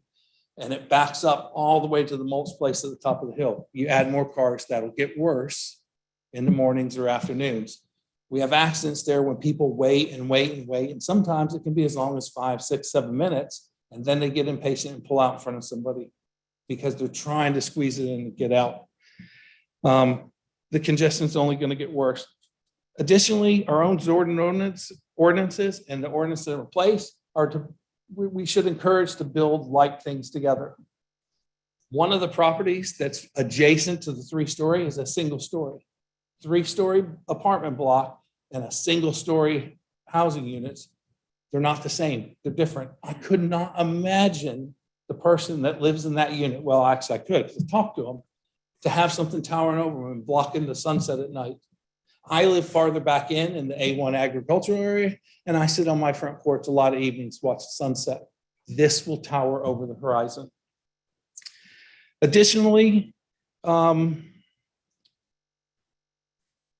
we should keep like type houses together. Most of the single units and the family housing units in there are priced between $300,000 and $500,000. This is not something that's similar, compatible to that. Myself and my neighbors are fine with what the original proposal was for a 70 unit single story thing. We would probably even be fine And there wouldn't be as many people complaining if it was kept to 2 stories. It wouldn't tower over the horizon. Me and my fellow residents purchased here and chose to stay here in Fluvanna for rural nature. We had choices before we purchased to go to Charlottesville or Richmond or other places. And we chose not to. We chose Fluvanna. Let's not change that in this manner. Therefore, I urge you, when it comes before you, to deny the special use permit. Thank you for your time. Next up, Mr. Stephen Wilson.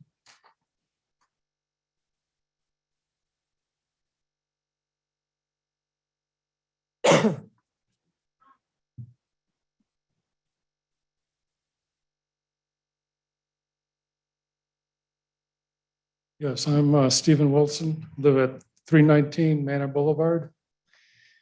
And just to let you know, I'm not opposed to senior housing. I spent most of my career working at a nursing home. I was an activity director for a 160-bed nursing home with a 30-unit assisted living. I was a county employee, worked for the state.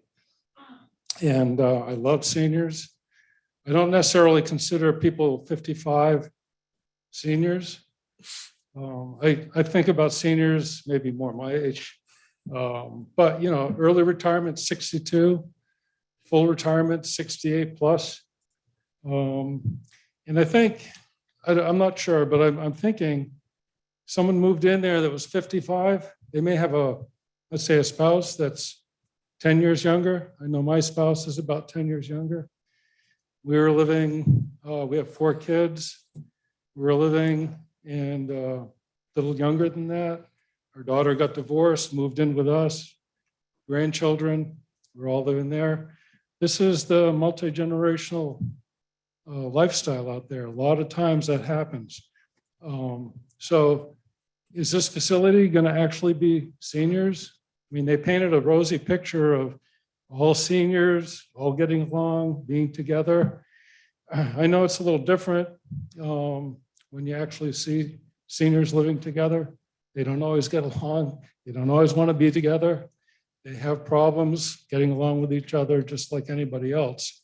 But are they going to be having families? Are there going to be kids? Are there going to be a lot of kids? Is one of them 55 and then the rest maybe younger?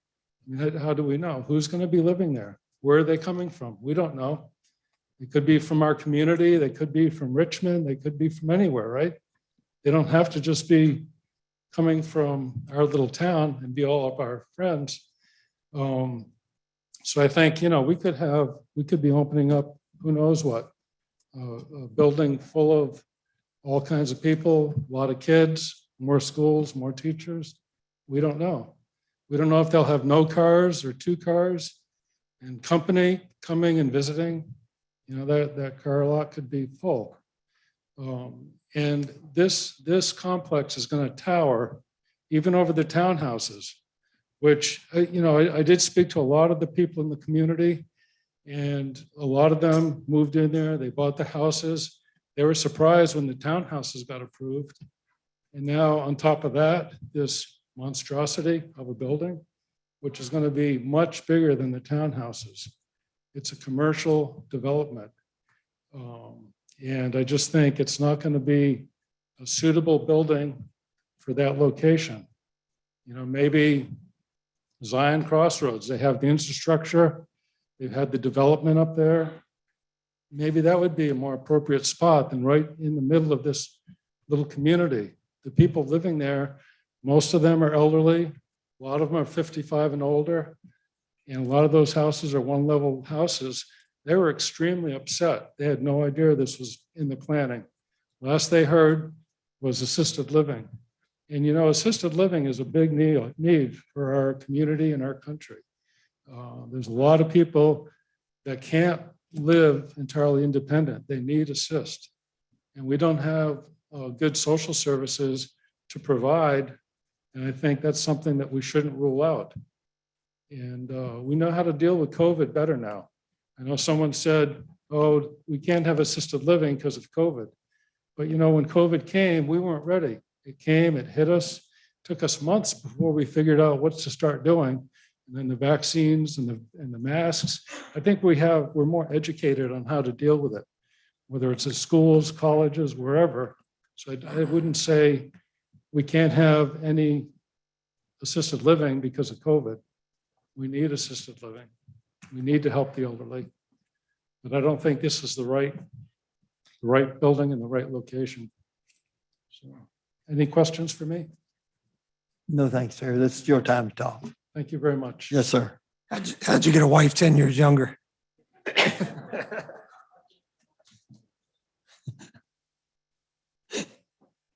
Jim Riggs, I'm sorry.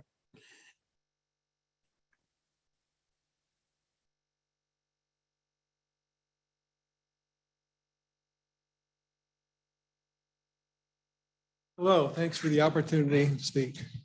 I'm Jim Riggs. I live at 351 Manor Boulevard. I have just a few things to say because everybody else has covered most of my concerns. Again, it is a concern to have this monstrosity at the entrance to our subdivision. And again, the 3-story building at the entrance, right above, way above the first 3 houses on Manor Boulevard are single-story houses. And there's this senior center will be on the hill above them. So I expect maybe 50 feet above them will be, or this 3rd story of the unit would be. These people won't have any background visibility at all. And it'll be an eyesore to our coming into our community. People have already talked about issues of traffic with people in the center being 55 and above. There's plenty of years yet left to work. So there'll be people in a rural community, there'll be people with plenty of cars and traffic. The other item is one that Tim mentioned, but it's the idea of something that's completely foreign to this development we're in now. Single-story houses, some 2-story homes, but the center of this nature just is completely foreign to that our residents. Thank you very much. Thanks, sir. Next up, Tim and Lori Snap.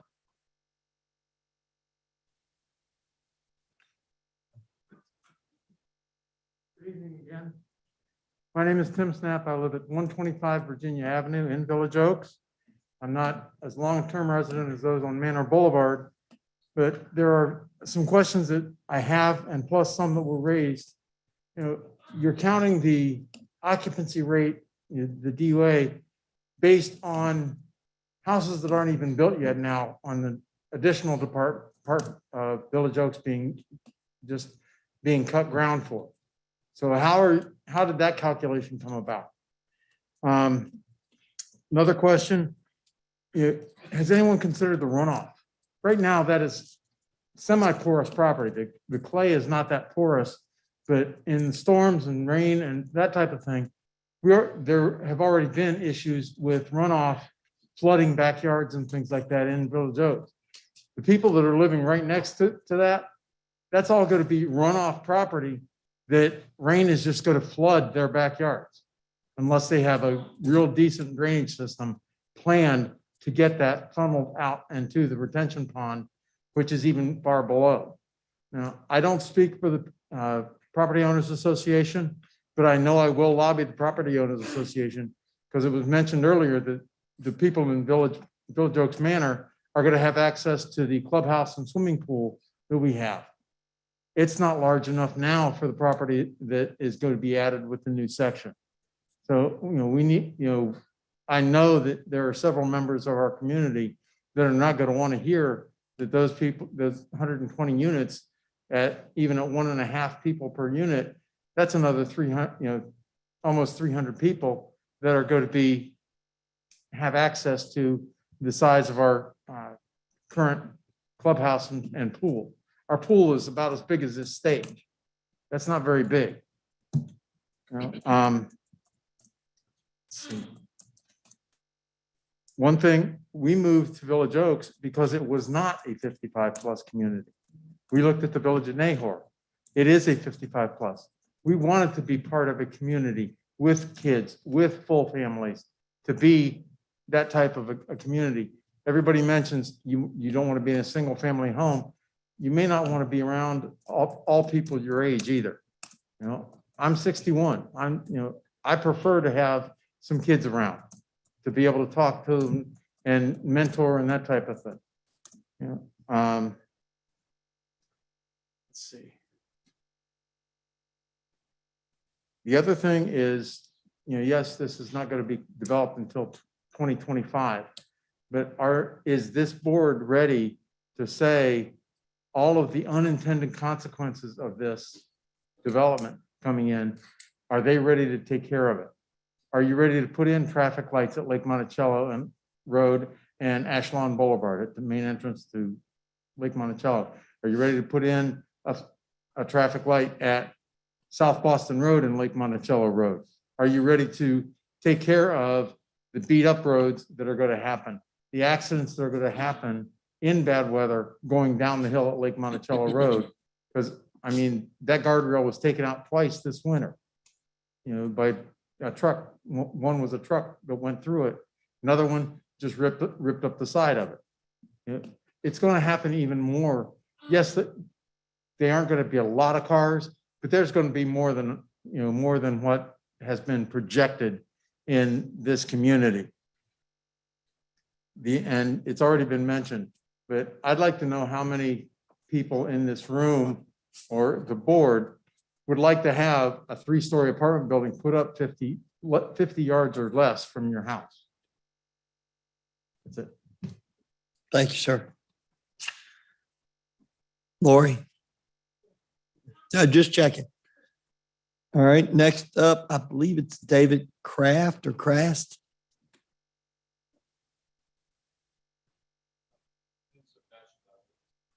Thank you.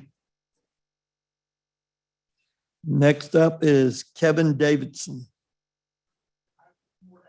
Thank you, sir. I do appreciate y'all being expedient because bus driving in the morning is going to be early. Larry Henson.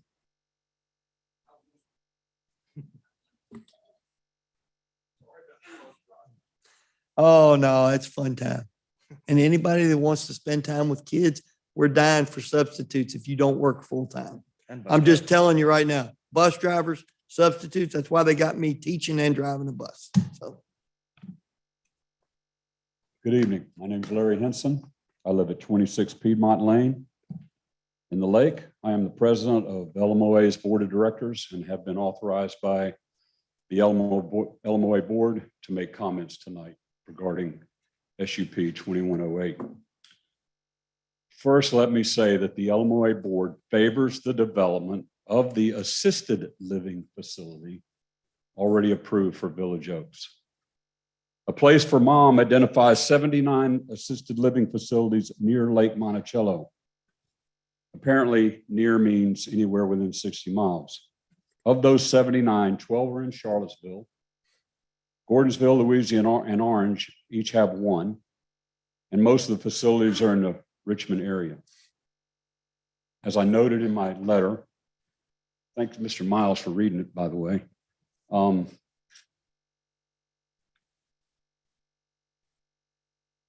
Having an assisted living facility across from our main entrance is in LMOA's interest. Assisted living facility. It would allow LMOA residents to continue to live their friends and family if they need to transition to assisted living rather than having to move to a facility out of the county. The Envoy at the Village in Fork Union provides comprehensive care and does not offer basic assisted living. Second, the LMO board is not opposed to the SUP. However, it wants all the concerns identified in the staff report, my letter, and the petition opposing the SUP signed by more than 120 Village Oak residents resolved before you consider a vote to approve it. The best that the Alamo Bay Board can determine, there are a few differences between the staff report for you and the staff report for the Planning Commission. A special note, however, the current staff report no longer addresses shortcomings with regard to Fluvanna's existing or planned infrastructure. It seems that this change should be explained clearly. As Mr. Miles referred to Village Garden, less than a month ago, we all talked about infrastructure. It's so nice that Village Oaks is going to reap the benefit of having water pressure. The lake will not reap the benefit of that. However, we will reap the benefit of the smell on Sunday morning from the sewer plant for another 120 homes coming across the Aquas Treatment Center. So, in what way has Fluvanna's infrastructure changed in a month? Has Aqua done anything for the treatment plant? I'm sure they haven't. Also, with regard to all the concerns identified in the public safety analysis, the only one that appears to be resolved is the water and fire flow. All the remaining public safety concerns need to be resolved before approving this SUP. I wasn't going to talk about public transportation, but I'm just going to comment. Thank you to the engineer for confirming what I heard in the Planning Commission, that you guys are working to have a site at the facility with John. So thank you for confirming what I heard there. The other issue, 55. That's a young man. I'm 70. I got 3 cars. If I was to move over there, I need 3 parking places. 55 are young people. So to think that there's not going to be cars and not going to be traffic, it's ridiculous. Those people are still working. So what's going to happen? Increased parking. They're going to end up in the Village Oaks residence homes in front of their houses. And in closing, it just seems that the only reason to approve this SUP at this meeting is so that the applicant can apply for financing next month. This is not a compelling reason to approve this SUP before you resolve all the issues before you. Thank you very much. Thank you, sir. Mr. Tom Diggs.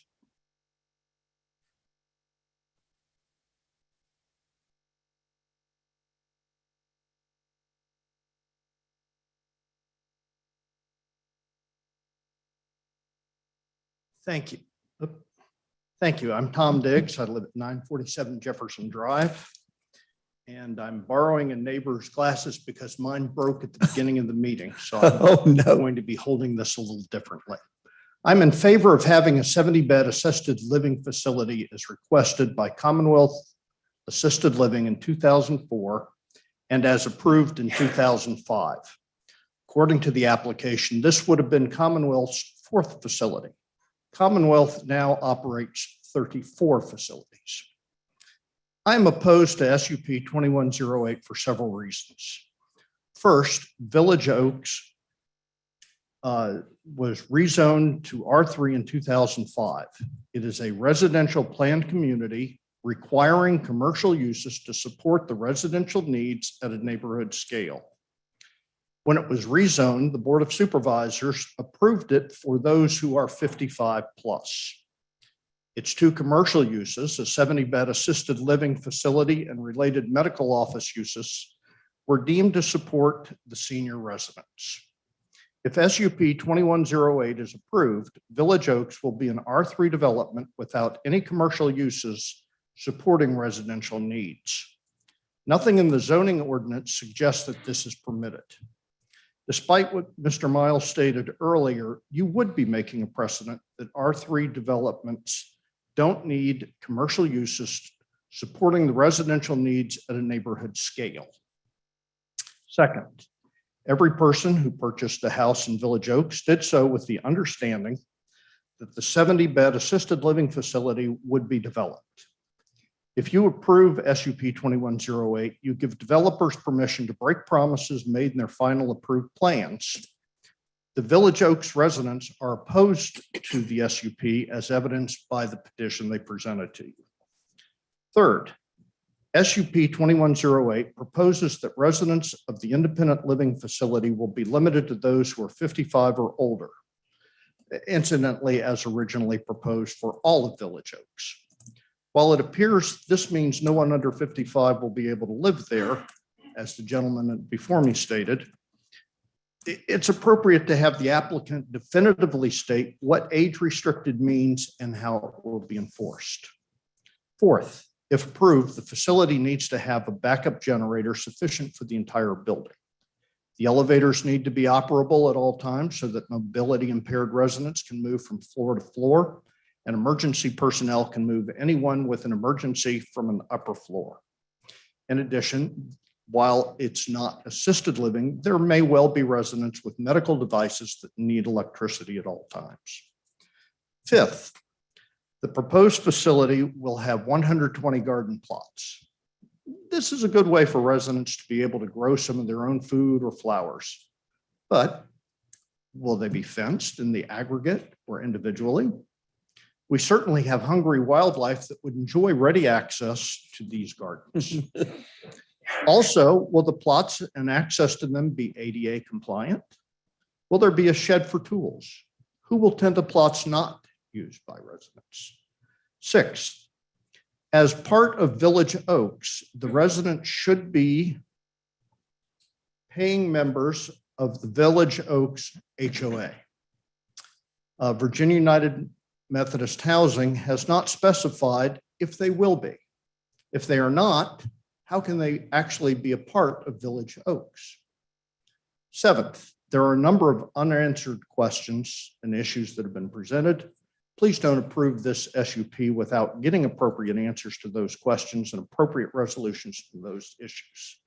And as Larry Henson said just a moment ago, merely to give them permission tonight so that they can apply for their tax credits next month does not seem to be a compelling reason for you to give that permission. Thank you. Thank you, sir. Next up is Miss Susie Morris.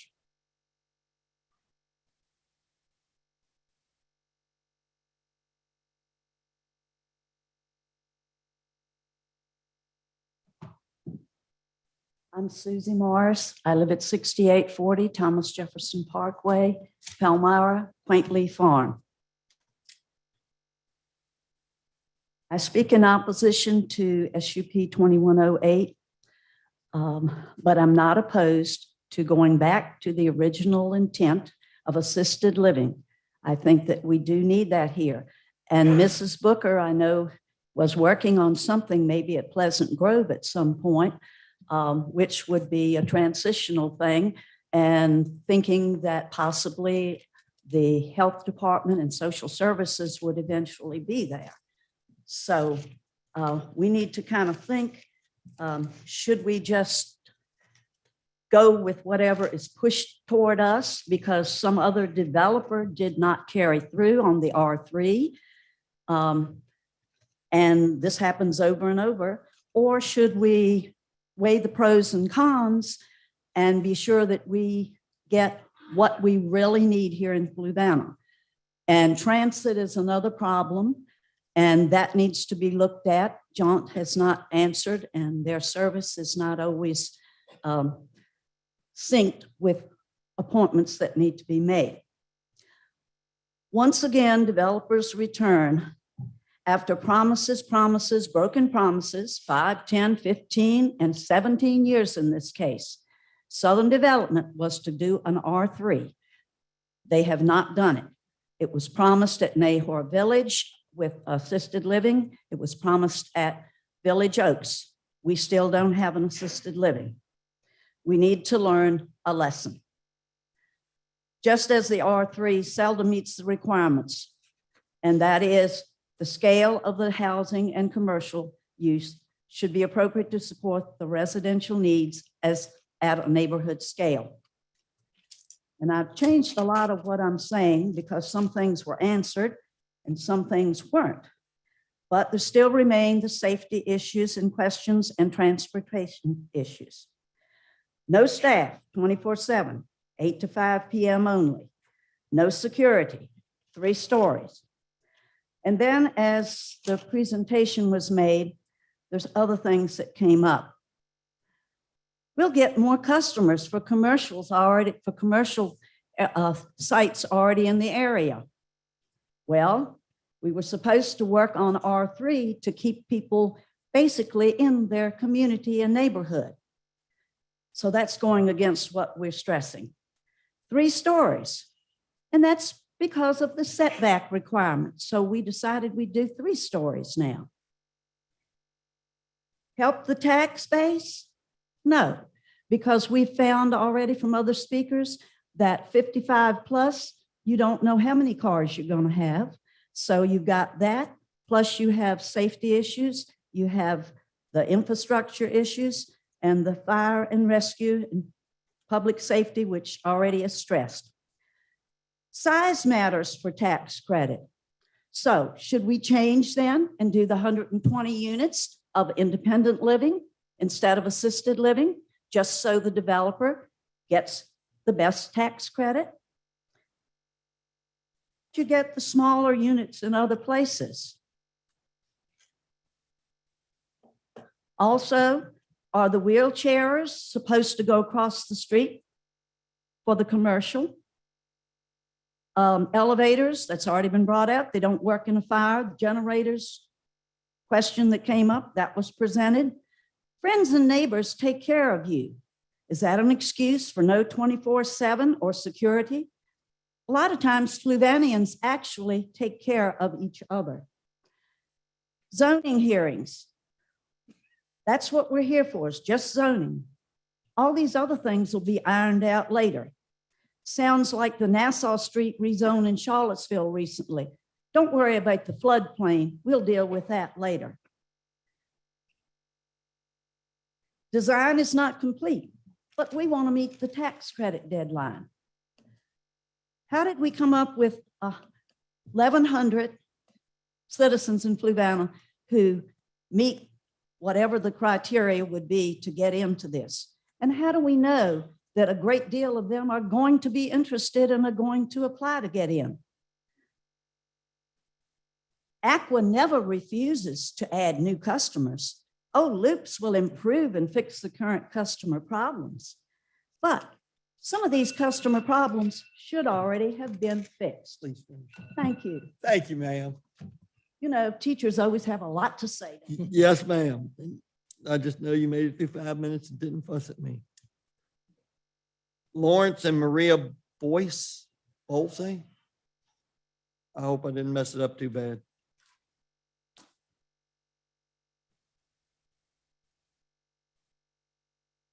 I'm Larry Boyce, 114 Park Drive in Village Oaks, and I'll be very brief because it's all been said. I concur with what's been said.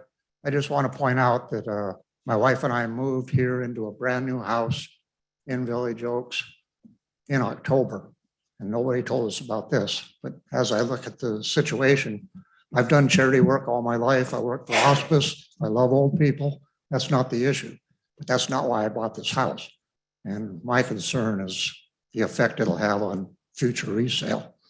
And that's a consideration I hope the board takes into account. Thank you. Thank you, sir.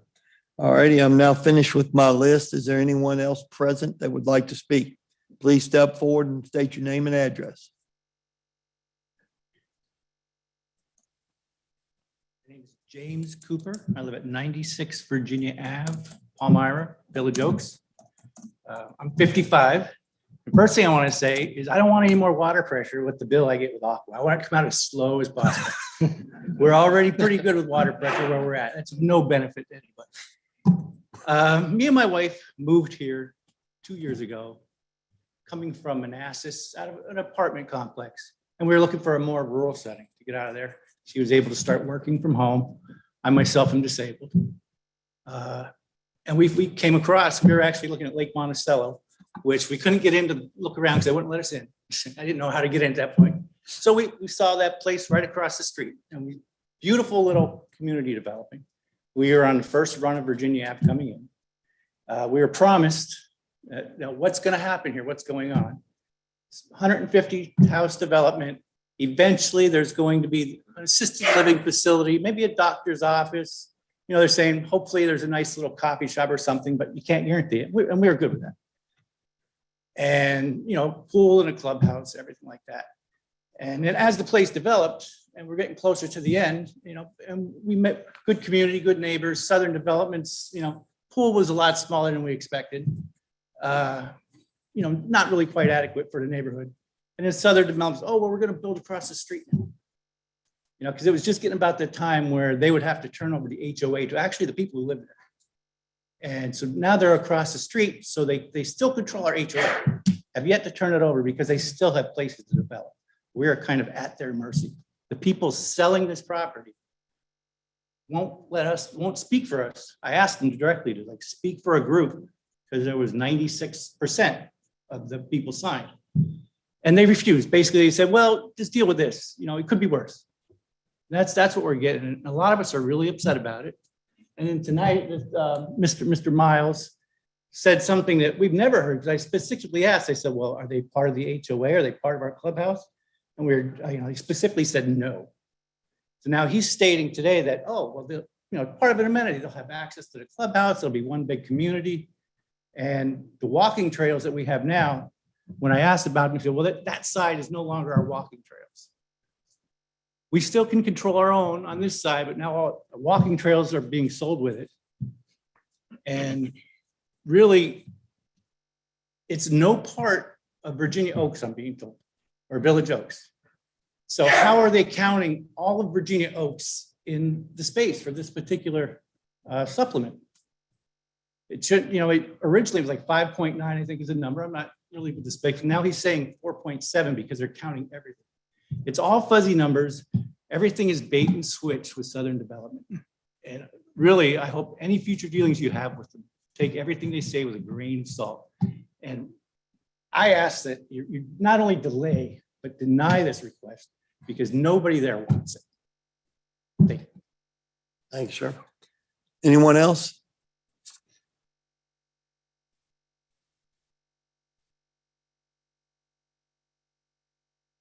Good evening. My name is Glenn Clatworthy. I live at 104 Park Drive, which is at the intersection of Park Drive and Virginia Avenue. So I'm at literally a 45-degree angle from new construction. I'm another recent escapee from Northern Virginia, and I moved in on the 27th of December. So imagine my surprise when I read about this a few weeks later. The only point that I have to make is one that I haven't heard tonight, which is noise.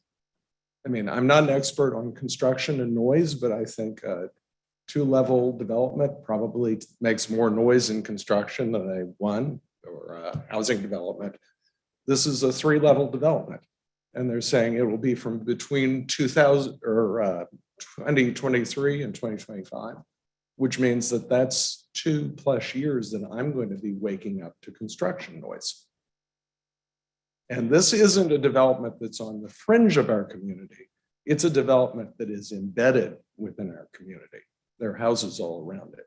So I would like to hear some sign of, I don't know how you control noise, but some sign the developer is willing to try and keep things as peaceful as possible so that we can all, not pull out what's left of our hair. Thank you. Thank you, sir. Anyone else inside the room?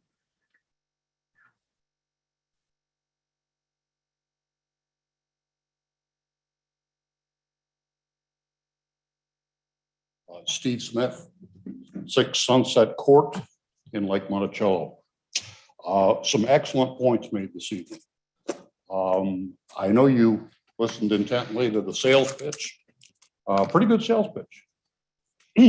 But what you have is you have a contract with the people in the county. You have a contract with the people at Village Oaks. It was to be assisted living. It was to be 70 units. You've broken that contract, or you're about to.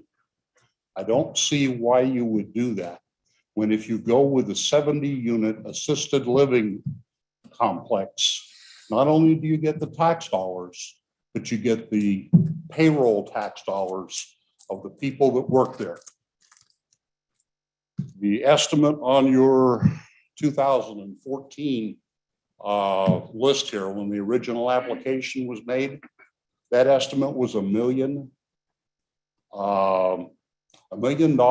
in salaries paid every year to the physical therapists, to the people that work there, people that prepared the food, people that cleaned up the place, doctors, medical facilities. They were going to put more money in your pocket for a whole lot less inconvenience than you'll have with 120 units of independent living.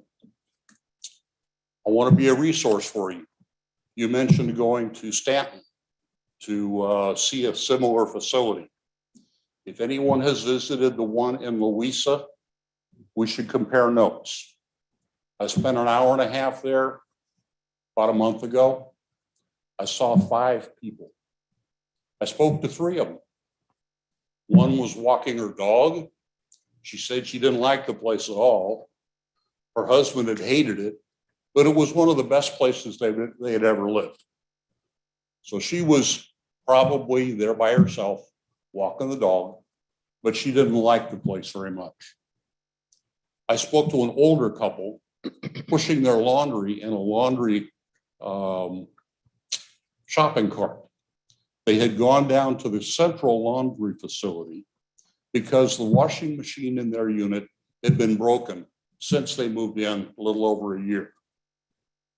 So they had to go all the way down on foot with their laundry, do their laundry down there, and all the way back to their house to put it up there. I asked them if they liked living there. They said, well, it was okay, but there was never anybody around. I went down to the office, little sign on the office. Cardboard sign says, due to COVID, closed indefinitely. Dial this number. Dial the number, got a message, leave a message, we'll call you back. So there was no one there. Went around the perimeter of the facility, lots of cars. Most of them, I'll call them rust buckets. They weren't going all the way to Richmond. They weren't going all the way to Charlottesville. They were probably going just from the facility to the food line and back. So they didn't go very far. A couple of comments about the facility that is proposed here. It is right in the center of the road going in on either side of it. Everybody that lives there was told this was going to be 70 units of assisted living. I think that was 2 stories. Now you're proposing 3 stories and nearly twice that number of people. Everybody that lives in Village Oaks is going to drive past there 2 times, maybe 2 times 2, if they both go to work someplace in Charlottesville. That's an ugly building. If you look at the buildings in Louisa, they are vinyl sided, almost all of them. There's no landscaping around them at all. It's a flat wall that hits the flat ground. There's a couple little places for trash there. They don't have individual trash pickup at the individual residences. The residences have to take it out, put it in a dumpster. The dumpsters were overflowing. I don't know if that's because they only pick them up when they call to have them picked up, because there was no attendant there. I would think the property values are going to go down in Village Oaks if you ask all of those people to drive past these buildings 2 or 3 times a day, and all their friends who are going to drive in and go, what's that? That doesn't belong here. If you can wrap it up, Mr. Smith. Thank you. Thank you, sir. Is there anyone else present would like to speak? Okay, I'm sure we have someone online. You want to call a name out, Mr. Dahl?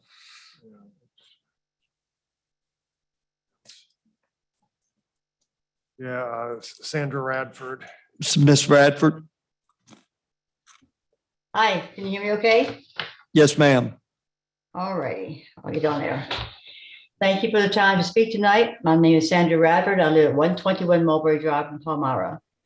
My comments on SUP 2108 speaks to the project staff report. Specifically, I will address the differences between an independent senior apartment building and assisted living building, I'll call it ALF, that was approved by the Board of Supervisors under SUP 4-20 in January of 2005. As you know, there's a lack of facilities that provide stepped-up care for Fluvanna County aging population. That's particularly true of the Lake Monticello area that accounts for about 46% of the county population. When Village Oaks was approved under SUP 4-2 in February of 2005, the master concept plan included a county-approved, I talked, SOP 4-20, 70-unit assisted living facility with requisite commercial spaces to accommodate medical businesses.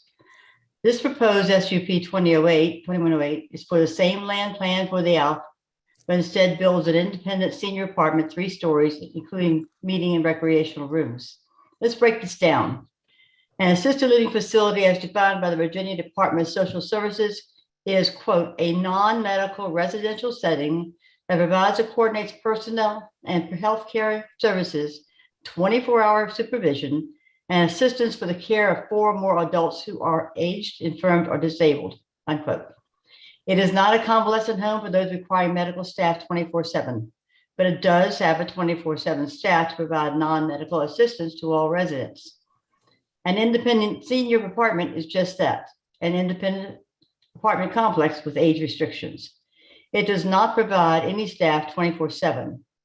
The application speaks to some limited services to residents, but there's nothing that explains what they are. Why is the difference so important? Because an assisted living facility provides staff that can help aged residents in event of an emergency, such as evacuating the building at a fire. The independent senior apartment building, all tenants are responsible for their own safety. Think about this. You rented a nice little apartment here that fits your mom's needs now that she can't take care of that large house you grew up in. It's a 3rd floor corner apartment with a beautiful view of the surrounding landscape. The only one that was left for rent is 120-unit building. She's not completely disabled, but she's a lot slower and not quite as tuned to her surroundings or quick to make decisions like she used to be. One night, a fire breaks out on the 2nd floor, a little further down the corridor. Alarm sound, elevators are locked down. You have that scenario in your head? What happens to mom? Now I direct your attention to pages 4 through 7 of the Fluvanna County and Public Safety Staff Analysis. When you read the various paragraphs, please keep your mom in that situation in your mind. Chief Constantino of the Lake Monticello Fire Department talks about difficulty in deploying fire apparatus to rescue those trapped on upper floors and a lack of stability of that apparatus. Also, quote, water availability will be a significant factor in sustaining the proposed sprinkler systems, unquote, and deployment of fire suppression efforts. In the building design, quote, escape, even in small fire situations and or smoke conditions, will be severely compromised, unquote. Mom is waiting, smoke is slipping under the door. She can hear windows exploding from the heat. Her fear and all the confusion have her frantically waiting to be taken out of the building. Where are you and what are you doing? Hopefully thinking about these types of consequences before you vote to put someone's loved one into that scenario. John Law speaks of the stress in the volunteer rescue squad. He estimates 120-unit senior apartment will generate maybe an additional 150 service calls per year. But that number does not include the ongoing building of 453 additional county-approved at this time in this community. So please take time to read the concerns Major David Wells of the Fluvanna Sheriff's Office has, as his office has to augment and the rescue efforts. Go to page 9, the last page, the infamous page, paragraph 5 condition, as Mr. Miles suggested, was added to address safety issues and be reviewed by building, fire, planning, and legal staff. Okay, what was the result of the review? Does it fix all those concerns stated by these experts earlier in the study? From what I've heard tonight, this master plan has too many unknowns to be a viable approval. I appeal to your impartial sense of judgment to deny the approval of SUP 2108. Help us keep the approved 70-unit assisted living facility that is really needed. I thank you for your services. Oh, yeah, where's Mom? Thank you, ma'am. Next up is Richard Ronley, I think. Go ahead, Richard. Good evening. I really only have one concern about this.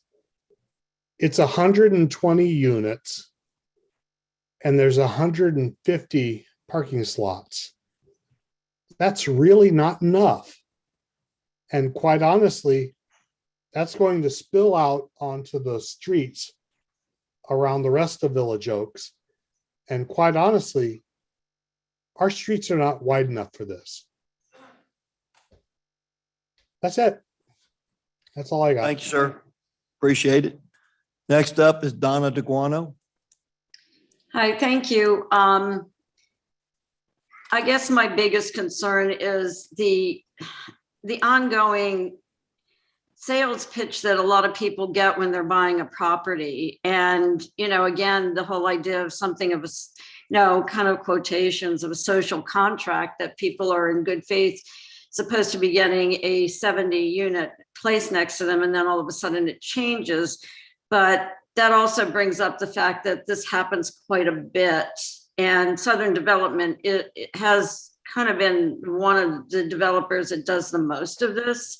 But this was supposed to be a commercial enterprise, and now it's going to be not. So we hear constant pitches going on with the county of walkable communities. And a lot of people, though, I also think we need some sort of town hall hearings, because there are many people that do not want this aggressive housing.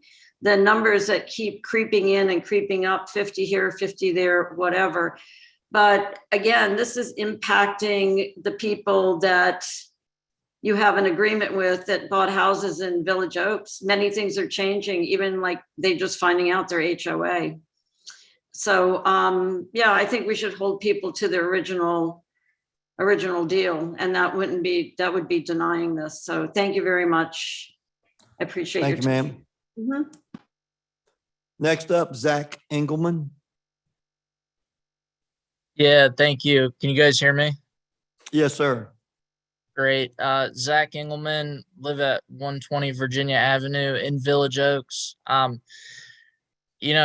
far as the HOA goes and this development becoming part of the HOA, effectively doubling it compared to the rough number of houses in the neighborhood, I don't think I've heard or read about any plans for the developer or, the proposal supplementing our HOA.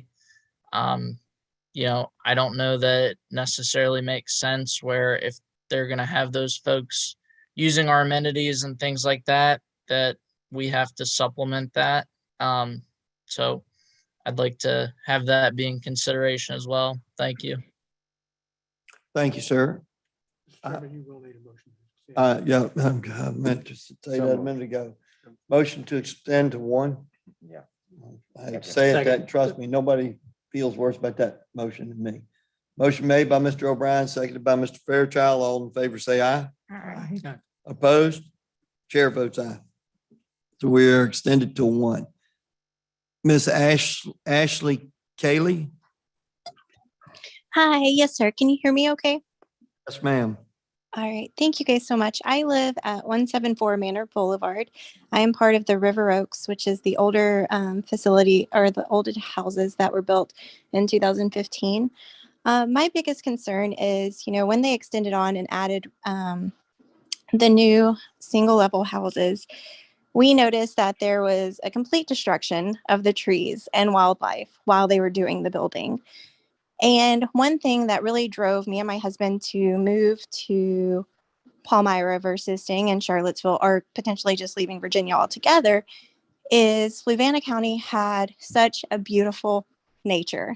You had wildlife, you had trees, and you had all of that mixed in with the community. So well established that you didn't really notice all the houses that you had in Lake Monticello, or going from here to Zion Crossroads, or even from here to going over to where the Food Lion is.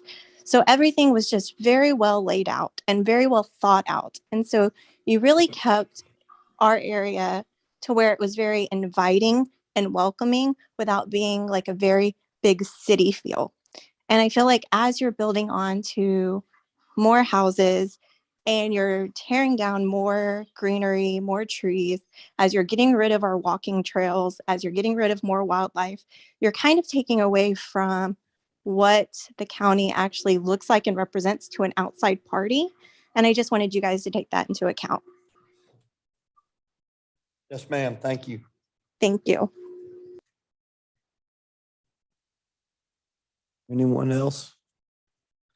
Oh, I just saw somebody with a hand up. Oh, there it is. Miss Deborah Curry. Hello, thank you. Can y'all hear me okay? Yes, ma'am. A couple of things. The last meeting that this was brought up at with Village Gardens, there was supposed to be some more information about aqua. And that was mentioned earlier in this meeting, but it's not been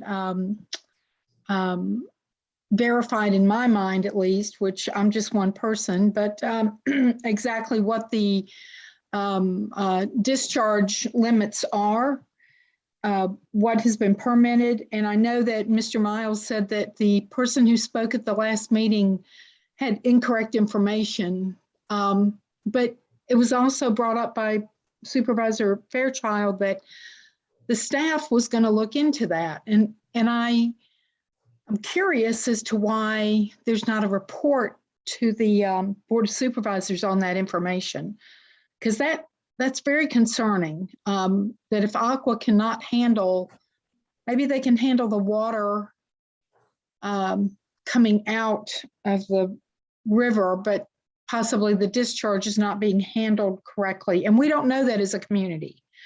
The other thing is the traffic impact analysis. We discussed this, many people brought this up at the last couple of meetings, that apparently under the Virginia state law, the developers or whoever's doing the developments, let me put it that way, the different developments that go in, as long as those developments are under 5,000 trips per day per development, they are not required by state law to through VDOT to actually have to do a true traffic impact analysis. And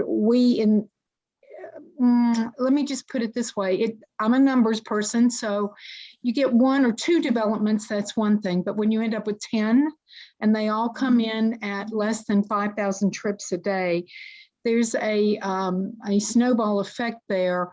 But for some reason, we don't want to look at that you don't have to look at that from a legal perspective, apparently under VDOT regulations or state regulations, until it triggers 5,000 trips a day.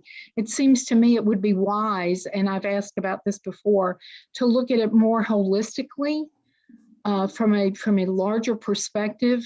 And the last thing that I would say is something that I have spoken about before, and I've been on the county website today and don't see a lot about the comprehensive plan, but unless I'm really looking for it.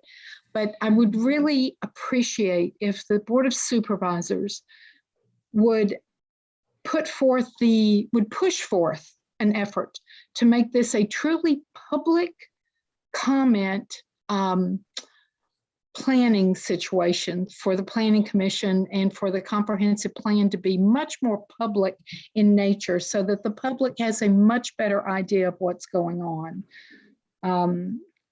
So I really appreciate your time, even to the point of, and I did see in some of the most recent packets about the information of what's going on in Fork Union, that there's a business park going in down there, which I think is great. And I might say that I really appreciate the people that are coming from the Methodist homes.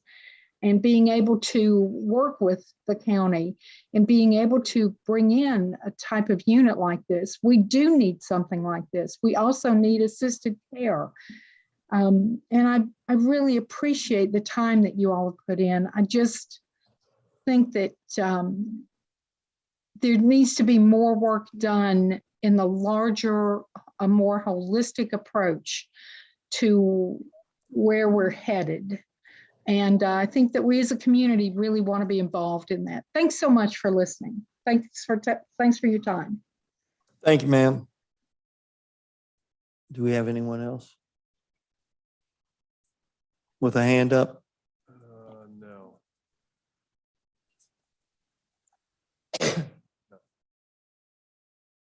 All right, we've checked it.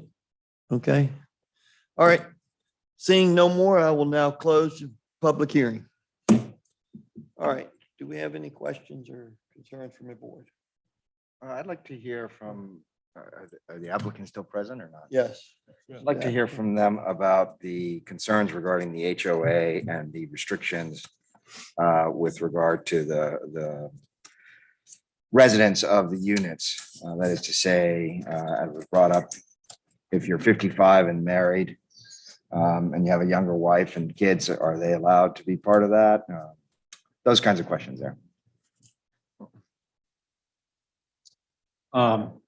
Okay, so the first was about the walking trail. No, it's about the relationship between your facility and the HOA or the proposed HOA that's still being operated by the developer, Southern Development. So the question was brought, Sure. you know. It's been mentioned to would us that amenities it's a be shared or not possibility, shared? but we've not predicated anything on being members of the HOA. Okay. And then the second question was with regard to the age restrictions.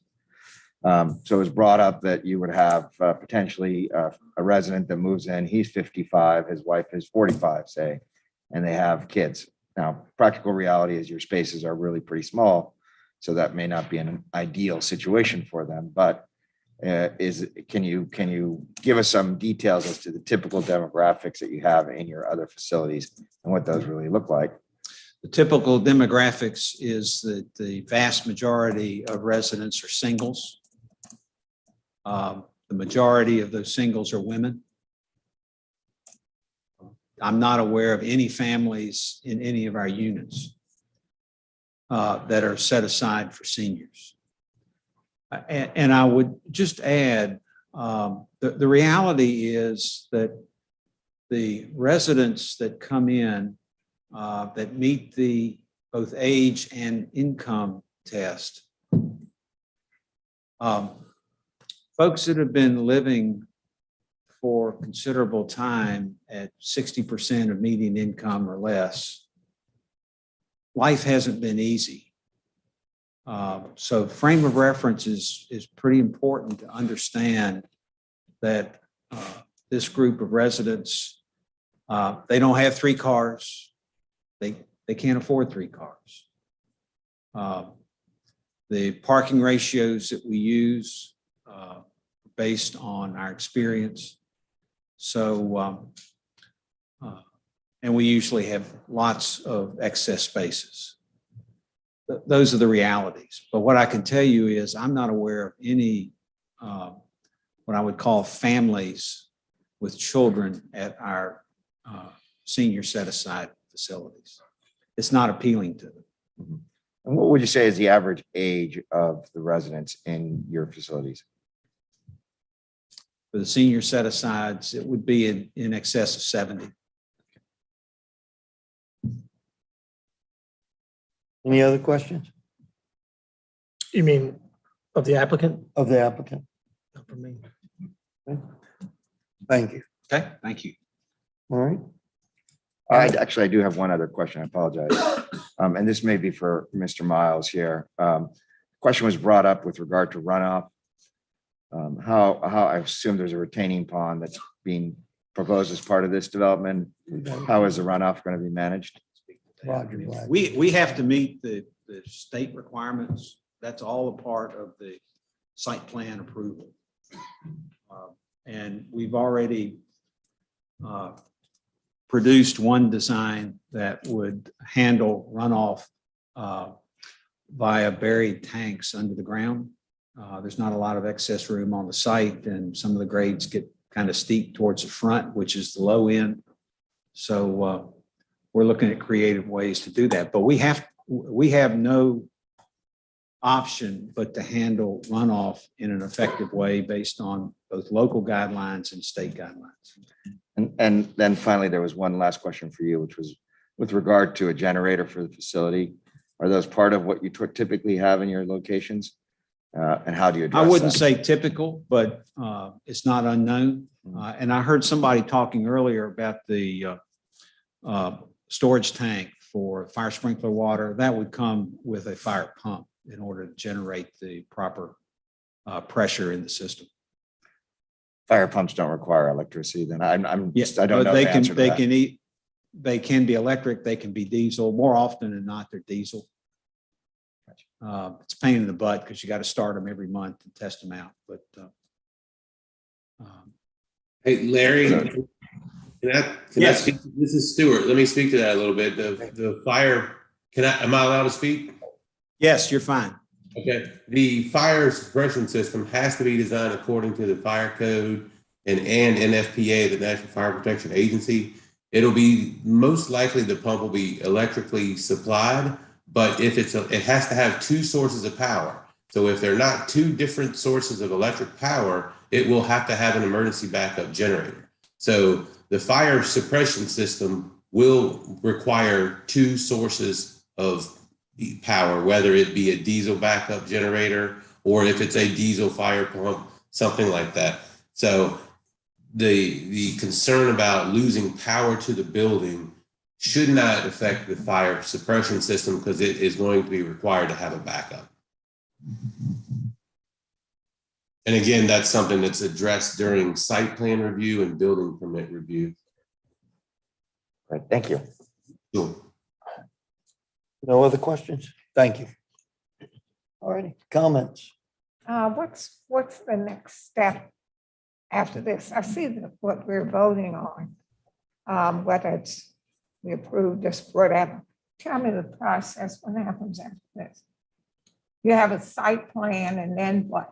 Well, And they then already comes have us the again. zone. The site plan, excuse me, this special use permit is, as Mr. Miles noted, for purposes of adjusting the maximum density permitted. They will then have to go through the process of revising the master plan to change, show the change, and then they have to have the site plan approved. The site plan approved would be reviewed as a sketch by the planning commission, but then it would be approved, and it could be a two-step approval, preliminary and then a final. It has to be approved by Mr. Miles' office. So at the 70, we wouldn't have to be doing this right now. That would be under the 2.9. That's approved on that lot. That was not a residential use. That was a commercial use. Commercial use. I don't understand all that stuff all the time. Well, I wouldn't have understood it either, Yeah. except I remember when we discussed how to resolve that. Okay, because that's the issue that I have is going up 50.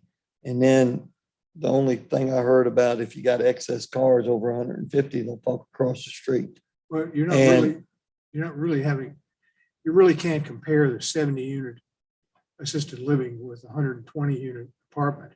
They're not the same uses. I understand that, but one of the big issues that I have is they said excess parking will just park across the street. Well, they're not very good parking lots over there. They're not marked very well and they're not very big. Yeah, I don't think the applicant said that. Somebody said that they would park across the street. I think that was someone during public comment made that. The applicant suggested that their current They had overflow. formulas has extra capacity, not overflow. Okay. Well, I will say, I think it was when Village Gardens first came in front of the Planning Commission, several people from Village Oaks came out to the Village Gardens hearing to say traffic is already an issue, parking is already an issue there. And they didn't even know about this. This wasn't even on the radar. And they weren't trying to affect their own community. They were just trying to testify to let the boards and commissions know what they're already experiencing. So that seems to be in keeping with what we heard at the planning commission regarding village And gardens. this has been in the works for how long?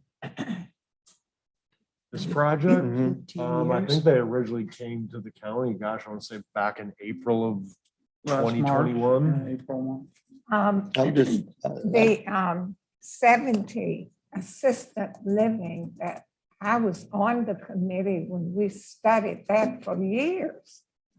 And we had an engineer, I think we had 2 stories. And it was going over, that's the 70 that I think that they're talking about. And we worked with Piedmont Housing Alliance, and we met in the Morris Room, and we had drawings, and we changed. And then I think the economy tankered, or something happened, and that was off the table. Right now, I'm working with the Partnership for Aging group in this county. It was reestablished in 2021. This board appointed me as a supervisor to work with them. And we brought our mission and we brought our vision to this board last month. And our vision was to have a campus facility. And we were talking about it being at Pleasant Grove. And it could also take in all economic levels could use that. And it was going with independent living, assisted living, and skills living, a total program. We hadn't gotten to the point of how many apartments in a campus environment. There is a center in the middle and the rooms kind of like a wheel. And that's the way and they're individual cottages. But I guess what I want to say is, it is so difficult just for us as a community to sit around. And even if we have an engineer and people helping us, then you have to go out and find someone who's going to build it.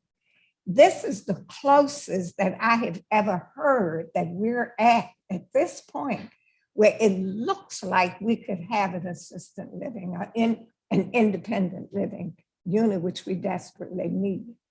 I don't know if we could have 2 stories rather than 3 stories, but it's right here. It is not easy to come up with what you want and then go out and see if you can find somebody to build it.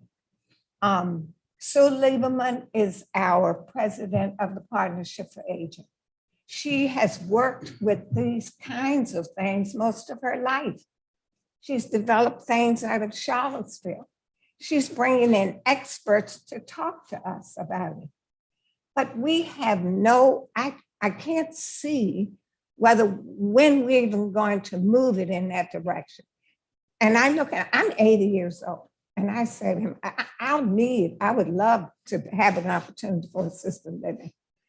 I don't see it in our vision.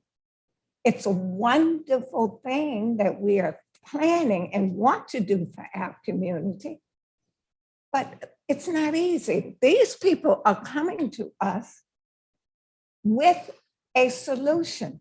It's the thing that we have right here. I don't know how we massage it. I don't know what we can do. I've heard everybody and I understand what they're saying. What can we do to make it work? We need it. And I think everybody says this is what we need. And it's right here. They're telling us. They're not saying. So I we don't need this. know. They're saying we need what we've planned is the assisted living in the medical offices. And that's quite different than what they're proposing. Well, it's still what I'm saying. I know about assisted living because Java did assisted living in Crozet. And I've been on the Java board forever. And we eventually sold it. They had an assisted living. I know the difference between this is independent living. I understand that. But they also said that they had a room where social services come in, doctors can come in, jobbers send nurses out for people. So they have not developed what that room would may be, but it could take care of the health issues as well. I think the practical reality is what Mrs. Booker is trying to get at is that, you know, this was proposed 17 years ago. Yeah. We really haven't had this. I've only been on the board 8-9 years Been now. on here 14. We've not had one presentation for either independent living or assisted living in that period of time. We like to think that we get to choose where a developer, an investor, a church wants to come in and put something. We get to think this is the perfect place where we'd like to have it. But the practical reality is that it has to be somewhere where there's infrastructure. It has to be somewhere where there's zoning. It has to be somewhere where there's support services around for it. Would it be wonderful to have an assisted living facility? Sure. Let's deal with the practical realities, which are that this facility is going to service, which stands in line with most demographics when you look at adjusted income levels that are poor, is going to service primarily women in their mid 60s to 70s to 80s. That's a practical reality. My mother was one of those, and she lived in an independent living facility on the 3rd floor at the Colonnades. Okay, but it was a different facility. It cost $7,000 a month for her to live there. It wiped out all of her savings and wiped out some of our savings as children. Okay, but she had support service there. Even though it was independent living, she had an aide that would come in and help take care of her, which is really essentially what assisted living does. Because most assisted living facilities don't actually provide the level of care that they say they're going to provide. And so most people living in those facilities have to supplement it with an independent aide to begin with, right? So you're still going to have the independent / assisted living facility component. But the question is, when will we get it? Will it be another 17 years from now? I don't think so. I don't know. I don't know the answer to that. I don't know the answer to that. But let me give you some practical realities about our marketplace right now. I own a couple of homes and I rent them out, right? Right now, it's almost impossible to find a rental in Fluvanna County. I have had 10 people say, I have been looking, can't find anything that's affordable. And when I say affordable, I'm renting the place for $2,000 a month. That's a $500 increase over what I rented it a year ago. So what is going to be the difference 3 years, 4 years, 5 years from now, when we already are facing essentially a housing crisis and an affordability crisis in our community right now? Well, Tony, We are facing those things. What about Colonial Hill? Yeah, Circle. that is a different type of facility. It's attracting a different type of person.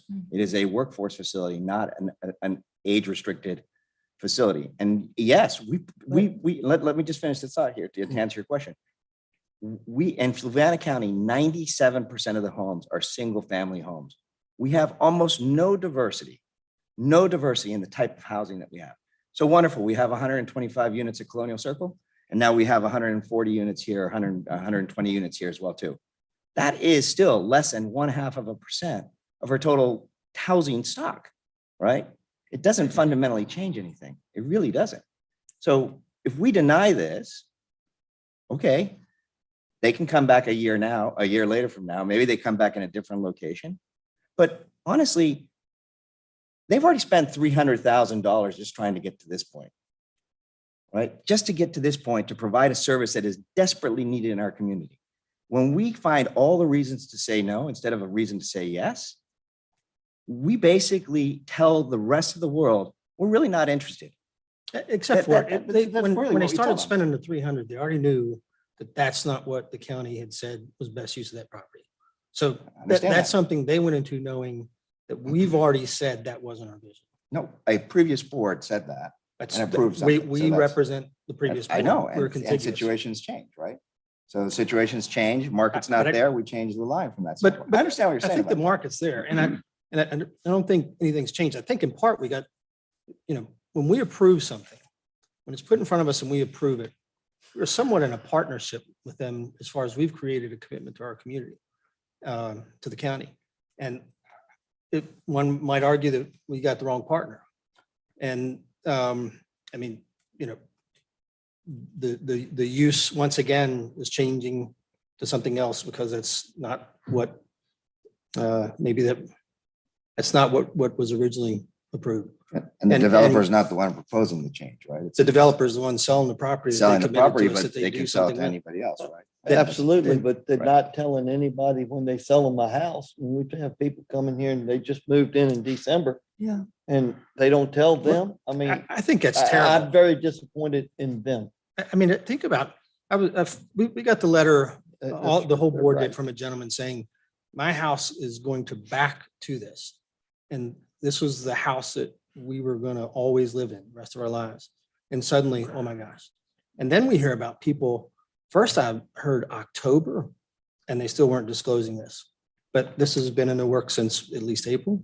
And then we hear December, it was purchased and this wasn't disclosed. That is, I mean, as somebody said, would you want this that close to your home and you didn't know and weren't told that it was coming by the people who own the property when they sold you your property? And that's, and again, the height is going to be dramatic and it's going to be massive. And I can't imagine that their property value, those right there at it, won't go down. And again, we have a contract with those people. We're part of what they were told would be there. And then for us to change that, we have participated in changing on them what their investment in their lifestyle is going to be like. And that's a totally fair point. Except let's say we have a bad contract with somebody. Should we not be allowed to change that bad contract? Let's say a previous board made a bad decision and that wasn't the right situation. That doesn't change the fact that there is a fundamental need right now, today, for this type of a facility. That need is here today. Well, I wouldn't say we made a bad And decision. chances are we will not see that facility around here for 5 more years if we wait. I wouldn't say we've made a bad decision. I would say we've got more participants now in the agreement. And the people who bought those homes are now participants in an agreement. It was the county and Southern Development. Now it's however many homes are in that subdivision that are now a part of this agreement. And our bad decision, if we were to say, which I disagree, our bad decision will now affect, now they've made a bad decision. They've made it clear in on that petition was they focused just in that development and 100 and some people signed just in that development. Understand It's that they are saying, please. No, and I totally understand that. Help our commitment to one of our life's biggest investments in our lifestyle remain what you helped promise it would be. I totally understand that. But the fact and the reality is that things do change, right? If I lived in Charlottesville 20 years ago and I went to Pantops Mountain where the Worrells owned their property, it just looked like one giant field. Right now you have a hospital there, you have apartments, you have single unit houses, you have multiple apartment complexes, all living in that same big, large, open rural space that used to be Pantops Mountain owned by the Worrells. That changed. And I'm sure it changed along the way. The lines were there before. And I'm sure that the people who put a single family home in there didn't think that all of a sudden they were gonna have an apartment and or a huge hulking hospital looking over top of that. I'm sure they didn't think that at that point in time. But things do change. And we as supervisors need to look at the entirety of the county and say, what is the need in our counties right now? We have a critical lack of diversity in the type of housings that we offer. That's just a fact. 97% of the houses are 2 single family homes. You know, that's a fact. All right. Tony, So we really do lack this type of housing, and we really don't have partners showing up and knocking on our door every day saying, I want to put this facility right here. If we did, we would probably say yes to your point. Miss Eager. Hey, Tony, we're going to have infrastructure up at Zions Crossroads pretty soon. Right. And I think that that would probably be a better place. for We keep something on like saying this, that. Because you've got the people who live in Village Oaks. I think Mr. Fairchild is absolutely right. They bought there thinking that there would be, and most of the people who came up here who live there said, I'm okay with the assisted living and the 70 units. Almost everybody said that. And a lot of them said that it'd be okay if it went to 2 stories and 80 units. And I understand that. Maybe they come back and submit that again, and that's a possibility that they can do that. I would certainly hope I that they do just- that. I would hope that the board would look past the fact that it's an independent living versus assisted facility living, because I think the two are very close to each other when you look at how that actually works. I would like to see that. Zion's Crossroads, we're not going to have the water for that facility for at least 4 years in production. And then it's going to require finding somebody who's looking for the piece of property that wants to do that and has the components. Well- So at a minimum, I would say we're 7 to 8 years away for Zion's Crossroads to be a practical reality. I would say The 5. person who owns That's a good Beaver Dam one. Farm wanted to put in, I think, 600 units there, but we didn't have enough water at that time, but someday we will. And I think it just would be, and that's in my area. 17 years, and this board has been talking about it Yes. for decades probably right now. Also, when you drive into Charlottesville, you're right, it used to be beautiful. And now it's just plain ugly. I don't even like to go there anymore. I mean, I understand that, but people love this area. They come and they move to this area, and that's just the way that is. So, but if everybody comes in and says, we need to keep and maintain our particular area beautiful, guess what? There's nowhere for people to live. It drives the housing crisis itself, because there's less stock. And so therefore there's higher demand for the existing stock, which drives the prices up. A colonial house that was just built in my neighborhood is now on the market for $400,000. Not on waterfront, not on golf front, not on anywhere else. Just a brand new colonial house with a 2-car garage, $400,000. Well, that part of that is the inflation in our carpenters and. But my point is, Construction can't who get can parts. afford the $80,000 or But that's $50,000 down payment? That's going to go back down. Maybe, maybe not. And I mean, this is a moment in time. When another thing, when we build this, I think of Nahor Village. When I think of Nahor Village, I try to think of who I know of who already lived in Fluvanna County. I don't know of one house, meaning when I say they've been here for some duration of time, some did come from Lake Monticello, but a mass of people moved to Nahor Village from other places. If we build this, I can almost assure you, we keep hearing about the TJPDC and housing, regional housing and so on. We're going to get a mass of people that are not already from Fluvanna. I believe if we use Nahor Village as an example, if we look at the pressures in the market, that we're going to build these buildings and people are going to come here from other places and fill the mass of it. I don't think Fluvanna is going to get served by this. And so, No offense, but the practical reality again is that 45% of the population is not from Fluvanna originally. So, I mean, that is a massive. well, people, again, right? like you and I recently talked about, if to say that we shouldn't be saying, let's slow this down. If you're at a party and it's a big room and halfway through everything's comfortable and then later it starts getting really full, they're not a bad person for saying this might not be the right place. It's getting pretty full. Sure. And so the people, the from here's are already feeling it. Now the come here's are starting to feel it. Lake Monticello, that is 40-some% of Fluvanna County, an elected board has said, we don't want this. 40-some% of Fluvanna, they are elected just like we are. And they have sent their representative to come and say, this is not good for us. Totally understand that. And so the whole county, I totally understand that. is saying, all right, that's kind of enough. And not just about the whole county, but as Mrs. Eager said, over Village Gardens, we are really slamming it on the Lake Monticello Beltway. I mean, it is, in my opinion, worth, let's give it a little bit. We have the pipe in the ground going to Zion's. Let's put it where it's a good place to have it, where if there is an ambulance that has to take somebody somewhere, they hop right on 64 and go to the hospital. And if I could just quickly read and to say that the market changed, I don't think, given who got these things approved, that we should necessarily think it's because of market change.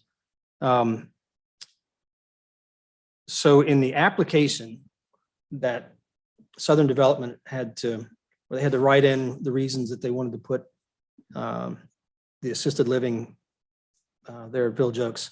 An assisted living facility provides a service not currently available close by. As far as enhancement, they had to say what an enhancement to the county it would be. Current residents will be able to remain instead of relocating in search of services. Necessity of use.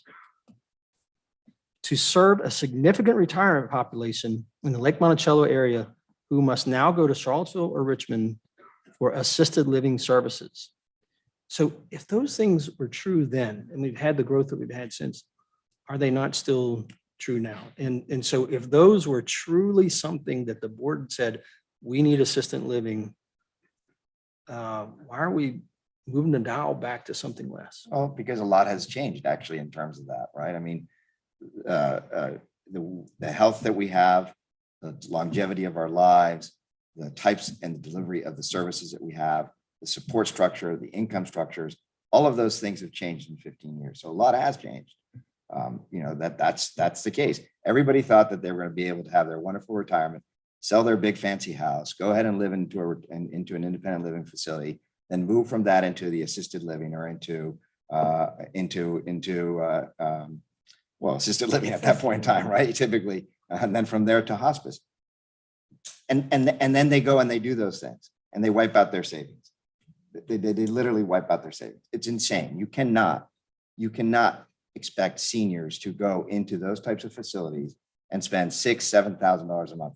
The fact that we have a church-based service that's coming in here that is specifically targeting and trying to make it affordable, and the fact that we are saying we don't care about that affordability, and we're going to wait another 6 or 7 years when we already have a crisis here happening right now, to me is a grave mistake. We have to serve the entire community, not just the villages of Nahor, or not just Village Oaks. We have to serve that entire community. But I don't feel like and we're not going to get it because we don't get these opportunities to do this. We haven't had a presentation for this.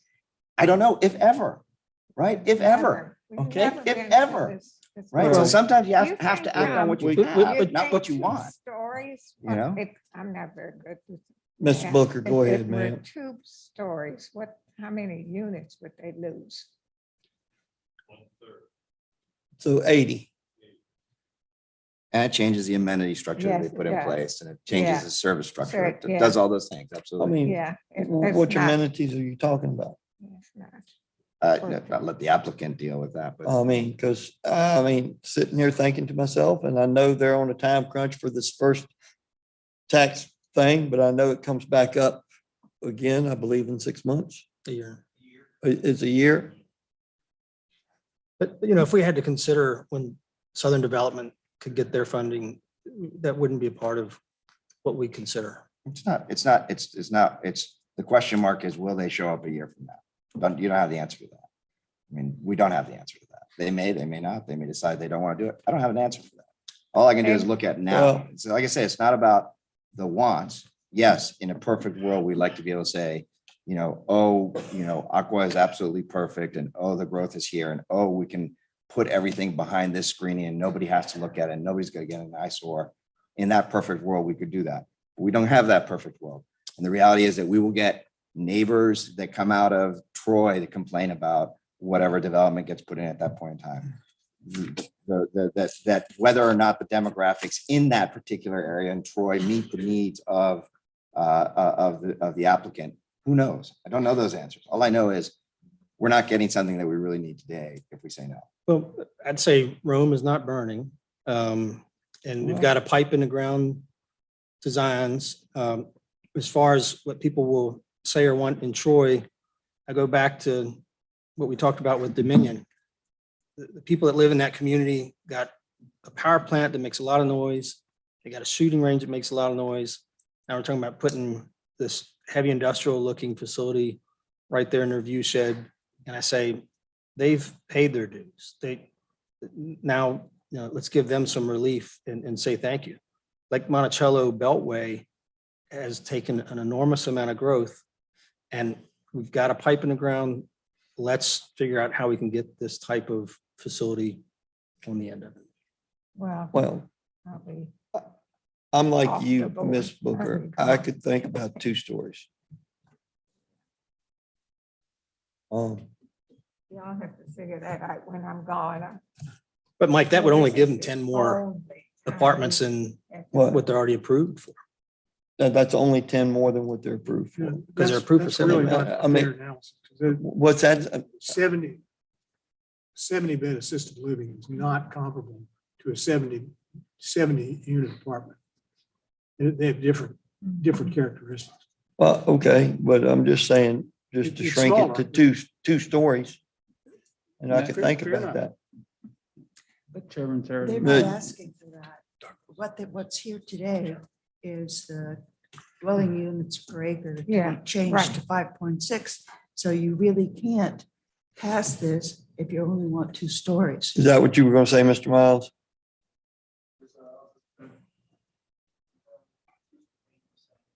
We had the conversation with them about how do you do 70 apartment units? First of all, they didn't want to do 100, I mean, they want to do 120, but 70, you can't, it doesn't equate. It is in the R3 district, multifamily multifamily dwellings are by right use, okay, in R3, 2.9 dwelling units an acre. That's a by right use, but not assisted living, as Mr. Payne said, is different. It's bedrooms instead of an entire apartment. So there's a difference. And then the assisted living facility is by special use permit. So if someone wanted to do an R3 apartments and they only wanted to do like 50 in 1-story buildings, 2-story buildings, then they could do that. But that's not what they wanted to do. We did approach that initially. How do we do it by right? And then it didn't work for them. So- And plus, remember that they have approvals they have to get unrelated to us in our decision-making that press them to go to a higher number. Yeah, that's why I'm asking if they could go to 80 to 2 stories. I think the answer is no. Well, and, you know, one more thought is, again, by definition, if the lake area is 45% of the population, it's concentrated in a, 10, whatever, however the square. Very mileage is, small area, then it is a very good educated guess to say that the majority of the people that are over 55 and 65 live in the lake area, and that a large number of those people who are in fact no longer able to afford their home because property taxes have gone up, because the price of the value has gone up from that standpoint, because because they've depleted their savings, or maybe their spouse has died, or maybe they simply don't want to take care of that property any longer. They don't have a place to go to stay close to the community that they've lived in the majority of their life. Although, Unless they can afford to buy a $500,000 house at the Villages of Maywood. Okay, unless they can afford to do that, they don't have a place to go. But there are a lot of people that will not have that kind of income available to them. So, this is actually a real need for the community, the lake community, and the people that live around the lake as well. I disagree. Yes. When it hits the market, It is. people are going to move there, and it's not Sure, all. they might move It's to not Zion's all going to Crossroads, be. but that's not their community. That's not where they've lived. No, I'm saying when it hits the market, where we're talking about, people are going to move there that are in the price range, right price range for that, just as you did in the right Yeah, price, we'll right accept price that. range for Nahor. They're going to come there from outside, and the Yeah. mass of those buildings are going to be people who are not from But you're Fluvanna. predicting, and you Oh, mean everything we do is don't- predicting. You can't Oh, totally don't, say that. but everything we do is Completely. predict. I asked the applicant that question specifically. Where did he expect the majority of the people to come from, whether they were going to come from the outside or from the area? And his answer was, most of the people are expected to come directly from the area. Yeah, but So I'm just saying. I want to be respectful, but of course he said that. And we have Nahor Villages, an example to say that that's not necessarily true. We have the entire lake to say that's not necessarily true. No, I'm But talking we about a don't have that 55 type and of housing. under, 55 and over. Yeah, community. because sure. That's one of the very few places that you can go into an age restricted neighborhood if you want to in this area. Right, That's the it. area. Yeah, All in this right. area. Well, do we have a motion? I move that the Board of Supervisors deny SUP 2108, a special use permit request to construct senior multi-living dwellings by increasing the maximum gross residential above 2.9 dwelling units per acre to 5.6 dwelling units per acre with respect to 5.9 plus or minus acres known as tax maps 9, section A, parcels 14 and 14C1, along with the 5 conditions as found within the staff report. Do I have a second? A second. All in favor? Aye. Aye. All opposed? Aye. I'm sorry. what was the Aye. vote? Right now, it's sitting there 2-2. Can you imagine that? Mr. Fairchild and Mrs. Ms. Eager are Fairchild, in Ms. favor of the Booker, or motion. nay? Mrs. and Booker and Mr. I O'Brien. would rather defer it than anything. Because I don't want to run the group away. I've been a member of the Methodist Church my whole life. My mama might reach down from heaven and smack me. But I got too many questions right now to approve this tonight. The practical, again, I hate to use that word, Well, I've used it more than any other okay. time, but here's the Yeah, thing, just to your point, is that they need to meet a March 10th deadline. I If they don't meet understand So that. let me just finish the thought. Then they should have gotten here before No, March, let me just before finish the thought. February, the daggone. So the reality is, it's 16th. irrelevant if we defer or deny, because Yeah. they gotta wait a year anyhow, so it's really irrelevant. So you're saying, It doesn't really if you're matter. going to defer, go I ahead mean, and you deny. can correct me, but That's a good point. Go I ahead and think- deny. I think you have to wait a But year. then You it have to wait a can't, but year. then it can't come back till right before the daggone deadline again. That's true too. Keep in mind, and amen to the Methodist side. But I it's really, mean- but it's really, it's somebody wanting to develop something that could have just as easily have been Southern Development making the same arguments. I mean, and I'm not against growth, but right now, I can't make this decision want me tonight. To change my motion? Well, the vote, unless you're going And I've to withdraw seconded.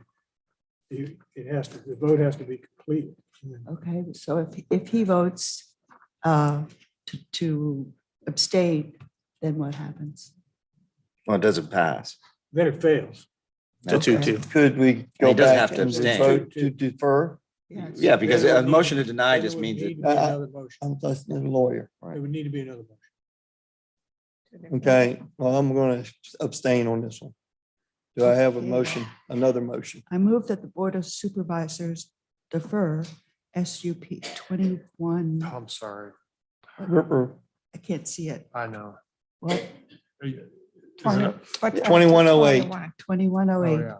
a special use permit request to construct senior multifamily dwellings by increasing the maximum residential above 2.9 dwelling units per acre to 5 dwelling units per acre with respect to 5.9 plus or minus acres known as tax maps 9, section A, parcels 14 and 14C1, along with the 5 conditions as found within the staff report.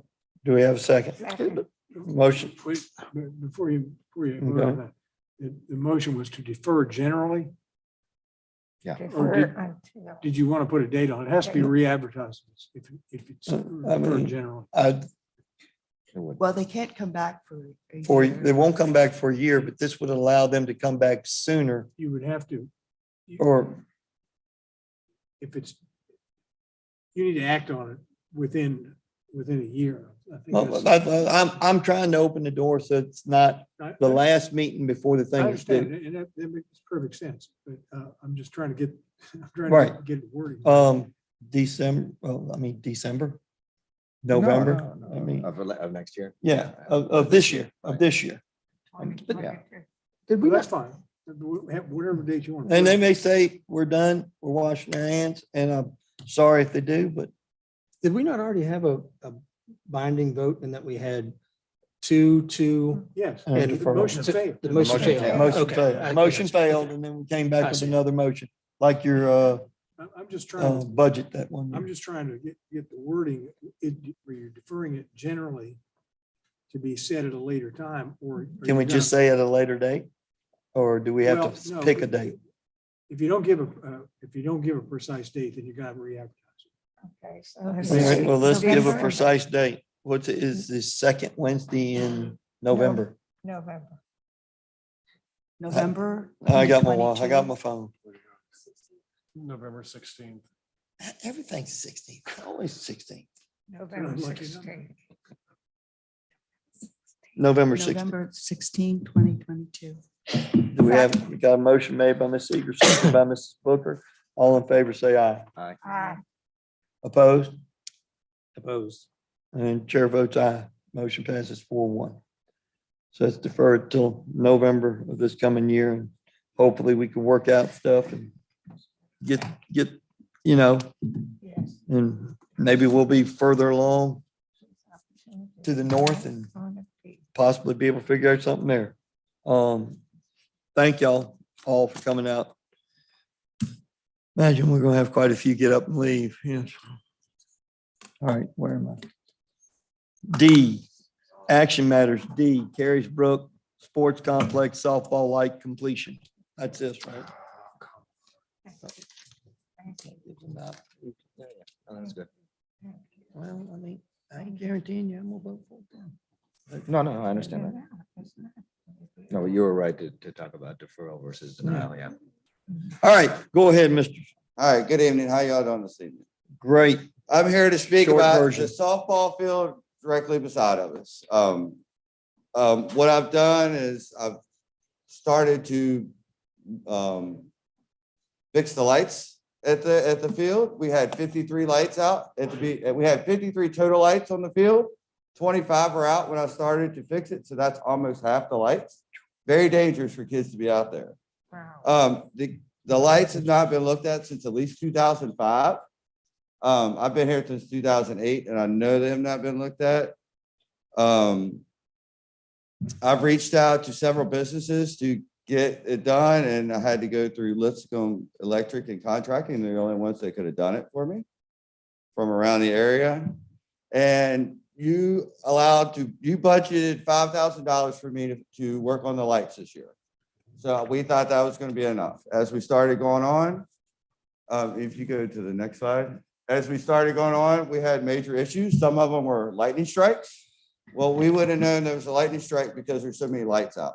So when that happens, you just don't know, and we can't turn that into our insurance. So I'm trying to get our field fixed. So what I've done so far is I've spent $1,350 on 6 ballasts, 330 light bulbs, like $2,100, $2,200. The contractor is about $6,600 for about $10,143 so far. What I'm asking is for up to $9,000 to finish the project. I hate to not be able to give you a firm number, but the number will depend on if I have to rent a lift truck to fix a light bulb that got burnt out because we blew a fuse or something down here. So we might have to get back up top. They're trying to do everything by ladders.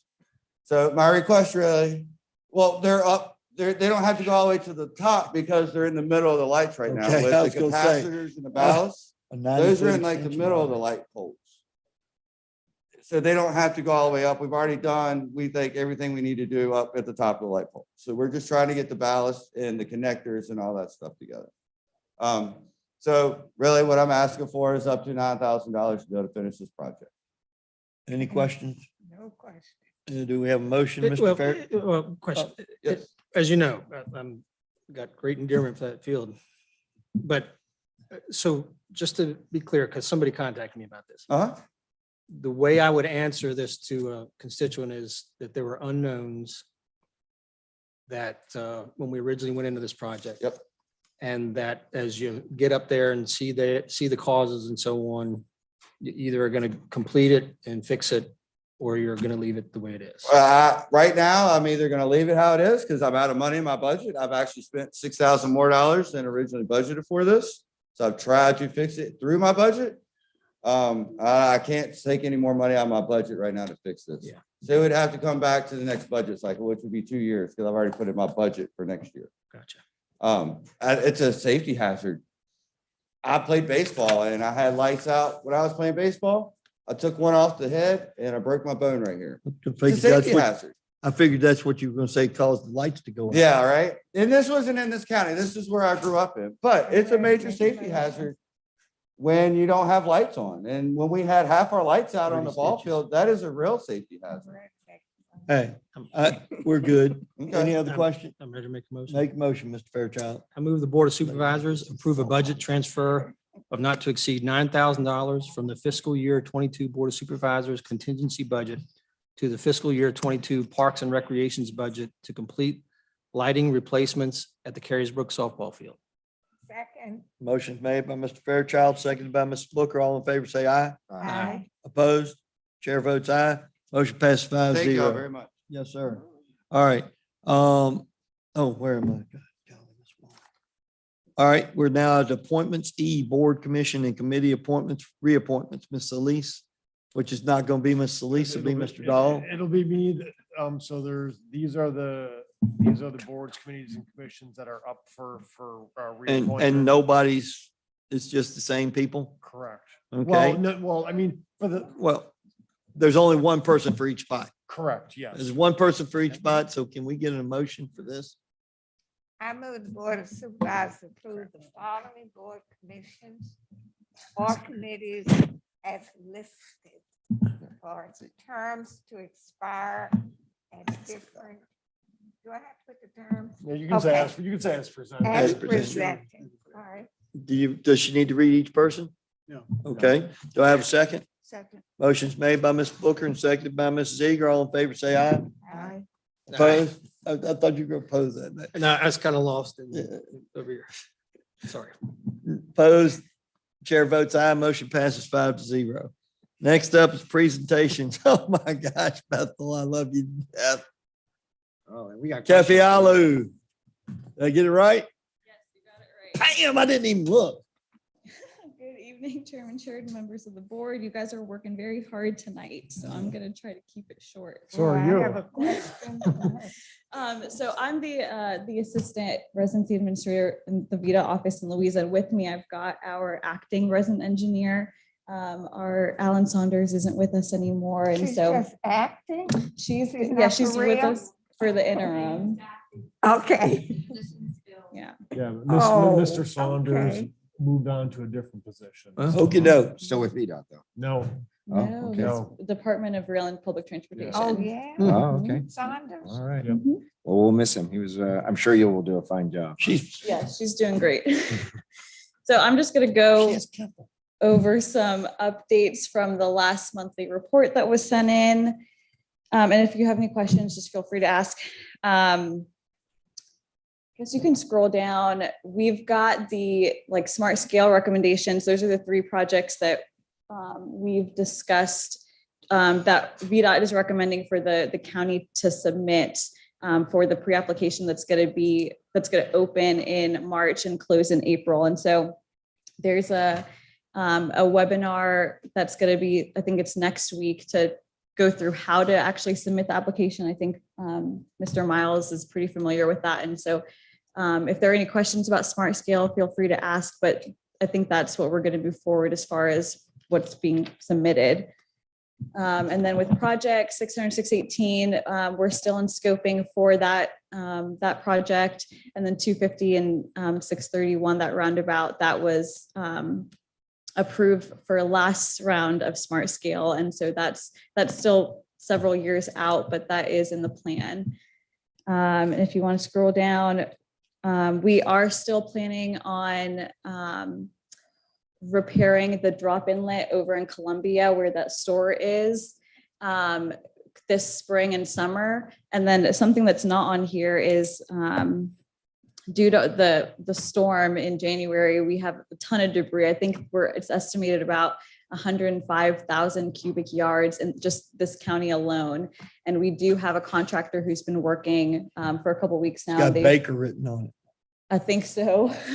I And pass him every day in the bus. yeah, so far they've collected 10%, but they're working hard to get all of that cleaned up. And our area headquarters is also working to get all of that cleaned up too. So those efforts are in progress right now. and there's been questions asked. what do you do with the trees that look like they're Yes. partially in the VDOT right away, but they're hanging on like CenturyLink telephone Yes. wires and lines and stuff like that? So I believe that our contractor is equipped to address those. So if anyone in the community sees any of those and it's Oh, not been picked up, plenty let of us know. Venable You road. drive Route 53. Yes, Route- They're everywhere. Yeah. Yeah, there's a There's more, tree yeah. that I don't see how VDOT can go by there and not get that off the. They're working on line. 250 right now, and that's exactly what they're doing. South Boston Road. They're getting the major thoroughfares and they're gonna work their I way out thought to that us. they had a- We'll see 'em in they had June. a contract to do that. Oh, yeah. Or they're waiting for FEMA to get their Can- FEMA. Can I give you a couple of road signs?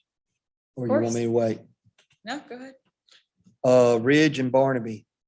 I don't know how it got knocked down, but there's no stop sign there anymore. Okay. It's laying over in the ditch. 4,000 block of Venable. There's a school bus stop ahead sign. It's literally leaned into the cedar tree that I think broke it, knocked it down. It's yellow. Big old school bus stop ahead. Yeah, no. I don't even count street signs. I'm not even worried about them being knocked down. They get, if anybody's driving those roads, knows where they are for the most part. I'm sorry. Yeah. That's one thing with driving around. Yeah. But, Thank you. I'm not sure that you answered the question about the trees that's leaning on the lines and just by coming into the road. Whose responsibility is that to get them cut down or whatever? So Is it our VDOT people? it's not our VDOT people because if it is still It's VDOT, VDOT. it's still VDOT, but not our local office because we're not authorized to work within so many feet of Yeah, a energized right. line. So we would have to work with the utility or a contractor that is specialized to work within the vicinity of an energized line. And I believe our contractor is, but they'd just have to coordinate with the utility companies. So are they riding the road and seeing these or somebody we have to call? Yeah, do we have to call and report? Because we can give you a whole big Yeah. list of trees Well, and lines. where that student school bus stop sign ahead is, there's got to be at least 8 trees. It's The Yeah. tops of trees are hanging I would out. just have to think, I mean, you gotta have somebody drive the roads because you're Yeah. not gonna be told You're about all right. those and there's 1,270,000. We Yeah. do. We had a whole slew of people go out and take pictures and capture Mhm. every tree that they could find on all the roads. And we've got it mapped out and that's what the contractors using to target where they're going, where their debris cleanup. Is VDOT responsible, say, for trees that are hanging on power lines?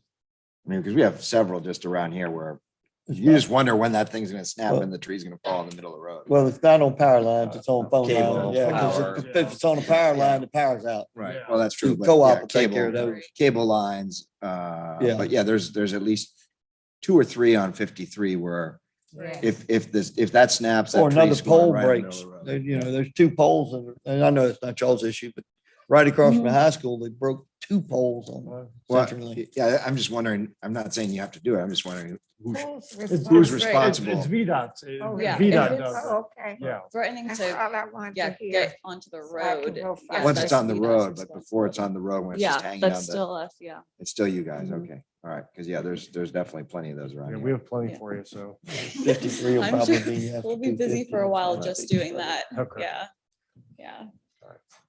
And then with resurfacing, we just put together the list for the roads that are going to be resurfaced this calendar year. And usually Fluvanna counties gets theirs done at the end of the calendar year. You guys are going to be first this time. So come April, you'll start to see our contractors out, putting plant mix down, surface treating roads, things like that. So we'll be sure any areas that need advance warning, we'll make sure that there is some so that it's not a surprise to the residents. And then with traffic studies, I did get an update for one that's actually not on this list. It's Route 659, the speed study up around Columbia. They reviewed the speed in the curves in the town, and they're going to be reducing the speed from Shannon Hill 605 down to the Columbia limits from 55 to 45. And then raising what's within The Columbia. 15 mile an hour. Yeah, the 15, that'll be 35. And then they're going to add a bunch of curve warning signage. Yeah, because a bunch of them have been knocked down. And the problem with Yeah. that is there's so many tractor trailers going through there. Mhm. They're probably, I'll let you know if they get Yep. knocked down. Did we Let me know. get any, did we get any FEMA funds for the trees? No, not We yet. Somebody just texted me and said we had 45. funds to get the trees up No. from I'm hearing FEMA. we will get. Okay, so at that's least VDOT will VDOT. get All right. reimbursed. Yeah. Okay, Yeah.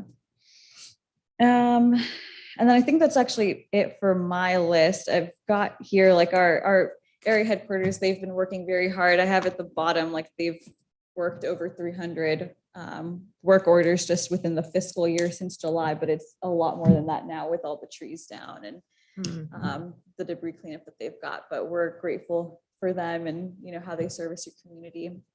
So I got two questions. yeah, Or maybe two items you can look into. sure. And just as a preface to it, how long has Mr. Saunders been going? Oh, it's recent. It's like a like week. 4 days. Yeah. not Okay. long. So there, to my understanding, Lake Monticello at some point bought 2 lots on 618 to add another gate just down from Colonial Circle. And with all the conversation about the safety issues at Monash, we've now had a good bit of conversation about what if we did put a gate there. It would have to take a good bit of that traffic off of Monash. A lot of people are going past that to get to Monash and go out on 53 instead of going all the way down to the main gate and up. So there's people in that vicinity that would go there and it would take a lot of that pressure off of Monash, I have to assume. Mhm. And so somewhere between the county, the lake and VDOT, we need to start that conversation again and see if 3 minds can agree that there's something we can do Their there. proposal was to put that gate in and then make Monish a right turn only, Yeah, right there in, was- right out. Yeah, Mr. That's it. Saunders, when he was here, I mean, there was discussion once the roundabout was in that Monish. Right there was in, right out. Discussion of Monish not only being right in, right out. And he was gonna put those yellow things in the middle and one of the guys, Chief Constantino goes, well, what if a fire truck's coming around? Well, I said, they're plastic, run over 'em." Yeah. Mhm. But whatever it looks like, if we, a couple weeks ago, were so concerned that we were considering how it would affect the development and so on, that says we had a high level of concern.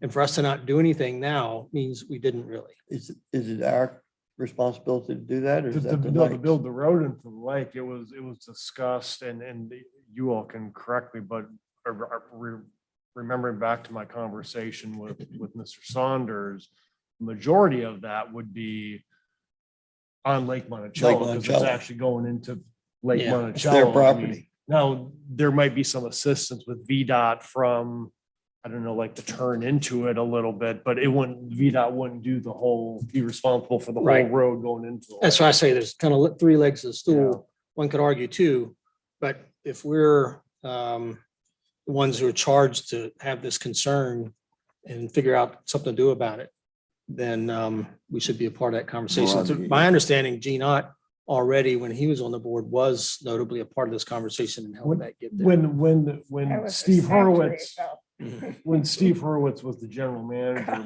myself, Mr. Hurwitz and Alan Saunders did have that conversation. This was Not long ago, 3-4 probably years. about, A few years ago. yeah, it was a couple years Yeah, ago. it's Not long. So where did it go? Really the discussion at the time was this before the roundabout was done. So the discussion was, let's get the roundabout done. Let's start moving towards closing this off to see what happens with some of the flow of the traffic and then. The Did idea Illinois was board that ever if vote on somebody that or not? wanted to take a No. left turn out of Monish, they took a right turn, drove the quarter mile to the roundabout, and did a and come U-turn. back. Yeah, I think the challenge is, I mean, I would think a project like that is in the several millions to do. I don't know, but to build that kind of an entranceways, Yeah, I'm not sure what kind of investment would be needed to actually create the gate in the entrance. Certainly VDOT could help with creating like a right turn lane Right. into it. I mean, we could right now go out and make Monash Gate a right in, right out. And I think now that the roundabout has been installed, it would probably improve flow and prevent those angle crashes that we keep seeing a lot of right there. But even if you the- did nothing, no change at Montescate, Mhm. and let's say you just put the turn lane in at this new gate, and Lake Monticello is ready to invest in the gate, getting the gate up. If you did nothing about Monash, it would have to make Monash so much safer just by pulling a lot of people to this other And gate. we talked about that. The problem would be if you went up and did that Monish right in, right out now, then you'd have people going down to that little pull off right below it and trying to do a Right, U-turn. That's what I'm saying, even if you didn't do that, the right in, right out. Yeah. If you just move a lot of those Right. people coming through this other gate, it has to be a dramatic Alleviate effect the on time. safety at Monash. The reality is both Monash should be fixed and that gate should be put in place as well too. Yeah. I mean, the proffer that was being made by the developer, I thought tried to make a relatively good move to improve Monash, which maybe is something that VDOT could look at because it didn't seem like it was particularly significant, but I think there are probably some acquisition rights that would be involved with that. But basically they were essentially creating a middle straight through lane Right. with a turnoff lane in between. for It is Monash. significant. Have a because left it- turn lane. It wouldn't only be acquisition, but it's property that is in conservation. Right. So it's a, Well, think and it'd be I think the big piece of it is the developer that was working on both All of right. them. already I had- tell you what, guys, let's Yeah. have this conversation. Yeah.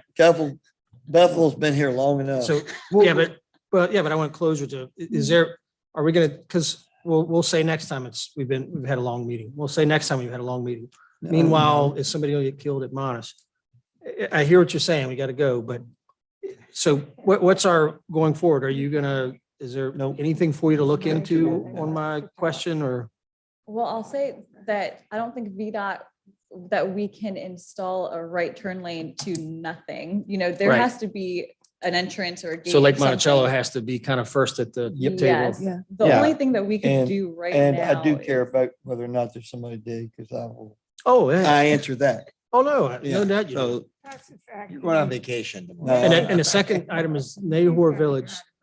A citizen contacted me this week and said that their understanding was that every road was supposed to be taken over by the state and that only select roads in Nahor Village have been taken over by the state.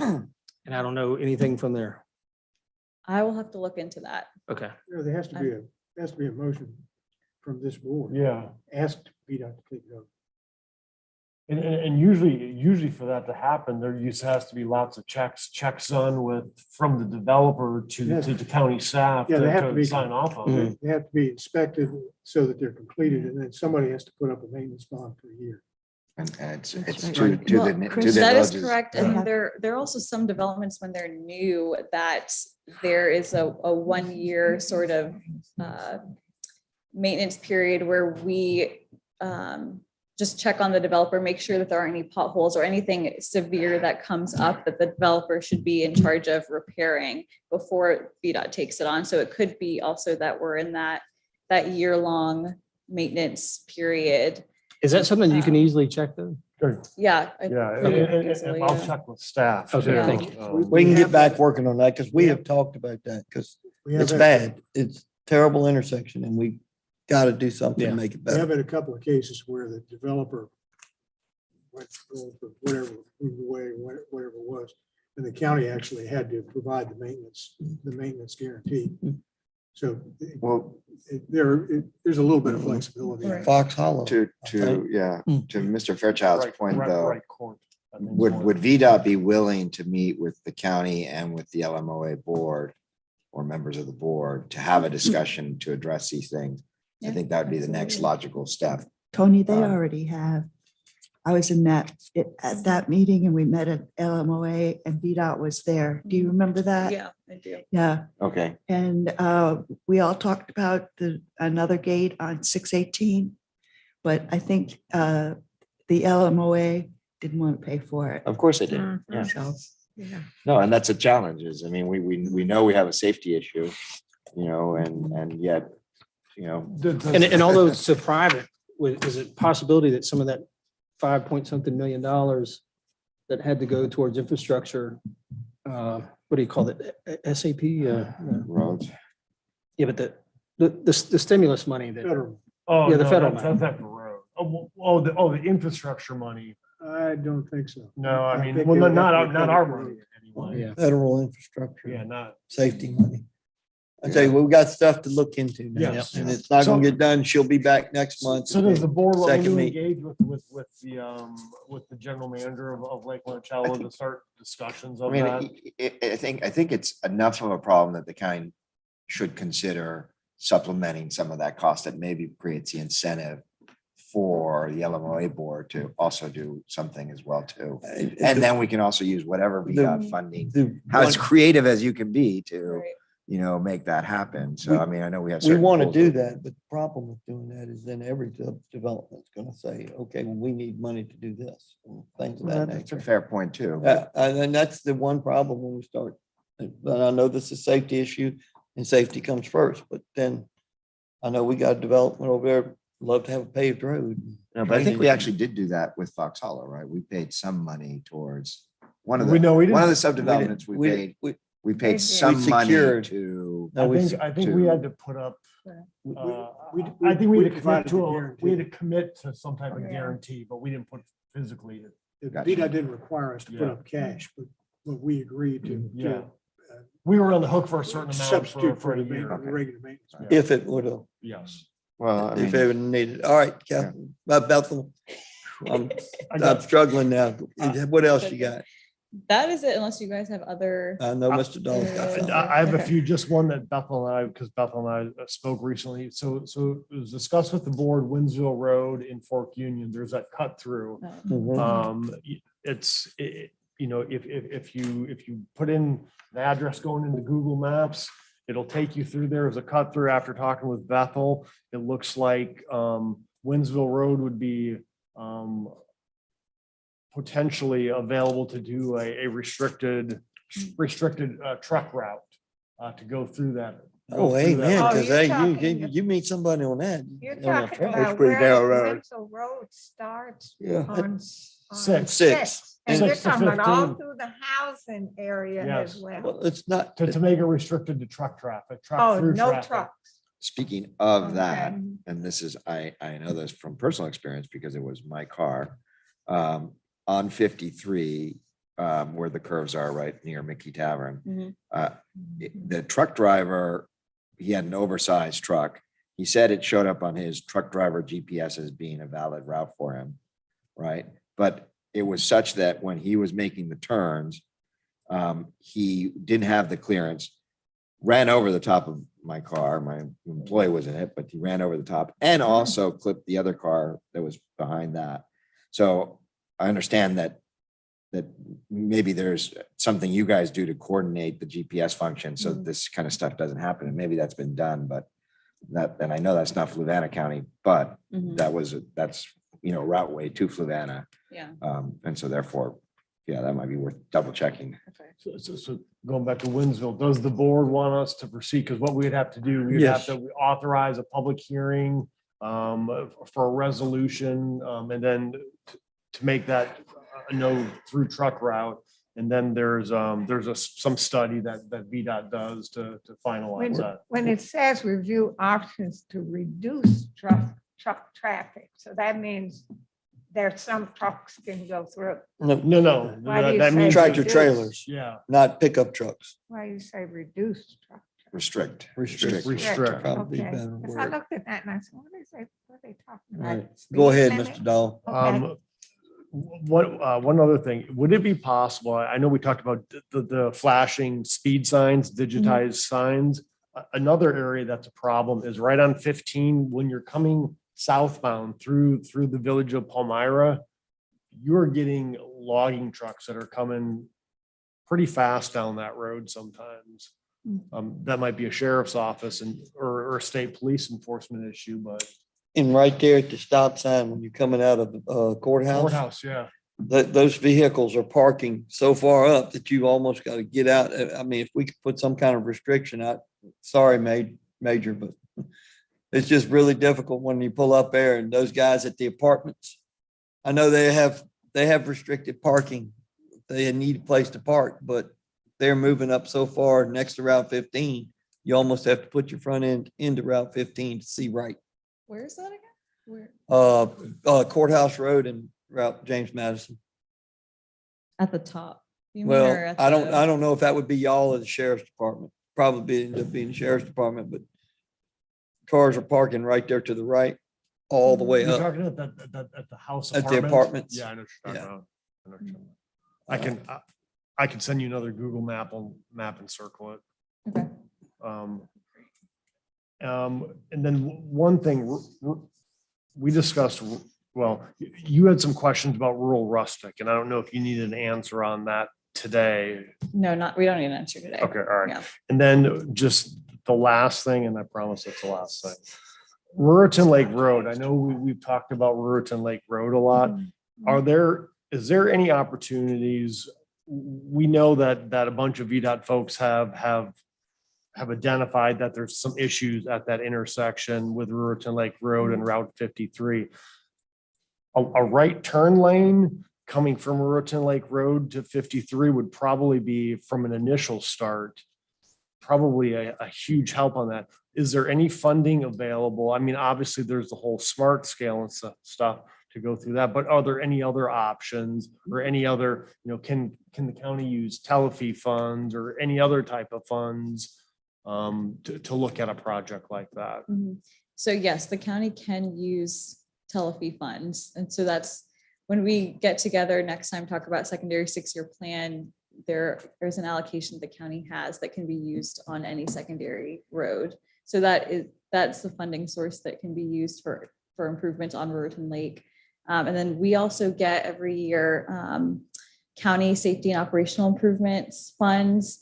And so we don't have any more for this fiscal year, but come July, we should have a new allocation, and that's something else that we can utilize. Yeah, Ruritan Lake Road, I mean, there is a giant backup on that road. Do you mean a right lane going off 619 towards Palmyra? Yeah. Yeah. Isn't most of the traffic people? The problem with that is you end up with people sitting beside each other, and then this person can't see left. And that's the problem I have with that one. I'm not fussing with you. I see what you're saying. I'd rather have a right turn lane off 53, so if they know they're turning That's what right, I was imagining. they can go ahead and take the right turn. But if you have cars sitting beside each other, the one on the left can't see right, the one on the right can't see left. And it's already bad enough. If you put in a right turn lane there, you're gonna go down the hill. Plus to and- your left, you have that hump. And that's what I was gonna say, you're going downhill and you won't be able to see over that hump at all.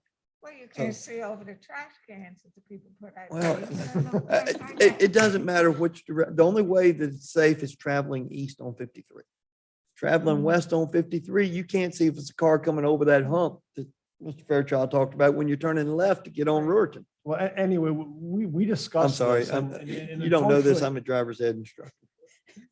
We discussed this with VDOT. Unfortunately, from a smart scale standpoint, from some of the traffic studies, it doesn't necessarily meet some of the high scoring marks that it needs to go into smart scale, but something needs to be done there because it is a problem. We and can, there's- Bethel could come ride with me Yeah. in the driver's ed car with a couple of the kids driving. I go all the way around, talk to you and all the way around there. Don't come. Come with me every time I pull out a Riverside gate. It'll scare you.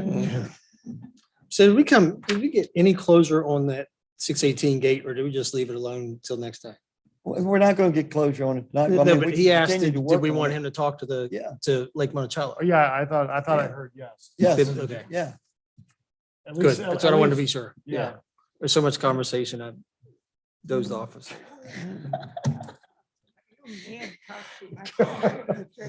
You and I will have our own conversation. I was All right. reminded about Carey's Brook Road. I looked into that straight stretch on Carey's Brook.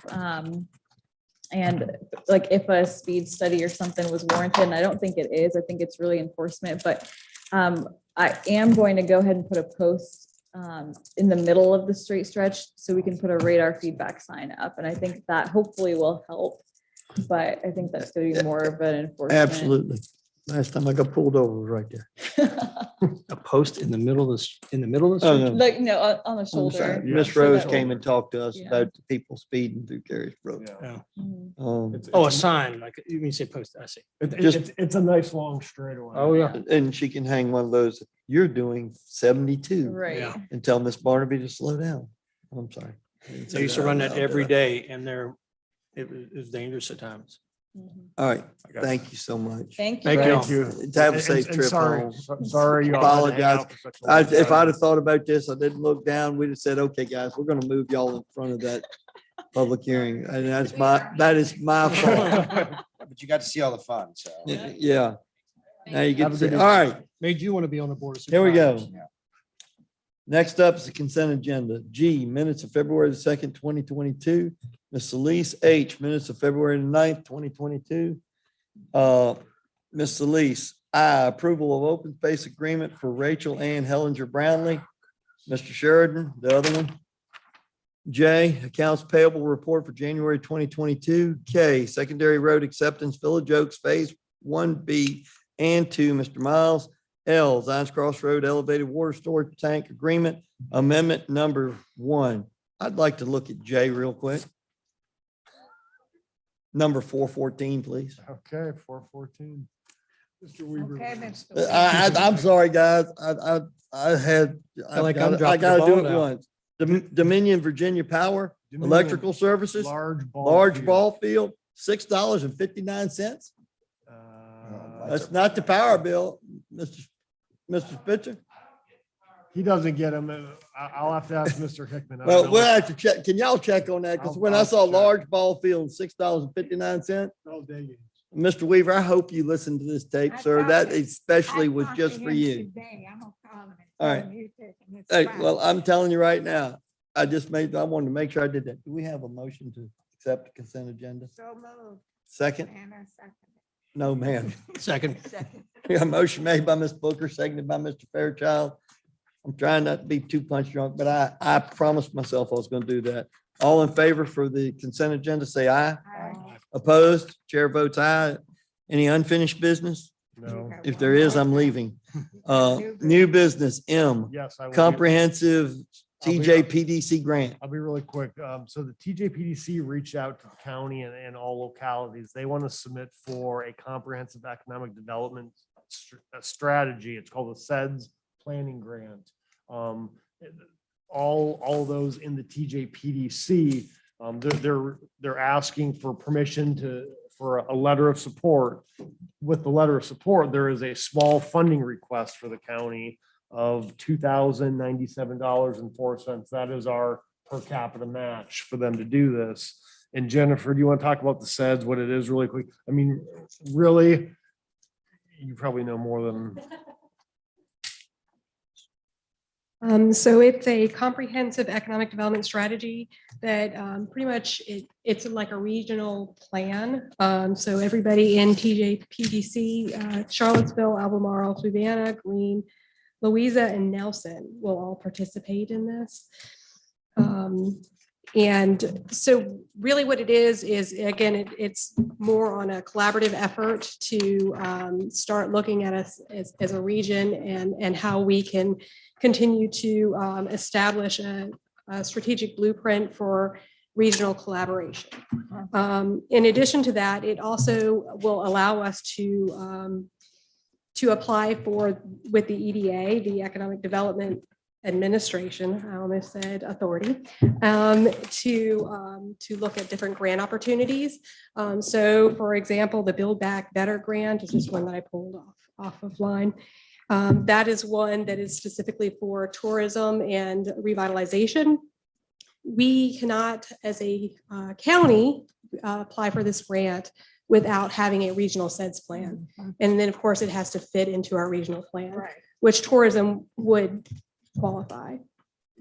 So again, the match is 20,000 total from all the localities. In our portion is a little over 2,000. So one, there's a letter of support we would submit if the grant was approved, then we would be responsible for $2,000. So As your TJPDC representative on the board, I would strongly urge the board to say yes to this. So anyway, so I got head nods to move forward. Mr. Fairchild, Mr. Seeger? Sure. Sure. I'm gonna say no just because I want to. Do I have a motion to it? Oh, shoot. All right, no other new business? Okay, I will now open the second round of public comment. Anyone wish to address the board? And if you do, your budget's getting cut. I can tell you that right now. Anyone wish to address the board, keep your comments to 5 minutes on topic and direct it to the board. Also, please state your name and address. Does anyone wish to speak to the board at this time?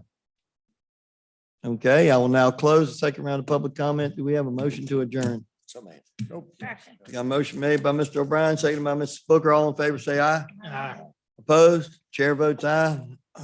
And again, We are budget, adjourned. budget I work gotta go session to here bed. again next Wednesday for county agencies, fire and Mr. Donald, rescue, I'm social just gonna tell you straight up, services. I'm not gonna get on.